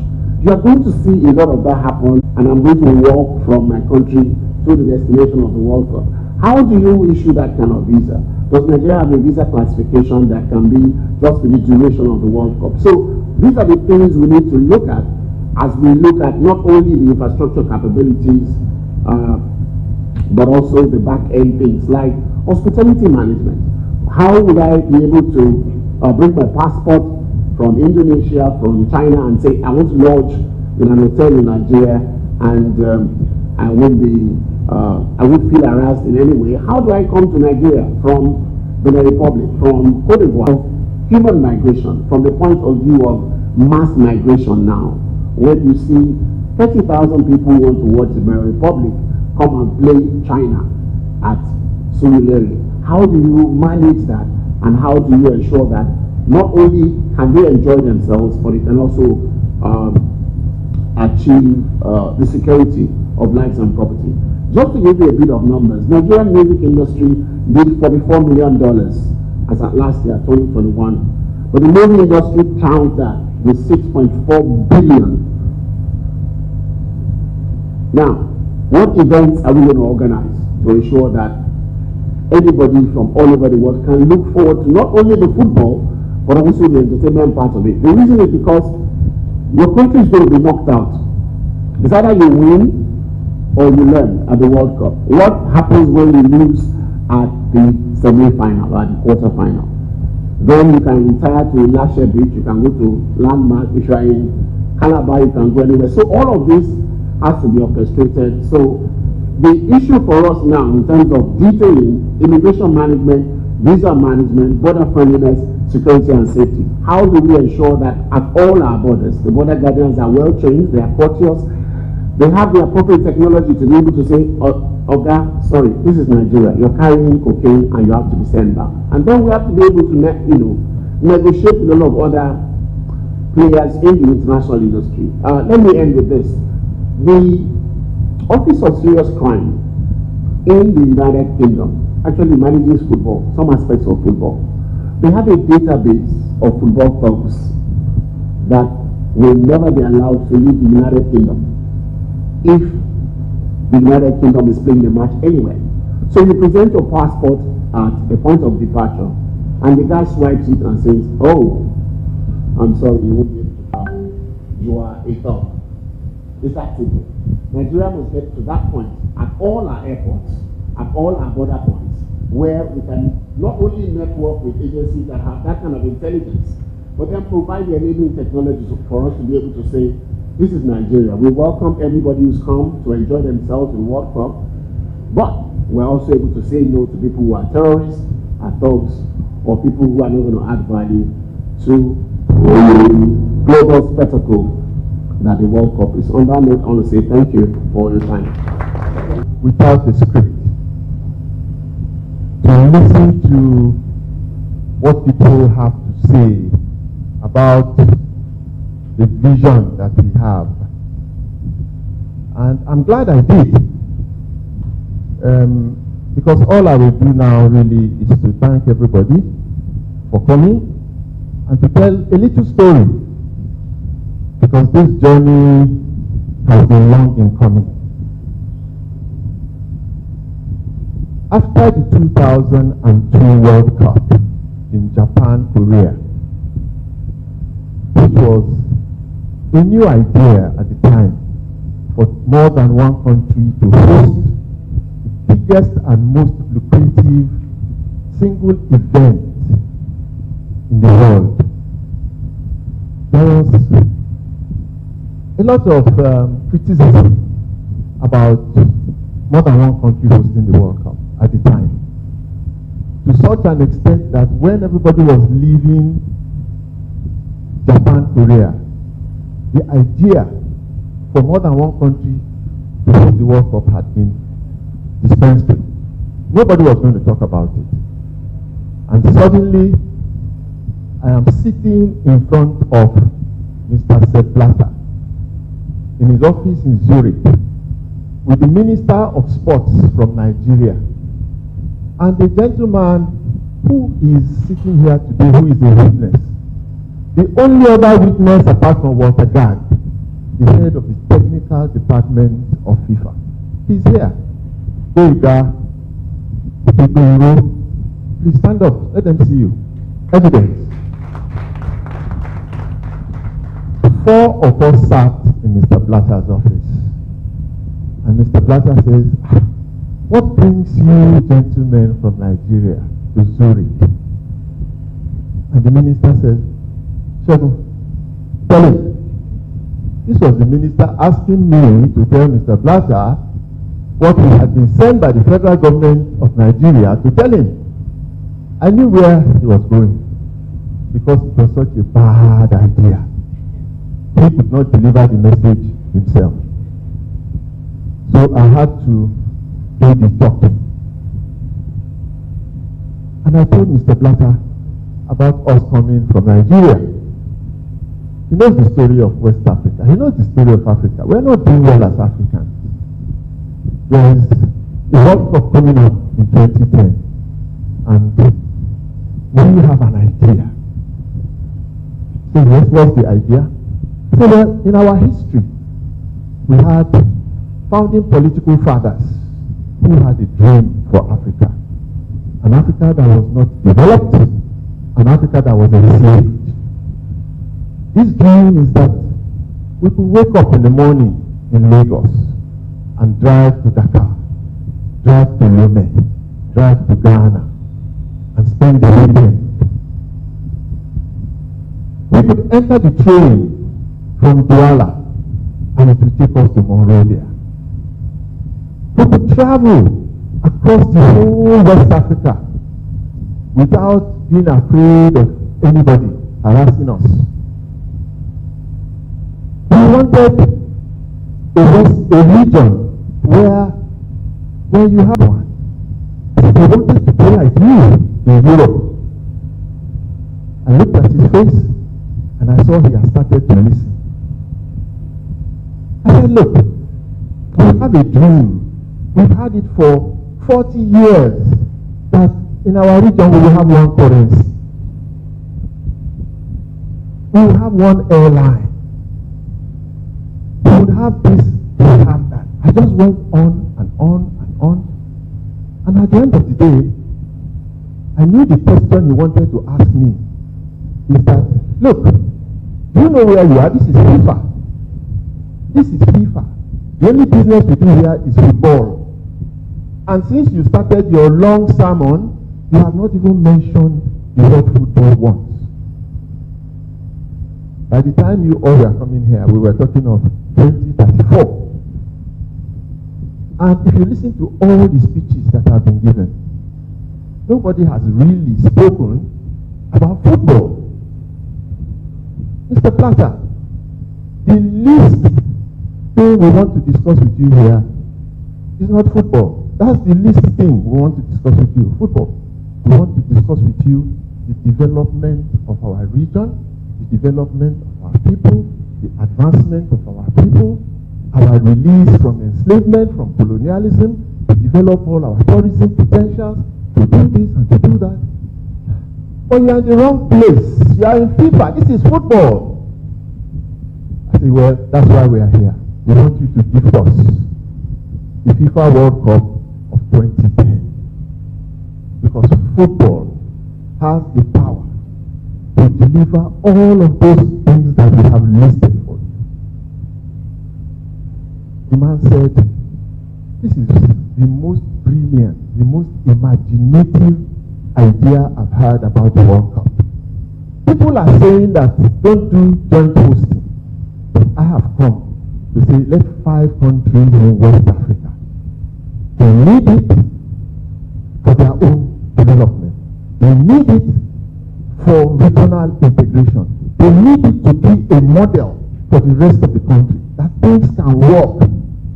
They need at the table of civilization, where we are now, that we foresaw in 2002, we want to go there as one voice, with a common purpose, and people who have earned the place on that table of conversation. We cannot go there by economic development alone. We cannot go there by, how do they go there? The people who have been down for that long. Mentally, we are not even prepared to wait here and be equal with you on that table. But what we have is what the Amushan has demonstrated for us. What Bona Boy is demonstrating for us. What J.T. Okocha has shown the world we are capable of doing. What we are doing in technology, in the arts, in science, and so on and so forth. Those are the tools that we have. We want you to give us the FIFA 2010 World Cup to support us for that region to host it. Mr. Blatter got up and he said, look, if your government can make that proposal, I, said Blatter, will back it because this is a good project. That was in 2002. We came back to Nigeria and the sports media descended on us as if the world was going to end. That was a 7-year project. 2002, the World Cup was going to be in 2010. Togo to Benin. To Ghana, the presidents were celebrating. This was what they were looking for. This was the opportunity that makes sense. The Ghana president got up, gave me a hug, and he said, if I'm your president, I will make you an ambassador today. That was the president of Ghana. This was something that was embraced in West Africa. But we shut it down in Nigeria because we just did not believe. We did not see it. We did not see the opportunities. We did not think that we could do it. Nigerians can do anything. Nigerians can do anything. 20 years on, 20 years on, if this is not evident for us, or evidence for us enough, nothing will ever be. In the year 20, we have seen Qatar this year. In the year 2026, 2 of the biggest economies in the world are coming together to team up with a third to host that same World Cup.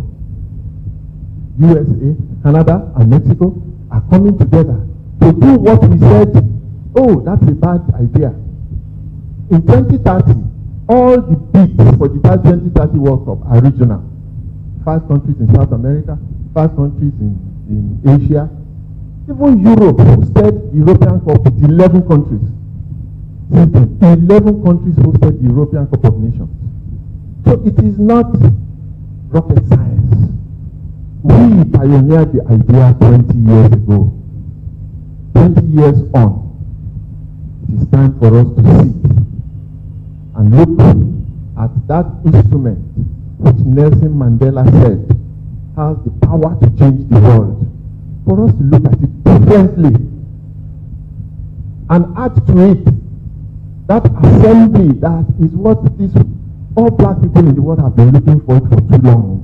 For us to come together. If we don't come together, we are doomed as black people. We have to come together. We have not succeeded since 1977. Now we have an opportunity to come together. That's why we are teaming up Festac, that's culture with sport. Festac will bring together all black people on earth to the ceremony. Every year, the the funding mechanism will be different. It won't be one city as we did in 77, hosting 58 countries. Now there are 78 countries. We won't give that burden to one country. We'll give that burden, we'll spread that burden around the west coast of Africa.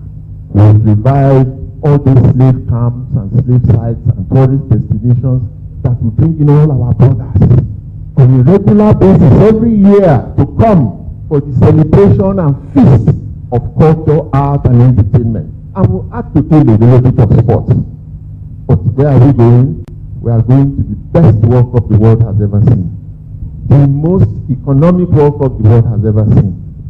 The World Cup that will truly bring the black man together after 10 years of conversations, 10 years of celebration, of festivals and feasts and friendship with the rest of the world. Not with guns and struggles and protests, but with games and dance and music and art and literature and poetry. And we tell them, and they will hear that we black people can sit with you on that table of civilization and be diners, not waiters anymore.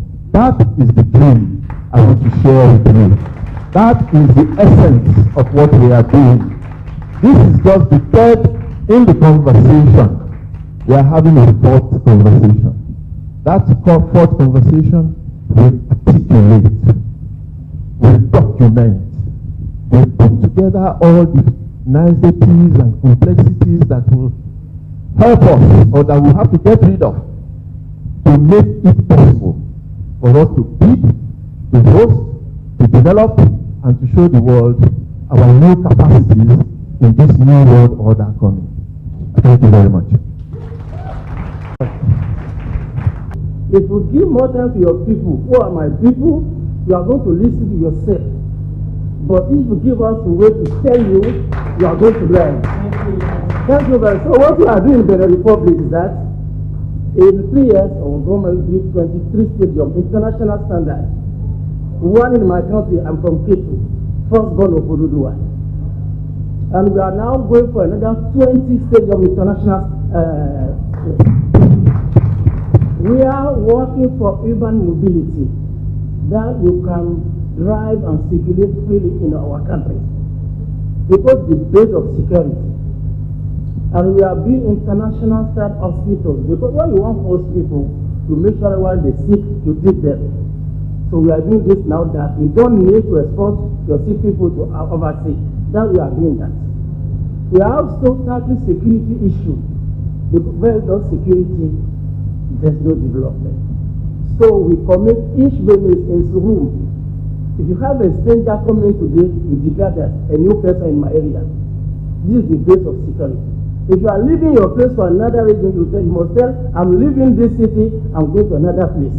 For us to know who is who in our country. What we are doing as well, we are building a lot of arena, big arena for tourism. And we work with France to return of artifacts. Our president was the champion for that one. And for that, we don't compromise. We try to treat one-to-one with France because colonization is finished. Now we have to stand on our feet. We can no longer be bending and have dignity. That one will never refuse it. And we commit our citizens, where they are, to be each of them ambassador of the Republic. Because the conduct you are displaying is showing where you are coming from. And all our governing body, CEO, ambassadors, financial, you have a vision for our country. If you bend the rules and find yourself in a bad place, you go straight to the jail. There's no compromise. Because the only way to make black people work is to punish. If you don't punish, nobody will obey. So to finish, if you want to organize a World Cup in the 20 years, you have to work.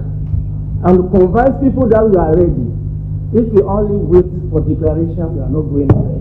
The last point is that Nigeria is a big country.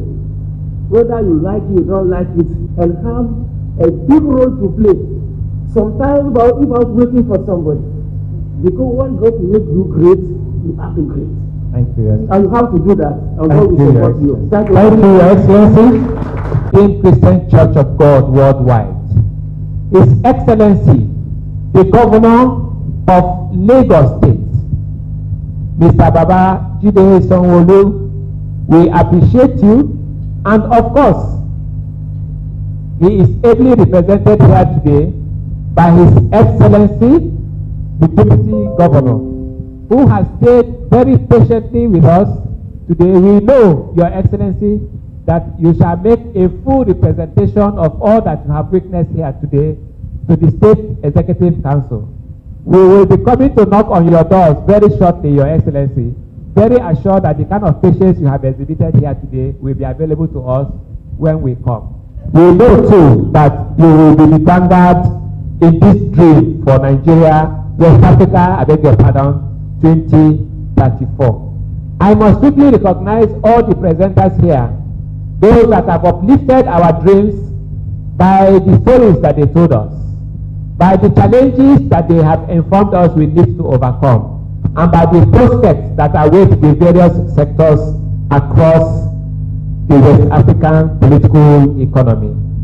I must appreciate all the ambassadors here, the retired ambassadors here. I must appreciate the former director generals here. I appreciate also all our distinguished guests. Most importantly, I cannot leave out the gentlemen and ladies of the press, without whom we would have been like people who are waking in the dark. We would know what we are doing, but certainly the world may not know. We thank you, ladies and gentlemen of the press, encouraging us to dream big, because according to Chief Odegbami, dreams are realizable. DG, thank you very much. Distinguished ladies and gentlemen, it is on this note that I like to say, with the kind permission of the Director General of this institute, that the curtain has now gently dropped on this episode of the conversation. It's Ashwebi Festival Gala Night 2023. Everyone is a celebrity at Ashwebi Festival Gala Night. So come dressed in your avant-garde styled outfits designed with indigenous fabrics and textiles. Date Thursday, 26th October 2023. Time 5 p.m. prompt. Venue Grand Sapphire Hotel and Banqueting, 45 Imperial Way, Croydon, CR0 4RR, United Kingdom. Get your tickets on Eventbrite. Standard £145 with £20 discount with Tap Send. Special offer, group bookings for tables of 10 plus available at £1,200. 2-hour red carpet, canapes, drinks, cocktail reception, and 3-course dinner.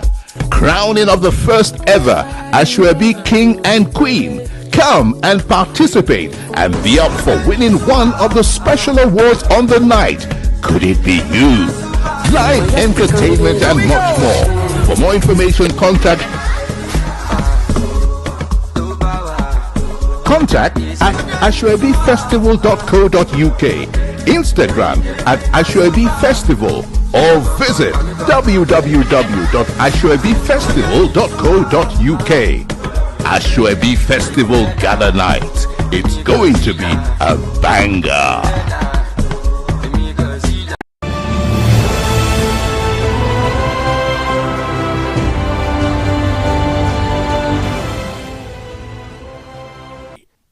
The Arise Women World Conference and presentation of prizes to the winners of the 2022 Arise Walk for Life was held on Sunday, 8th of October 2023 at the 4 Points Hotel, Victoria Island, Lagos.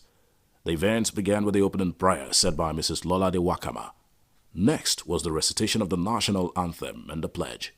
In the remarks of the convener of the Arise Women Conference, Dr. Mrs. Shiji Luyomade, She advised everyone present to stand firm and be go-getters.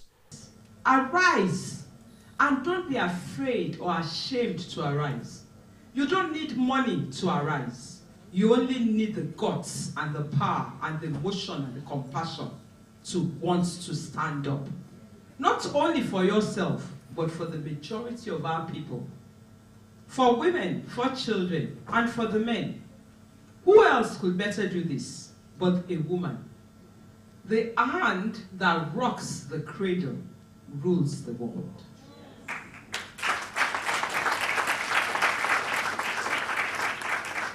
It's not about gender equality or gender affirmation. The woman is the first teacher. The woman is the first caregiver. The woman in the home gives birth to both male and female children. When she gives birth, she does not discriminate. Our children are our children. She wants the best for every child. Then it's funny that you men then grow up and decide to see us as women. We are your mothers.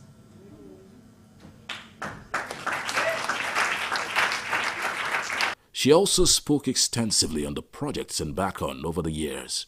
Something struck me in my brain that these children were very brilliant.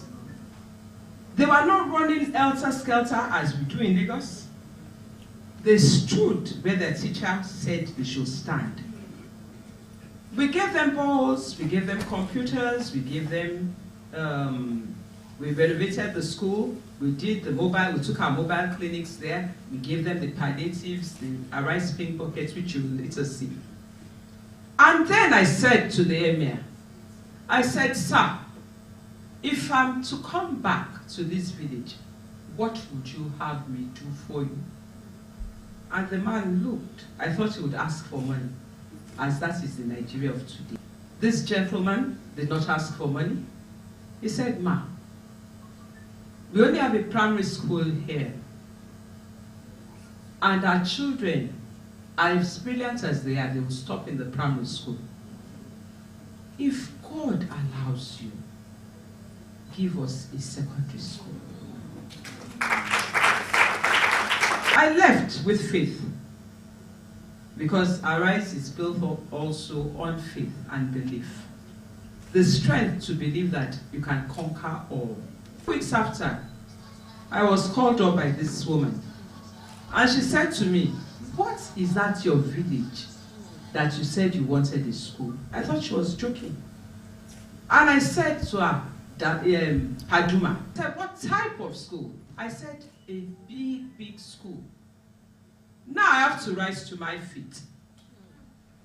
A woman, a mere woman, built for the Paduma village 2 blocks of 16 classrooms, filled and equipped with the borehole, generating sets, computers, that you and our children could go to school.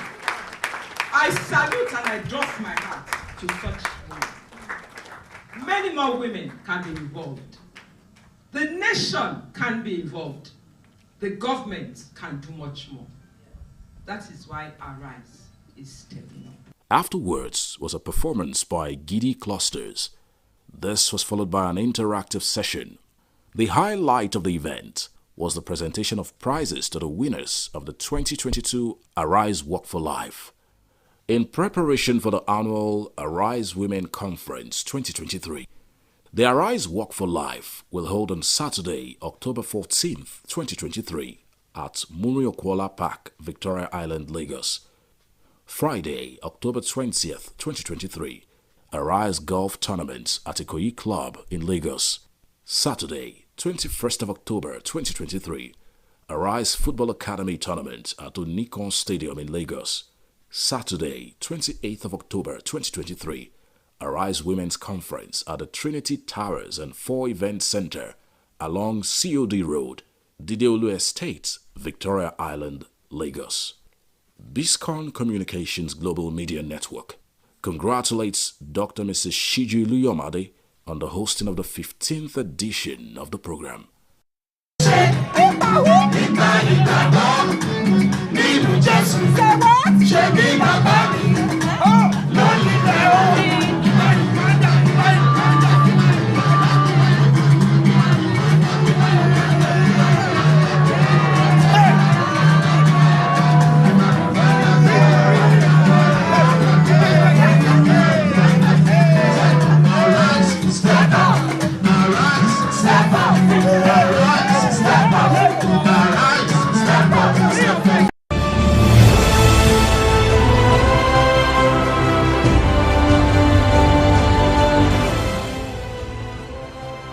It's Ashwebi Festival Gala Night 2023. Everyone is a celebrity at Ashwebi Festival Gala Night. So come dressed in your avant-garde styled outfits designed with indigenous fabrics and textiles. Date Thursday, 26th October 2023. Time 5 p.m. prompt. Venue Grand Sapphire Hotel and Banqueting, 45 Imperial Way, Croydon, CR0 4RR, United Kingdom. Get your tickets on Eventbrite. Standard £145 with £20 discount with Tap Send.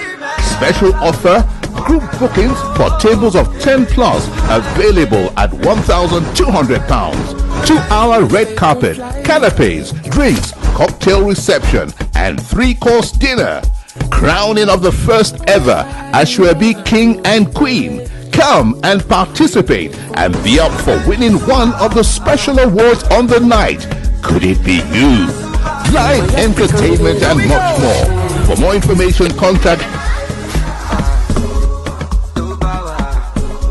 at ashwebifestival.co.uk, Instagram at ashwebifestival, or visit www.ashwebifestival.co.uk. Ashwebi Festival Gala Night. It's going to be a banger.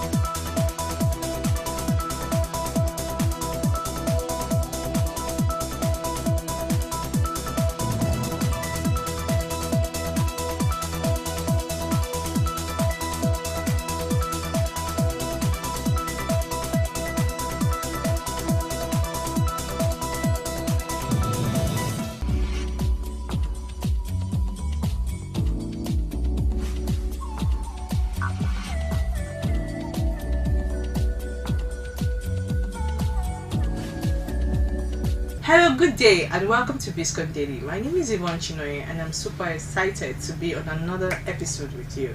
Today, I have a beauty queen with me in the studio, but just before we meet her, we're going to make a quick break. And when we come back, Biscon Tv continues. We'll be right back. Enjoy. Themed 10 Years of Beauty, Style and Social Impact. The Miss Ideal Nigeria pageant celebrates its 10th anniversary in Lagos. The well-attended event was held at the Swiss International VGC Lagos on Sunday, the 20th of August 2023. The Miss Ideal Nigeria brand is the brainchild of Ayotunde Fabanwo, the CEO of House of Twitch. Ayotunde Fabanwo also organizes Mr. Africa pageants. Ayotunde Fabanwo, in recognition of his contribution to giving a chance to the youth of Africa, has been honored as a member of the world's most influential people of African descent under 40. Ayotunde Fabanwo's House of Twitch will host the Model Look Africa 2023 pageant on the 27th of August 2023. Biscon Communications, producers of the BC Olatilo Show, BUS, and owners of Biscon TV, has supported the Miss Ideal Nigeria project over the years. The 10th anniversary celebration of Miss Ideal Nigeria pageant was replete with music, comedy, fashion, and style. The chief host was Prince Bisi Olatilo, the chairman and CEO Biscon Communications, who is the grand patron of Miss Ideal Nigeria pageant. The royal father of the day was His Royal Majesty Oba Kole Ojutalayo from Ile-Ife the Source, supported by remark was given by Shalom Mark. There will be 3 rounds of competition today. The top 12 will go head-to-head in the swimwear competition, the evening gown competition, and these 2 rounds will determine who makes to the top 6. The top 6 will then deliver a closing statement to finish up what they have one last shot to impress the judges with their final look. Then we announce the winner who stands a chance to represent Nigeria at the top model of the world competition in Egypt. But first, let's meet the contestants in their opening dance, choreographed by award-winning instructor Yum Yum, and their rocking designs by Diane Zoe. In the remarks of the pageant's director, Princess Nikki of House of Twitch, she spoke about her 10 years experience as a pageant director and expressed gratitude to the House of Twitch for the opportunity. The House of Twitch has the ability to make you believe in yourself. It's one thing I have done so far. I've learned to grow through House of Twitch, and I'm grateful for the brand. I'm grateful for the family that helped me grow. Thank you so much, House of Twitch, again. And I am very grateful I found you them. Tonight, we honor 30 queens. Well, I should say I'm amongst them, who have passed through the platform and induct them into the Hall of Fame. My sisters, my family, and the beautiful faces that you will all see around here. And today we're going to have one other queen joining the family. So please sit down, relax, and enjoy the show as we bring you a good and great 10th year anniversary. Enjoy the show and thank you. I still remember. And you're welcome back to Biscon Daily. And yes, our guest is in the studio. She's not the very simple, she's just looking very simple today. She is a reigning Miss Ideal 2023. She was just crowned in August. And the beautiful Trust Akpomuji is here with us in Biscon Daily. Welcome, Trust. Thank you very much. Good day, everyone. Okay, so you were hoping I would not murder your son. I did a good job, right? You did a perfect job. Thank you so much. Now, Trust, thank you for gracing us with your simple and elegant beauty this morning. Thank you for having me. Okay, now tell us, who is Trust and what crown are you wearing on your head, although I introduced you? Okay. I would say Trust is a very simple 23-year-old entrepreneur. I'm a final year student in University of Port Harcourt, and I'm currently studying history and diplomatic studies. I would say Trust is an amazing person. I know a lot of people say that, but I believe I'm an amazing person, and I believe whatever I want, I go for it. Okay, so, and I wanted to be a beauty queen. I've always wanted it, but I always had that always had that thought, if I was good enough, if I was skinny enough. But I just took that bold step and I decided to contest for Miss Ideal Nigeria Isn't it fantastic now that you don't have to be a size 0 to be it is. Because that stigma used to be there, like if you're not skinny, you're not super thin, you're not super thin, you cannot be a beauty queen. Yeah, but that has now shifted. It's now reserved for the model queens. Yes. So right now you could be a full-figured person and Queen, contest. Yes. So tell us, how many contestants did you beat to wear the crown? When I entered the contest, I was contestant number 42. Oh my god!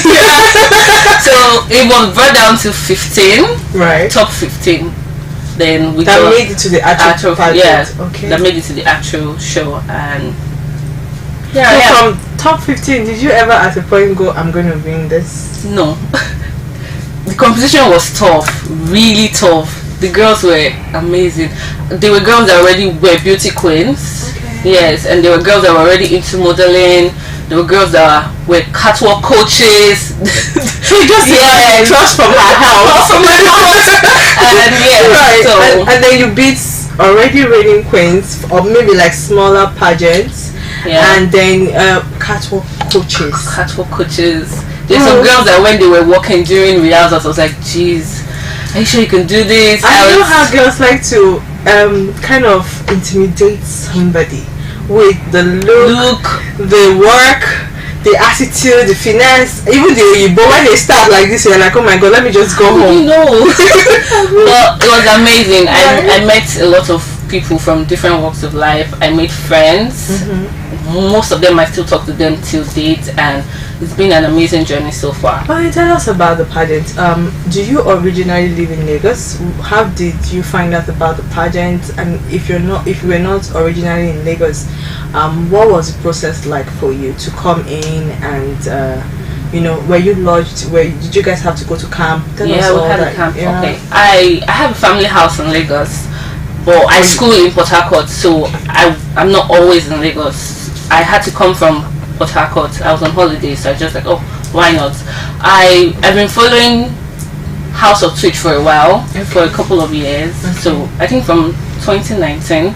So I've been following their pageants, and I've always had interest. I just told myself one day I'm going to do this, and even if I don't win, even if I don't win, I just want to have the experience and all. I came to Lagos. We camped for for like 4 days. Okay, on the island? Yes, on the island. Lekki. Yes, we used I can't really remember. Yes, the hotel in Lekki. Yeah. And we had roommates. We grouped into rooms and we're giving food. It was really an amazing. You like you're supposed to be giving like carrots and we're giving food. There was even a time they gave us swallow. It was really an amazing experience. Nigeria, why not eat Nigerian meals? So you guys were supposed to be carrots and cabbage and lettuce and green tea. No, it was amazing. It was amazing. The whole because you had food, so you're a foodie. I love food. Thank you. Thank you very much. Alright, so what was the how did you tell your parents that, Dad, Mom, listen, I'm leaving school? Okay, yes, we're on holiday. I'm flying in from PH. I'm going to Lagos and going to contest. Were they like concerned for you, for your safety?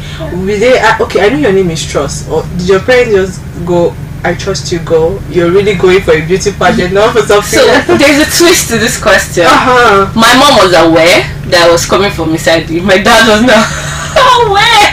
I didn't tell him because I knew he's a disciplinarian and he wants me to be like, you're in school, I don't want any distractions, you can do this after you graduate and stuff like that. But I just felt it was the right time and I took the step.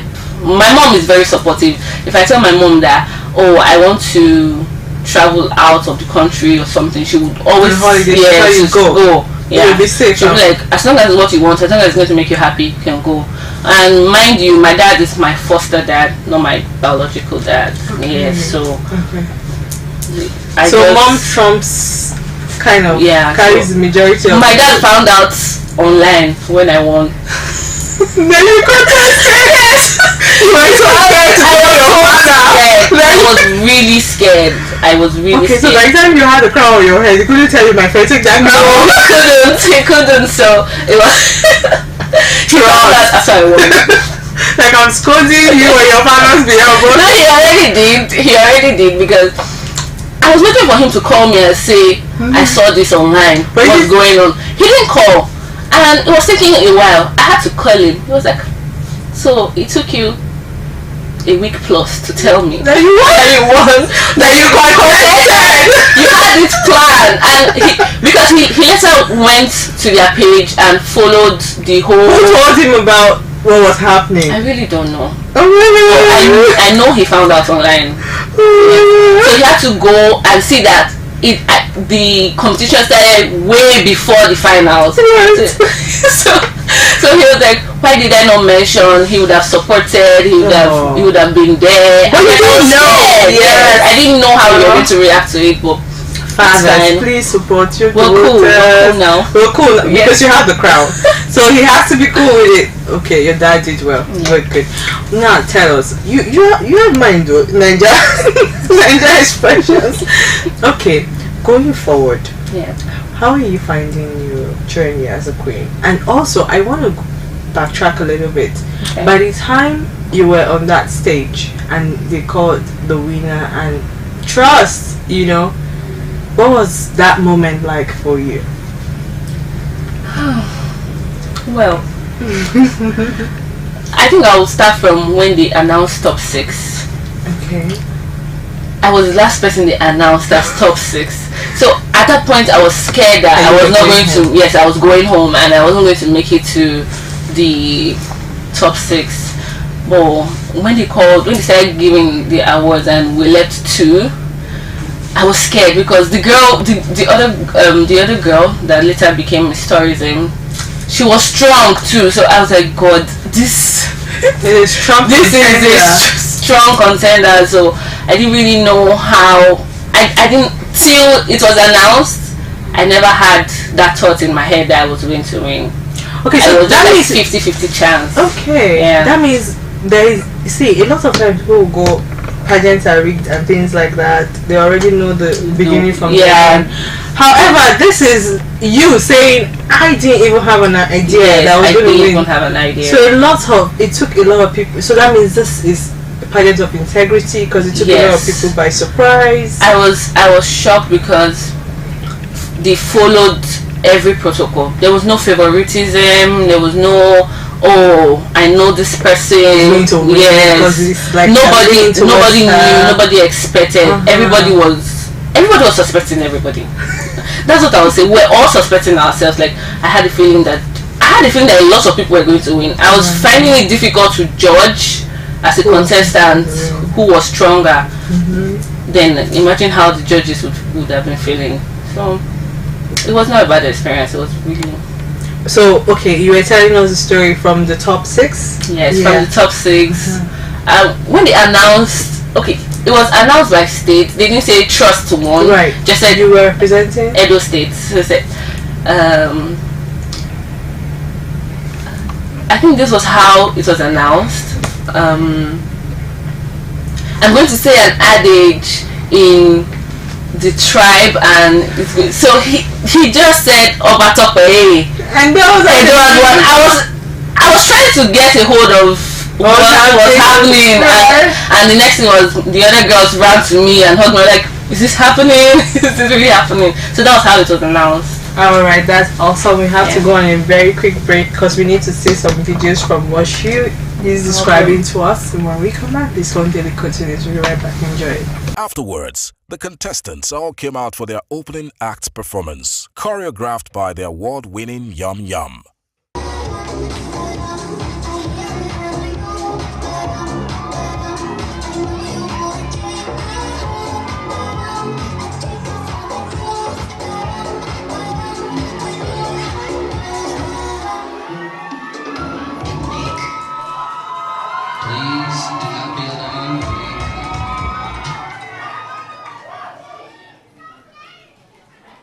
Do not attempt to leave the dance floor.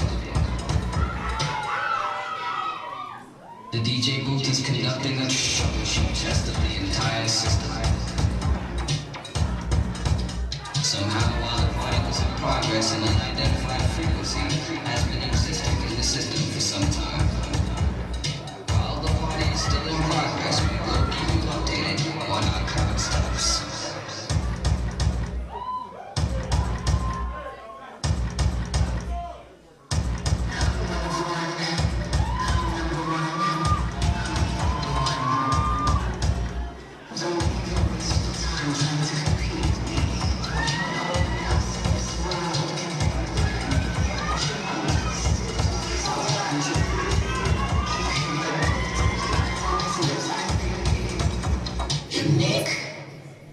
After some performances, some awards were presented. The awards for Queen of Substance and Miss Photogenic were presented by Miss Ideal's Teen 2021 and 2022. Miss Ebonyi State won the award for Queen of Substance, while Miss Abuja won the award for Miss Photogenic. There was a performance by Shima, who serenaded guests with her beautiful voice. After that, the contestants came out on stage in their evening wears, all dressed in ball gowns. The award for Lifestyle Queen was presented by Mr. Ideal Nigeria and Mr. Ideal ECOWAS to Miss Ideal Lagos.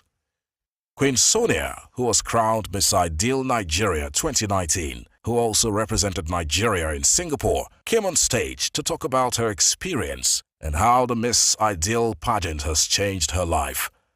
She thanked the House of Twitch for the life-changing experience. The award for Miss Congeniality was won by Miss Abuja. She was presented a sum of 500,000 naira by one of the sponsors, Moto Media. Next was the swimwear competition, where the different contestants fired out in their different swimsuits. After that, Miss Ideal Nigeria 2022, Miss Chiwendueze, came on stage to speak about her experience in Egypt representing Nigeria. Next was the Mr. Macho competition, as guests were dazed by macho men who came on stage to flex their muscles and show some macho fitness. Of Miss Ideal Nigeria, the chairman and CEO Biscon Communications, Prince Bisi Olatilo, gave a brief remark during which he appreciated Nigerian youth and applauded Ayotunde Fabanwo, House of Twitch, for a job well done. And what do I say to Nigerian youth? When I select that, I'm letting them breathe again. But I'm seeing that you guys are not waiting for anybody. You're going for it yourself. Put your hands together. All you hear, God bless you. The contestants then came out one after the other, looking dashing in their evening gowns. There was a spectacular catwalk and runway performance by Little Mr. and Miss Africa.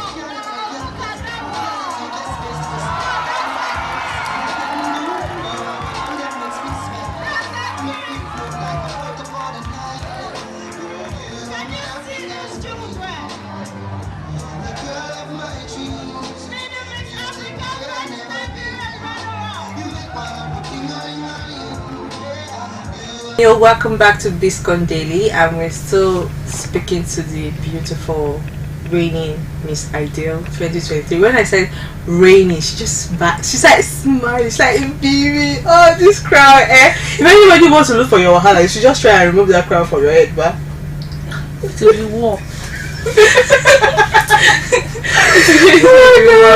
No, but trust, I need to ask you, what gave you the boldness? Why so much faith? Because you said, let me just try. Yeah. Somebody else will say, I don't think I will, let me not just bother. So have you always been that kind of person who would rather try than just giving up? I would say I'm a risk taker. I do things out of the ordinary. That's a lot of people can testify. But I also have a very supportive sister and very supportive friends. So when I mentioned going for Miss Ideal, I had my friends say, oh, you can do it, you're pretty, you're smart, you can do it. And I was like, but what about my size? They were like, no, it shouldn't be that a problem. Yes, it shouldn't be a problem to you because you're beautiful, you're intelligent, and we believe you can do it. So I had my support system, my friends, and you have good friends, because usually when girls talk, they go, it's even your friends that'll tell you, I bet you don't even try it. Yeah, but I didn't have that. Cool. Yeah, I didn't have that from my friends. Okay, so winning, what's your pet project? What are you working on? What is the role of Miss Ideal 2023? Because I know the roles change from year to year. Okay, before during the contest, we were asked to present our pet projects, and I've always been a mental health advocate. I have this belief that a lot of people go through a lot of things that they can't say because they don't have that safe space to come out and be open about their situation. So I decided to focus my pet project on mental health awareness, but it's different from the going to public places and speak. My pet project is tagged Project Mind Care. using skill acquisition to foster mental health. So I believe that learning a new skill, getting busy, gets your mind off the daily pressures and struggles of life. Because I was going to ask you, what do you mean by using skill acquisition? Yeah, what kind of skills do you? Tech related, entrepreneurial skills. Basically anything you could use to get yourself busy and occupied. Yeah. Why mental health? Do you have a personal story with mental health or someone around you? Because usually we go to projects that resonate with us. Yeah. Do you get like when you say somebody, let's say a millionaire wants to fund a hospital or something, and they go, maybe they want to fund the cancer research units. You find out that maybe their mom died from it, or they lost a spouse or a child to it, so it's something personal. They went through the pain, they want to help other people cope better or avoid going through the pain they went through. So when you say mental health, did you grow up around people or someone that was close to you that struggled with that, or why exactly did you choose that particular? Personally, I've not had my personal experience, but growing up I had a friend that committed suicide. Then also I watched my mom, because my biological dad died when I was 3, so I watched her struggle with trying to be okay with taking care of both of us before my foster dad came into the picture. You have another sibling? Yes, one more sibling. So before my foster dad came into the picture, and there were times where she was depressed, and I believe that she learned a skill, and that was what kept her mind busy and occupied. So I think that's the major reason why. Oh, as I'm talking to you, I see that you're getting emotional. Let me do this. It's okay.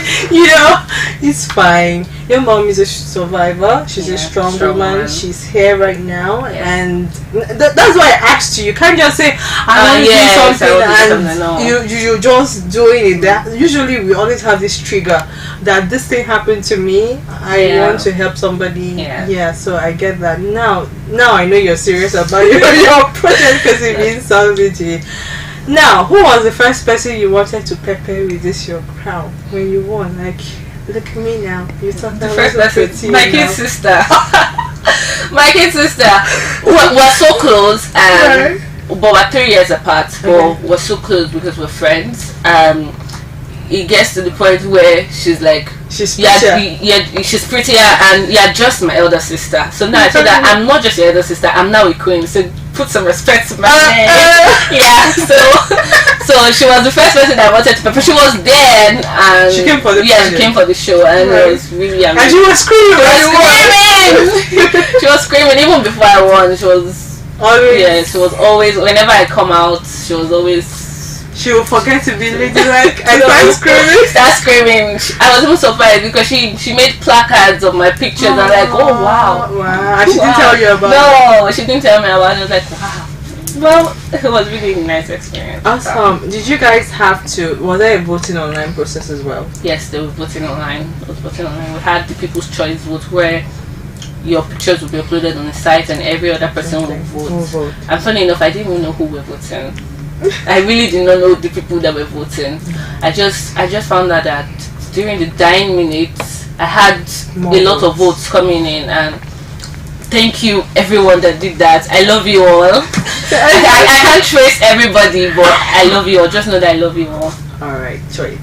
Trust, I wanted to ask you, how do you feel like coming from Port Harcourt to beat Lagos girls? Like, really? You're laughing because it's a real thing, right? It's a bragging right. I came from Port Harcourt and I won the crown over Lagos girls. It's a bragging right. I heard it and like this after the competition, like even my friends were like, this Port Harcourt girl, you came and you took over from us. I'm like, well, it's a lot doing and it's marvelous outside. So.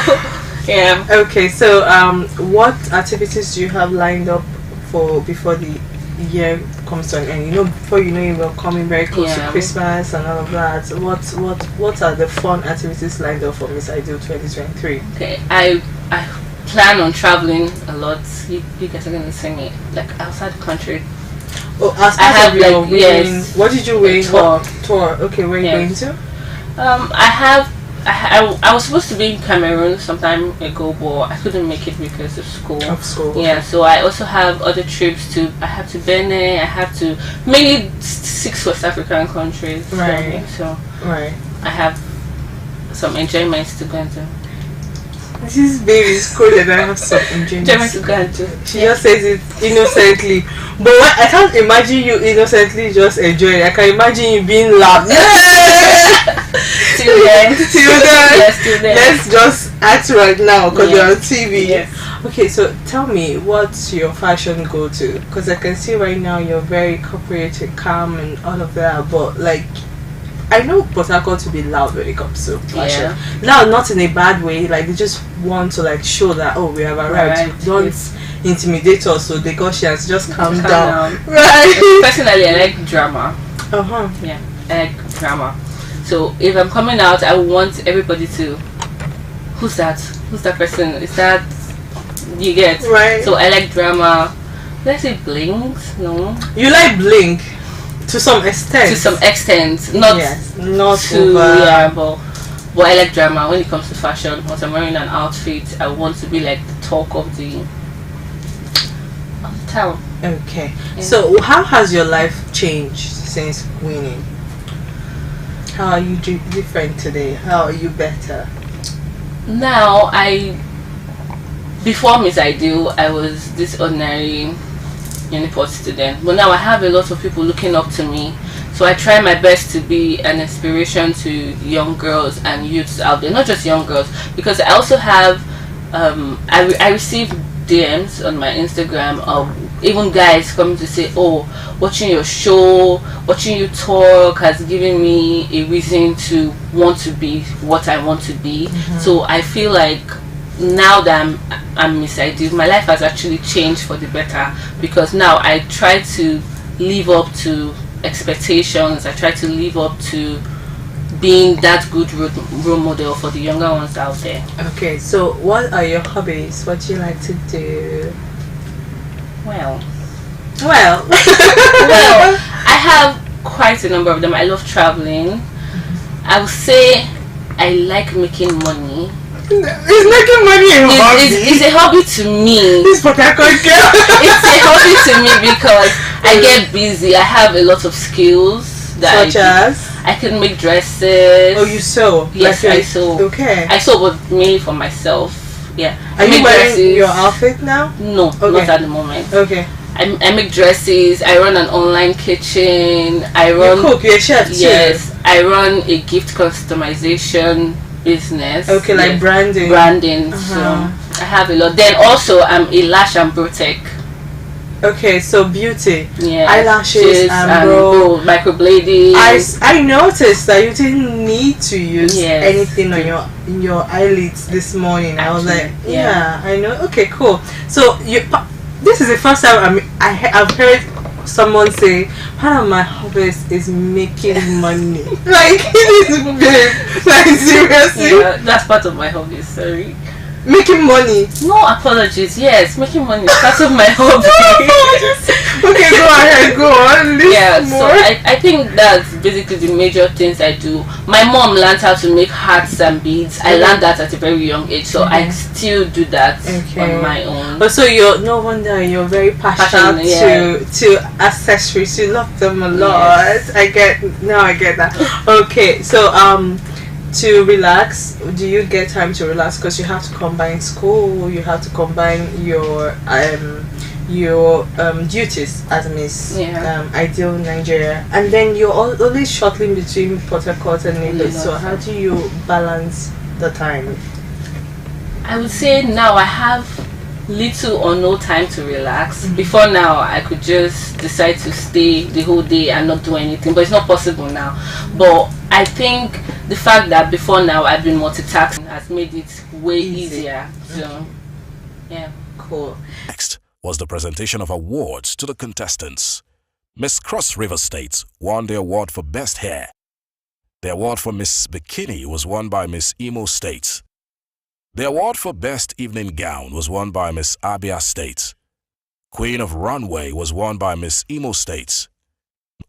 After that, past queens of Miss Ideal Nigeria were inducted into the Hall of Fame of the Miss Ideal pageant. The induction of the Miss Ideal Nigeria past winners into the Hall of Fame was conducted by His Royal Majesty Oba Kole Ojutalayo from Ile-Ife the Source. There was an exceptional dance performance by the Royal Dance Crew before the top 6 contestants who made it to the next round were called on stage.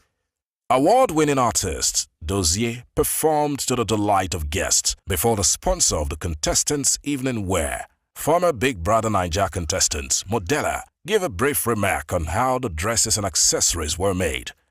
Next was the final walk by outgoing queens Chiwendu Eze, Miss Ideal 2022, and Queen Mikado, Miss Ideal Tourism. There was a special presentation by the House of Twitch team, who came to show appreciation to the brain behind the event, Ayotunde Fabanwo. To crown the winner for the night, the 6 finalists came on stage for the final moment. In 6th position was Miss Lagos. Miss Ogo State won Miss Ideal Ambassador. The second runner-up was Miss Imo. The first runner-up was Miss Abia, while Miss Edo was crowned winner of the Miss Ideal Nigeria 2023 contest.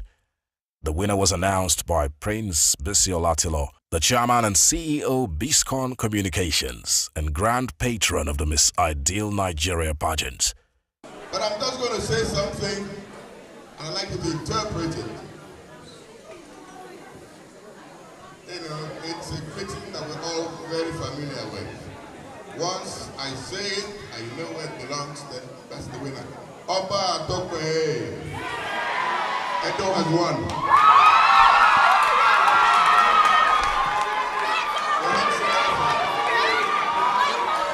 And the winner for Miss Ideal Nigeria 2023 is Miss Edo.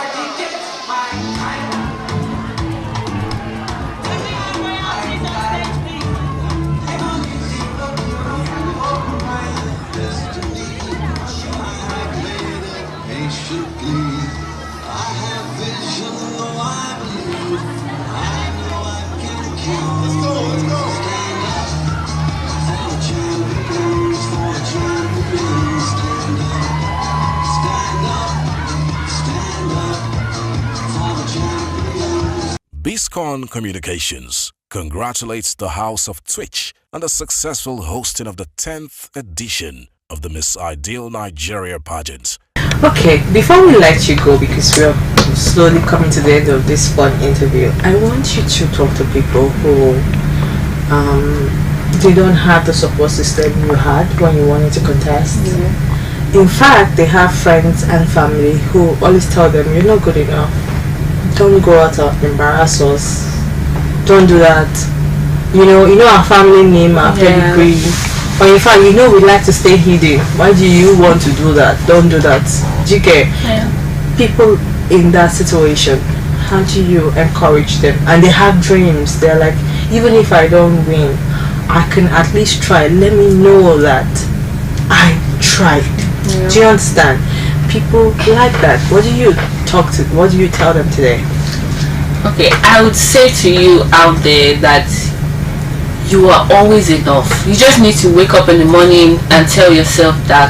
First, I don't think you need validation from anybody to pursue your dreams. As long as it's something that you know you want and you know it's going to make you happy, then go for it. There is no harm in trying, and there's no guarantee that if you stay without going for your dreams that you're going to be somebody that people would know and associate with. So I believe if you go for what you want, a lot of people celebrate success. So even if you fail, failure is not the end. Failure is just like another stepping stone to success. So if you go and you fail, you try again. There's no, you just keep trying till you get there. And I bet you, those people that are telling you you're not enough, you're not good enough, by the time you've shown them your proof that you're good enough, you're successful, you've gotten to where you want to be, they will be the ones to celebrate you. Okay. So always tell yourself you're good enough. You're always good enough. Trust, you come across as a beautiful queen who has a heart of gold, who loves humanity, right? You always want to encourage people. So how do you educate other queens who people perceive as snobbish, arrogant? Because once the crown goes on their head, they don't want to see anybody. They will use their skirts to once you get what I mean? Yeah, I'm trying to keep it clean for TV. You get so in that situation, what do you? And then people now have that perception or notion that all queens are unapproachable and they are snobs, or they're just pretending when the camera is there. Once the camera stops rolling, they won't even acknowledge your greeting. Do you get what I mean? We keep it real on the program. So how do you change that mindset now?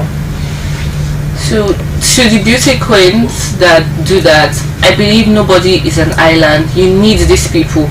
You can't be a queen over yourself. You're reigning and people are looking up to you. So if there's no one looking up to you, what's the point of being a queen? So I would say nobody's an island. You need to check yourself and tell yourself that you can never be always right. Everybody can be wrong and you are the right one.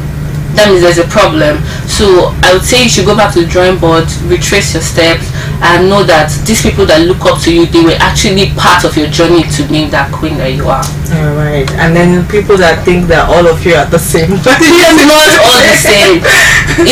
It's I would say personality differs. So if you have ever come across a snobbish beauty queen, it doesn't mean everybody is the same. It doesn't mean you should stop talking to other ones. If you meet other ones and you still find that there's still that, let's say 50% that would welcome you, that would want to speak to you. So we're all not the same. We're different, but we're not all the same.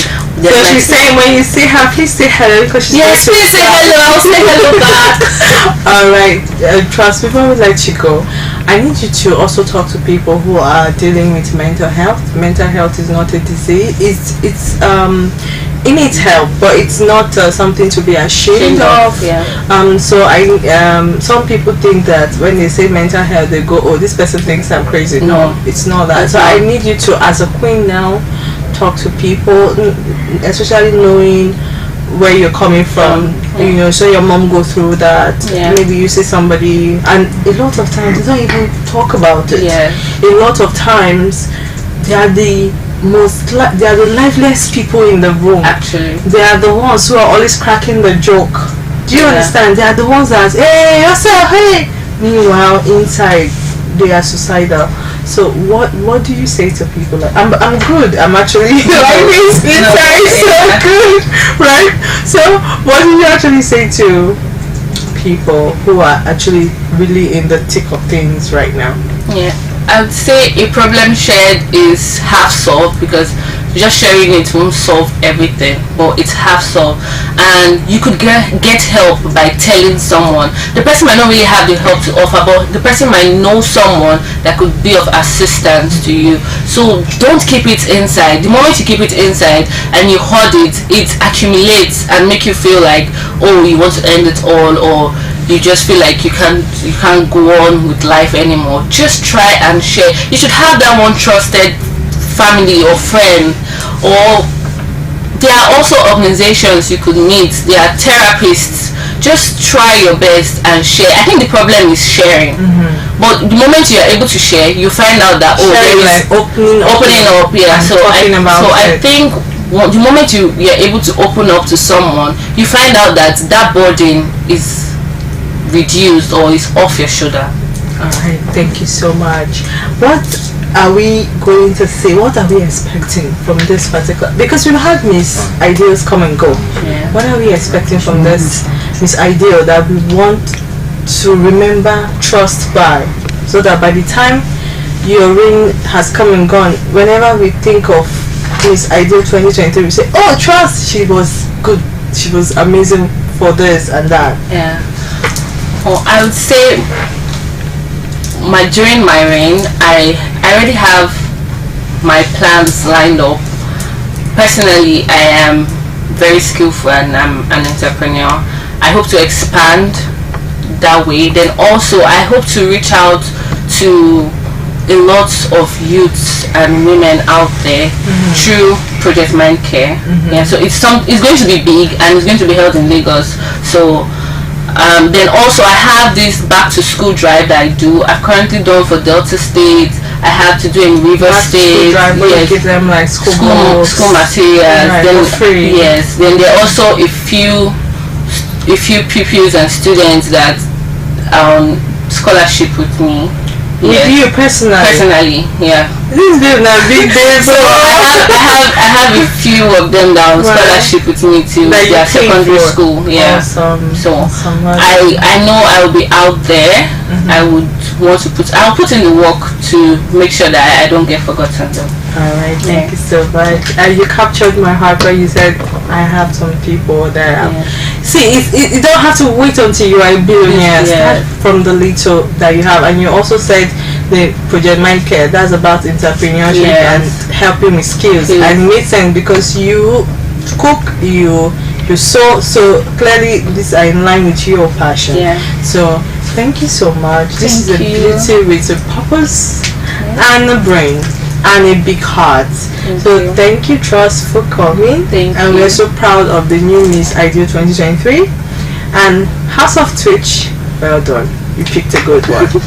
So this is where we say goodbye for today on Biscon Daily. My name is Yvonne Chinoy, the presenter. I have to say a big thank you to my cameraman for today, Larry. I have to say a big thank you to the men in the control room, to my editors, and to, of course, the chairman, Prince Bisi Olatilo. Thank you so much for watching Biscon Daily. And don't forget to follow us on our social media platforms for any other questions or feedback you'd like to give us. Until another episode of Biscon Daily, bye-bye for now and stay safe. Bye.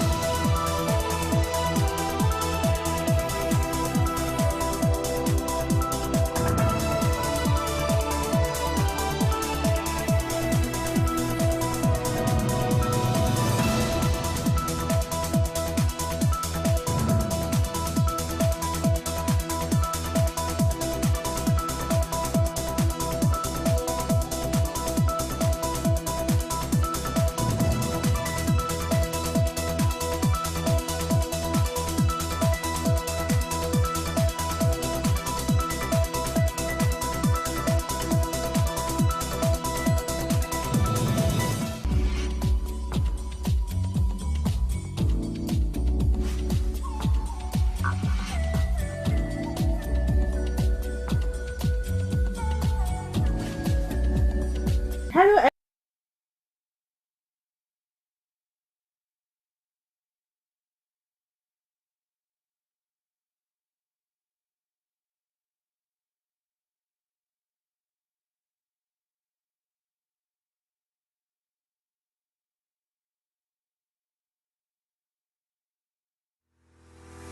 Mountain Ash Travels invites you to the Divine Turnaround Trip to the Holy Land of Israel from the 11th to the 20th of March 2024. Under the spiritual leadership of Pastor Wale Oladinyo, the Senior Pastor of Christ Living Spring Apostolic Ministries, Clam Global. Join us as we take you back to the wonderful and spirit-filled moments of the 2023 edition of our prayer pilgrimage themed Divine Settlement. Take this confession, then go and pray. Hear, O Lord. Hear, O Lord. When I cry with my voice. When I cry with my voice.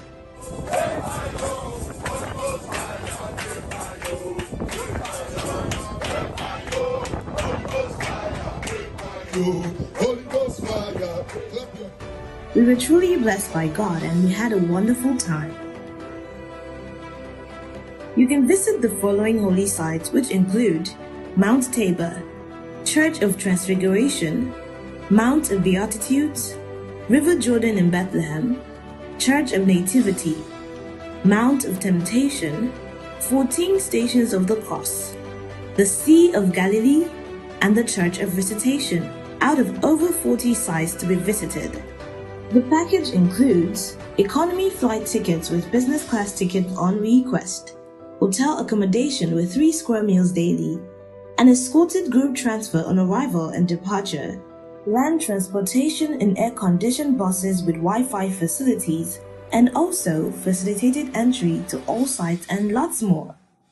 At your disposal will be English-speaking certified tour guides and porter service to make your trip to the Holy Land a very pleasant experience.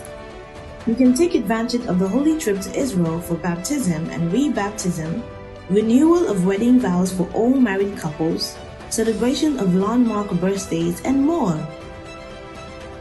We will arrange departure for the Holy Trip from Lagos, Nigeria, Houston, Atlanta, Chicago, London, and Washington, D.C. For more inquiries, please contact Mountain Ice Travels now via WhatsApp on 081-228-886-66. You can also call the numbers showing on your screen. Registration has commenced and payment can be made instrumentally. Jesus did wonders on this mountain. I am praying for you from the land of Israel. The same miracle that happened on this mountain when Jesus prayed over 2,000 years ago, let the miracles happen to you in the name of Jesus. John 2:11. At Cana of Galilee, he wrought the first major miracle. Now I pray for you from the land of Israel. Let a major miracle happen in your life in the name of Jesus. God is going to surprise you in the name of Jesus. Let every blessing from this land of Israel be yours in the name of Jesus. Come and experience a divine turnaround.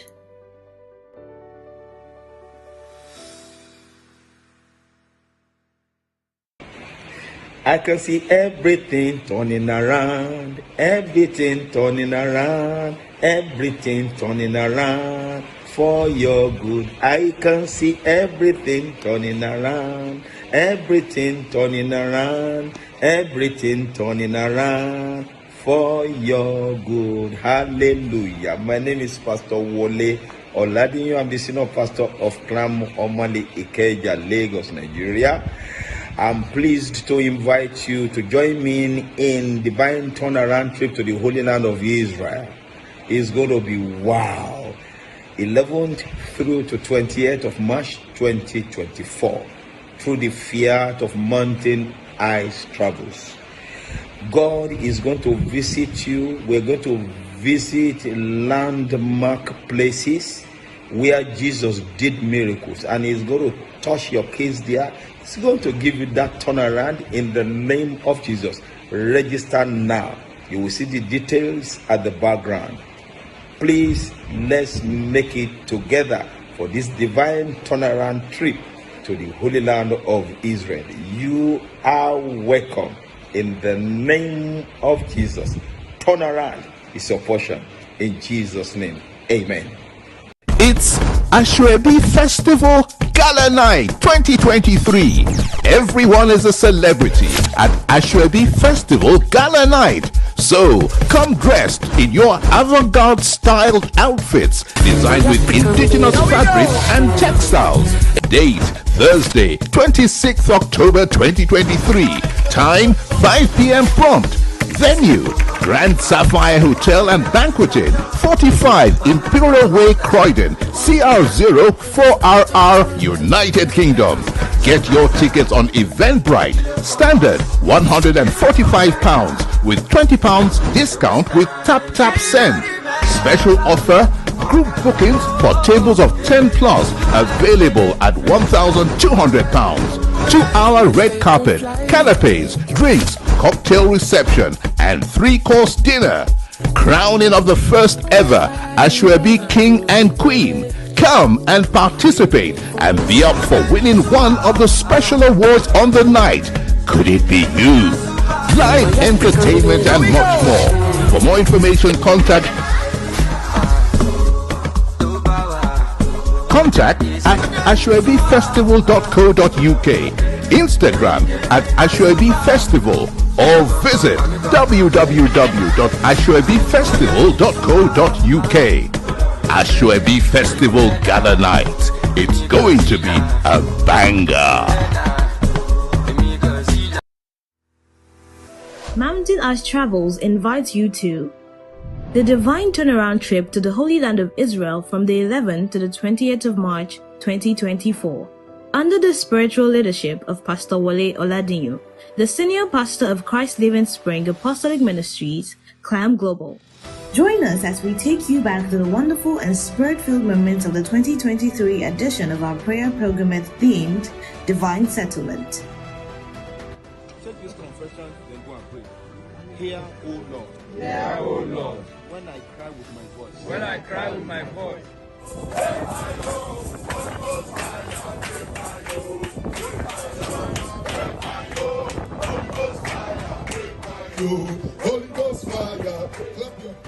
We were truly blessed by God and we had a wonderful time. You can visit the following holy sites, which include Mount Tabor, Church of Transfiguration, Mount of Beatitudes, River Jordan in Bethlehem, Church of Nativity, Mount of Temptation, 14 Stations of the Cross, the Sea of Galilee, and the Church of Visitation, out of over 40 sites to be visited. The package includes economy flight tickets with business class tickets on request, hotel accommodation with 3 square meals daily, an escorted group transfer on arrival and departure, land transportation in air-conditioned buses with Wi-Fi facilities, and also facilitated entry to all sites and lots more. At your disposal will be English-speaking certified tour guides and porter service to make your trip to the Holy Land a very pleasant experience. You can take advantage of the holy trip to Israel for baptism and rebaptism, renewal of wedding vows for all married couples, celebration of landmark birthdays, and more. We will arrange departure for the holy trip from Lagos, Nigeria, Houston, Atlanta, Chicago, London, and Washington, D.C.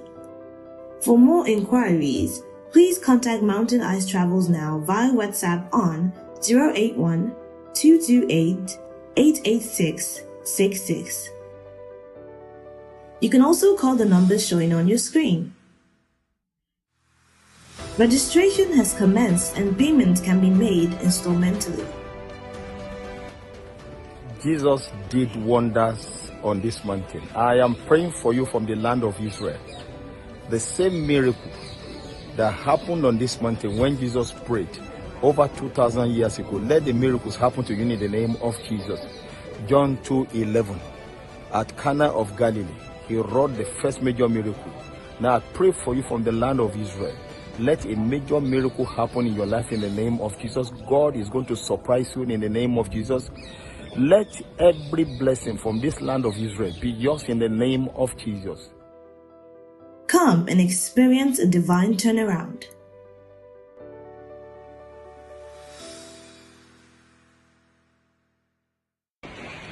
I can see everything turning around, everything turning around, everything turning around for your good. I can see everything turning around, everything turning around, everything turning around for your good. Hallelujah. My name is Pastor Wole Oladinyo. I'm the senior pastor of Clam Omali Ikeja, Lagos, Nigeria.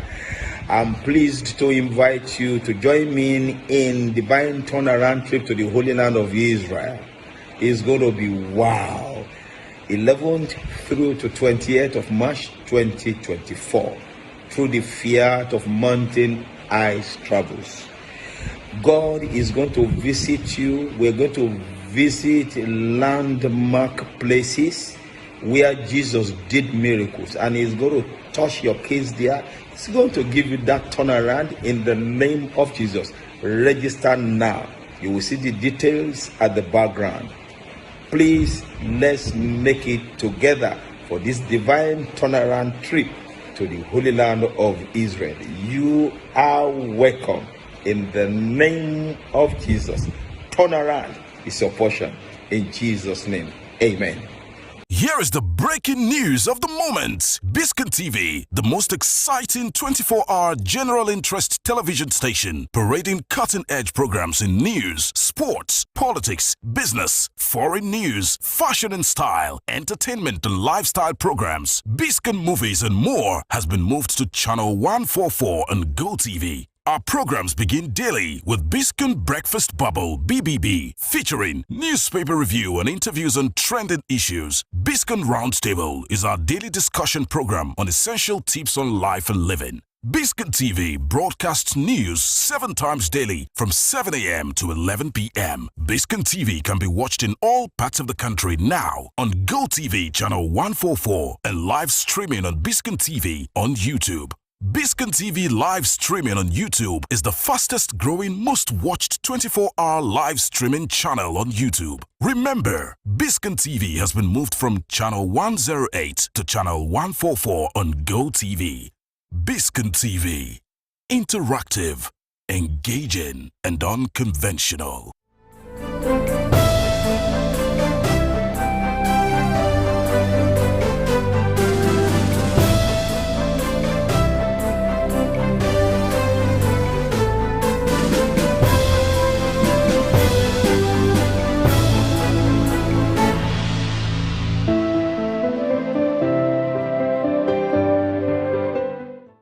It's Ashwebi Festival Gala Night 2023.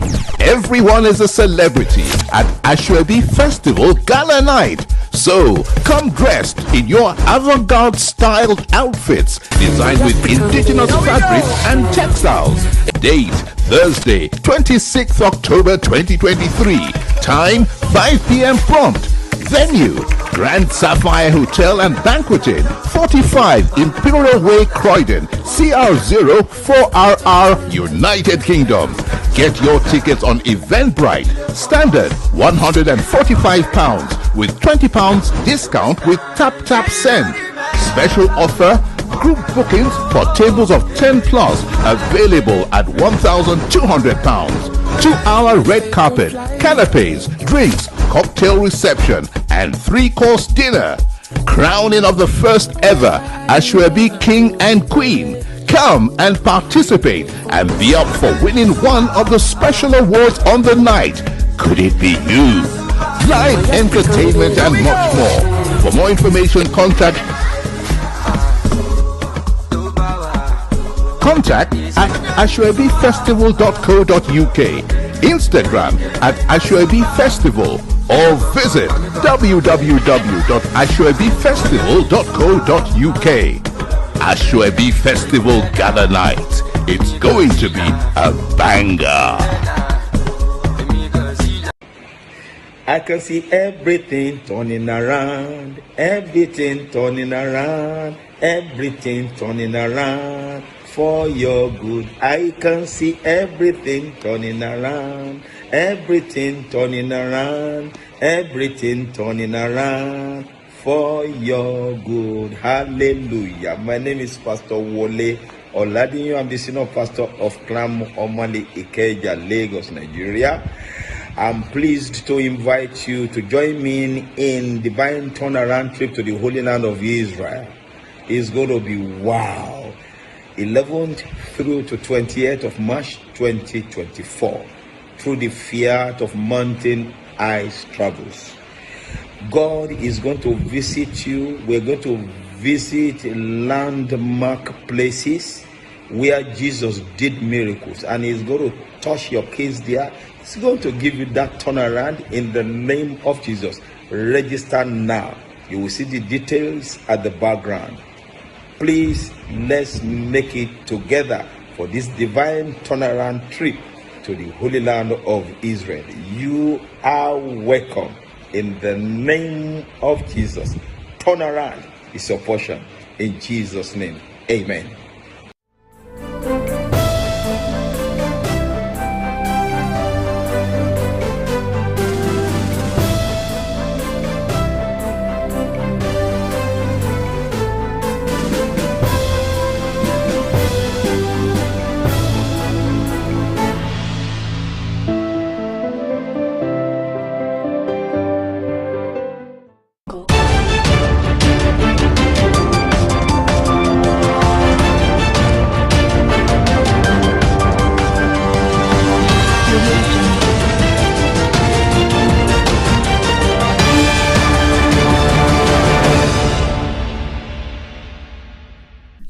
Hello, welcome to Biscon Television News. I am Gloria Anozie Young. First, the headlines. On the national scene, federal government considering special anti-graft court, says AGF. NECO indicts 93 schools for cheating, blacklists 52 supervisors. Business. Marketers counter federal government, insist fuel subsidy is back. Foreign. Israel continues onslaught on Gaza as death tolls rise sharply. Sports. Nigeria, South Africa and others battle for ITTF Para Open title. And now the news in full. The federal government has said it was considering the growing demand for the establishment of an international anti-corruption court, describing it as a paradigm shift in its approach to combating corruption at the global level. The government said the corrosive impact of corruption on Nigeria's development, stability and prosperity could not be overstated. The Attorney General of the Federation and Minister of Justice Lateef Fagbemi, SAN, represented by a Deputy Director, Public Prosecution, Yusuf Abdullahi Abdul Kadir, stated this in his speech delivered in Abuja during the 33rd Anti-Corruption Situation Room organized by Human and Environmental Development Agenda, also known as HIDA Resource Center, in collaboration with Integrity Initiatives International, while describing corruption in all its ramifications as a great threat to the stability, progress and development of nations around the world. The AGF said graft was a cancer that knows no boundaries, undermines trust, weakens institutions, hampers economic growth, and perpetuates social injustice. The National Examinations Council has released the results of the 2023 Internal Senior Secondary School Certificate Examination with a record of 61.60% of candidates scoring 5 credits and above, including English and mathematics. However, the Examination Council disclosed that 93 schools were found to be involved in whole school mass cheating, while 52 supervisors were recommended for blacklisting due to poor supervision, aiding and abetting during the examinations. The Registrar and Chief Executive Officer of NECO, Professor Dantani Wushishi, disclosed this while announcing the release of the results of the examination. Wushishi said the erring schools would be invited to the council for discussion, after which appropriate sanctions would be applied.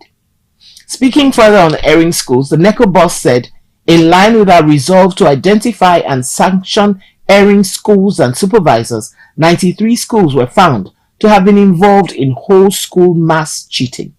They will be invited to the council for discussion, after which appropriate sanctions will be applied.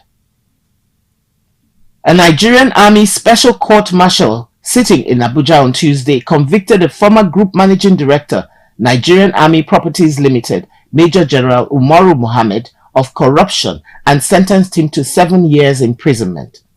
The military court also ordered Mohammed to pay back 2.1 billion naira. The total amount, when added to 1.6 billion, was 3.7 billion naira, and 1.65 billion to the Army Properties and NAPL. Mohammed was tried on 18 counts bordering on forgery, misappropriation of funds, and conspiracy, among others. Although he pleaded not guilty to all the allegations, the court-martial found him guilty of 14 counts. Delivering judgment on Tuesday, the 8-man panel, led by Major General James Nyam, sentenced Mohammed to 5 years imprisonment on count 1 and ordered him to return a total sum of 1,045,400,000 naira to the Nigerian Army Properties Limited. The military court said the sentences would run concurrently and were subject to the confirmation of the authorities. We'll go on a short break and be back with business news. Please stay tuned.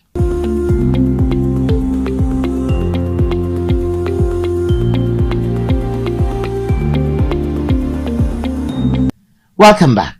On the business scene, oil marketers have countered the position of the federal government as they insisted that the current pump price of premium motor spirit, popularly called petrol, should not be less than 800 naira per litre if there was no subsidy on the commodity.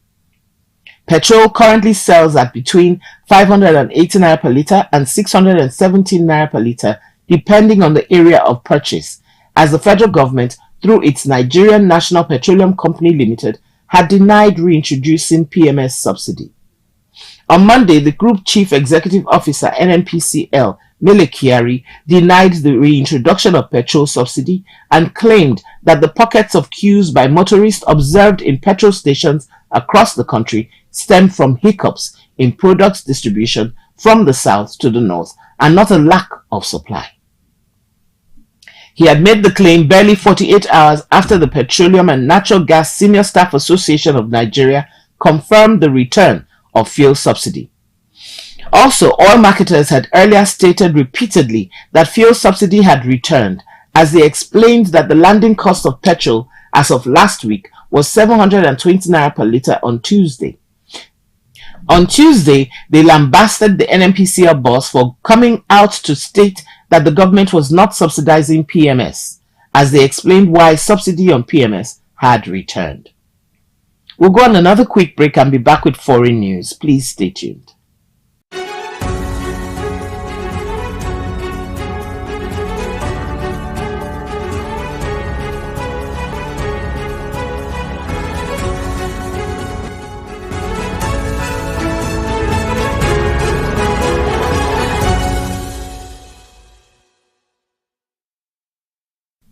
On the foreign scene, the death toll from 5 days of ferocious fighting between Hamas and Israel rose sharply overnight as Israel kept up its bombardment of Gaza on Wednesday after recovering the dead from the last communities near the border where Palestinian militants had been holed up.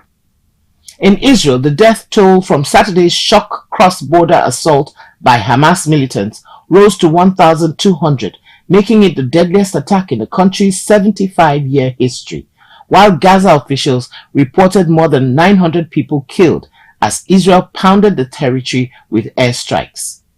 Hamas said 2 of its top officials had been killed, while Israel's military said the bodies of roughly 1,500 Hamas infiltrators had been found.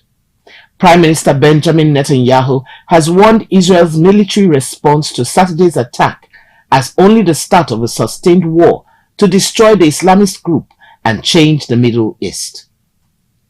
Fears of a regional conflagration have surged ahead of an expected Israeli ground incursion into Gaza.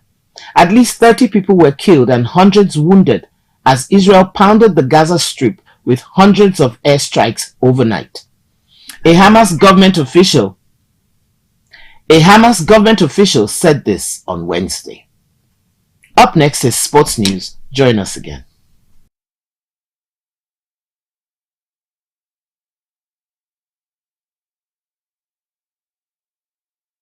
On the sports scene, reigning Commonwealth Games champion India, Kenya, Uganda, Benin Republic, Togo, South Africa and hosts Nigeria topped the list of African countries billed to compete at this year's ValueJet ITTF Lagos Para Open.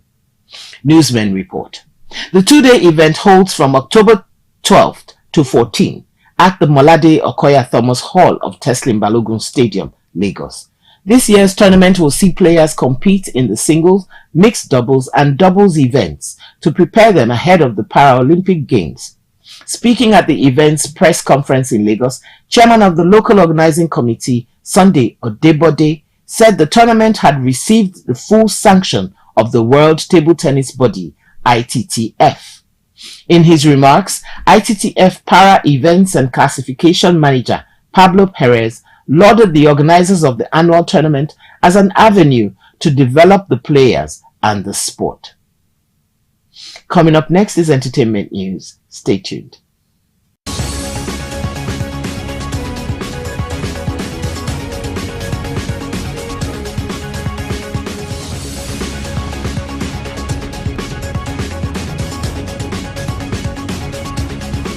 On the entertainment scene, Nollywood actor Charles Inoje has asserted that there is an army of Jezebel women in the movie industry who would go to any length to secure movie roles.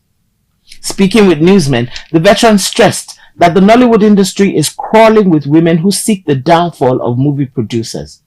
comparing said women to the wicked and deceptive woman named Jezebel in the Holy Bible. He added that they would go to any length for a movie part. He noted that sex for roles crisis runs rampant in the industry and is a two-way phenomenon. According to him, aspiring actresses easily fall into the traps set by the producers and directors because of their desperation. Inoje has been active in the Nollywood scene since 1999, after completing a one-year acting program in Bode Oshoyin's Writers Resort. And that's the end of the news, produced by Tomi Loba Abolari. I am Gloria Anozie Young. Thank you so much for watching and have a lovely day.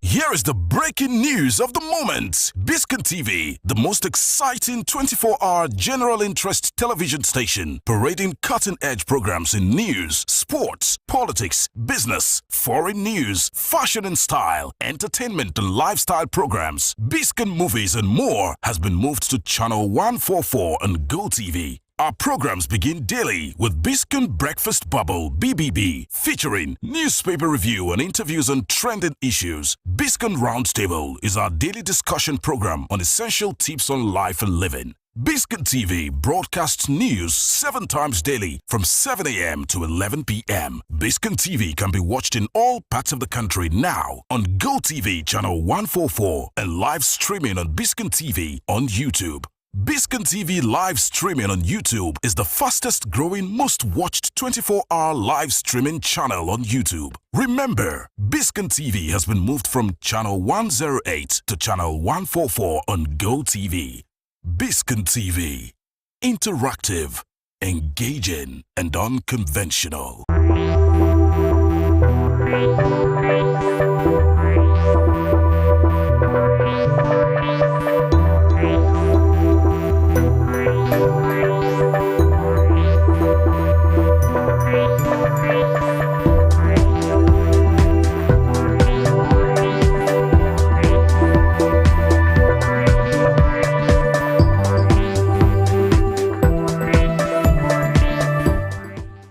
Hello and welcome to Biscon Television.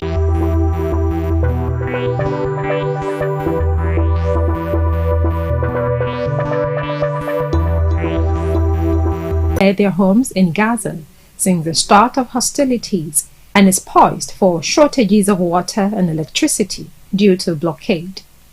Displacement has escalated dramatically across the Gaza Strip, reaching more than 185,500 people since Saturday.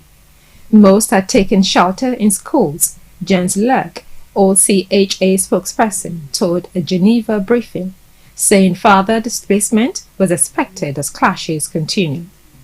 A World Health Organization spokesperson said it had reported 13 attacks on health facilities in the Gaza Strip since the weekend, and said that its medical supplies stored there had already been used up.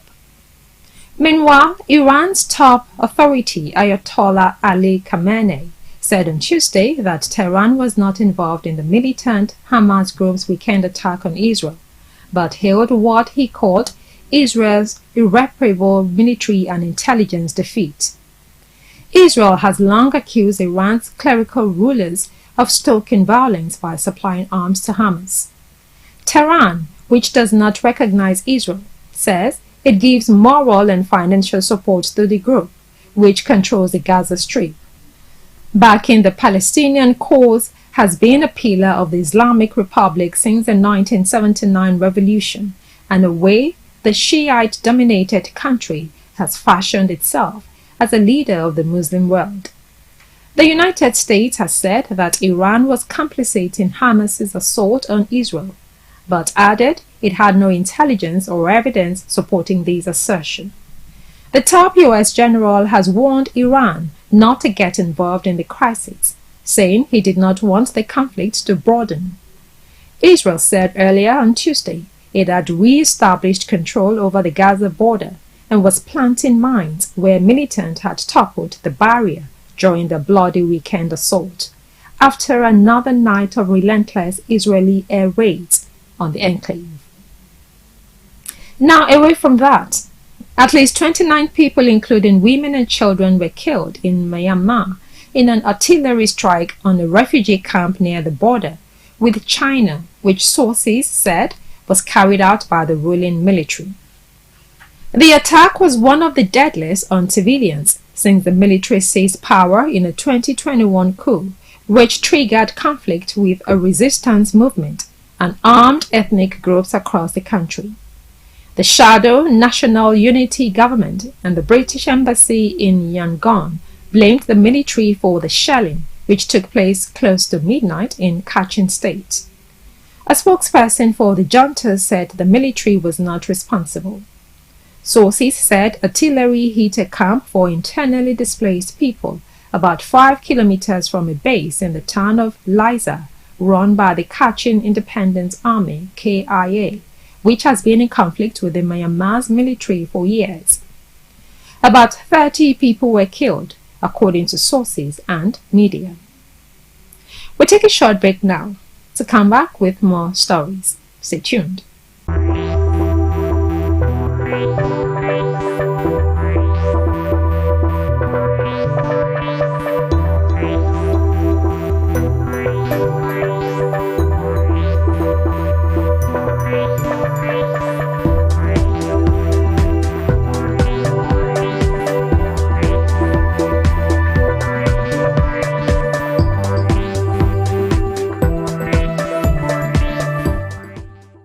Welcome back.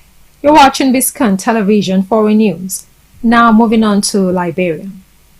Liberians are set to vote in a fiercely contested presidential election, with former football. His main challenger is former Deputy President Joseph Boakai, 78. Mr. Boakai has waged his campaign under the slogan Rescue, arguing that the West African state went downhill during Mr. Ware's first 6 years in office. But Mr. Ware is confident of victory, saying that he has kept the first time that a generation of young voters born in peacetime Liberia will vote for a president. A brutal civil war which killed an estimated 250,000 people ended 2 decades ago. Many Liberians are clamoring for the establishment of a war crimes court to bring to justice the key figures behind the conflict, saying failure to do so has created a culture of impunity. Mr. Ware, who has so far resisted the pressure, saying that focusing on old crimes is not the best way to achieve development. Mr. Boakai, along with 2 other leading candidates, businessman Alexander Cummins and human rights lawyer Taiwan Gongloi, have pledged to set up a court.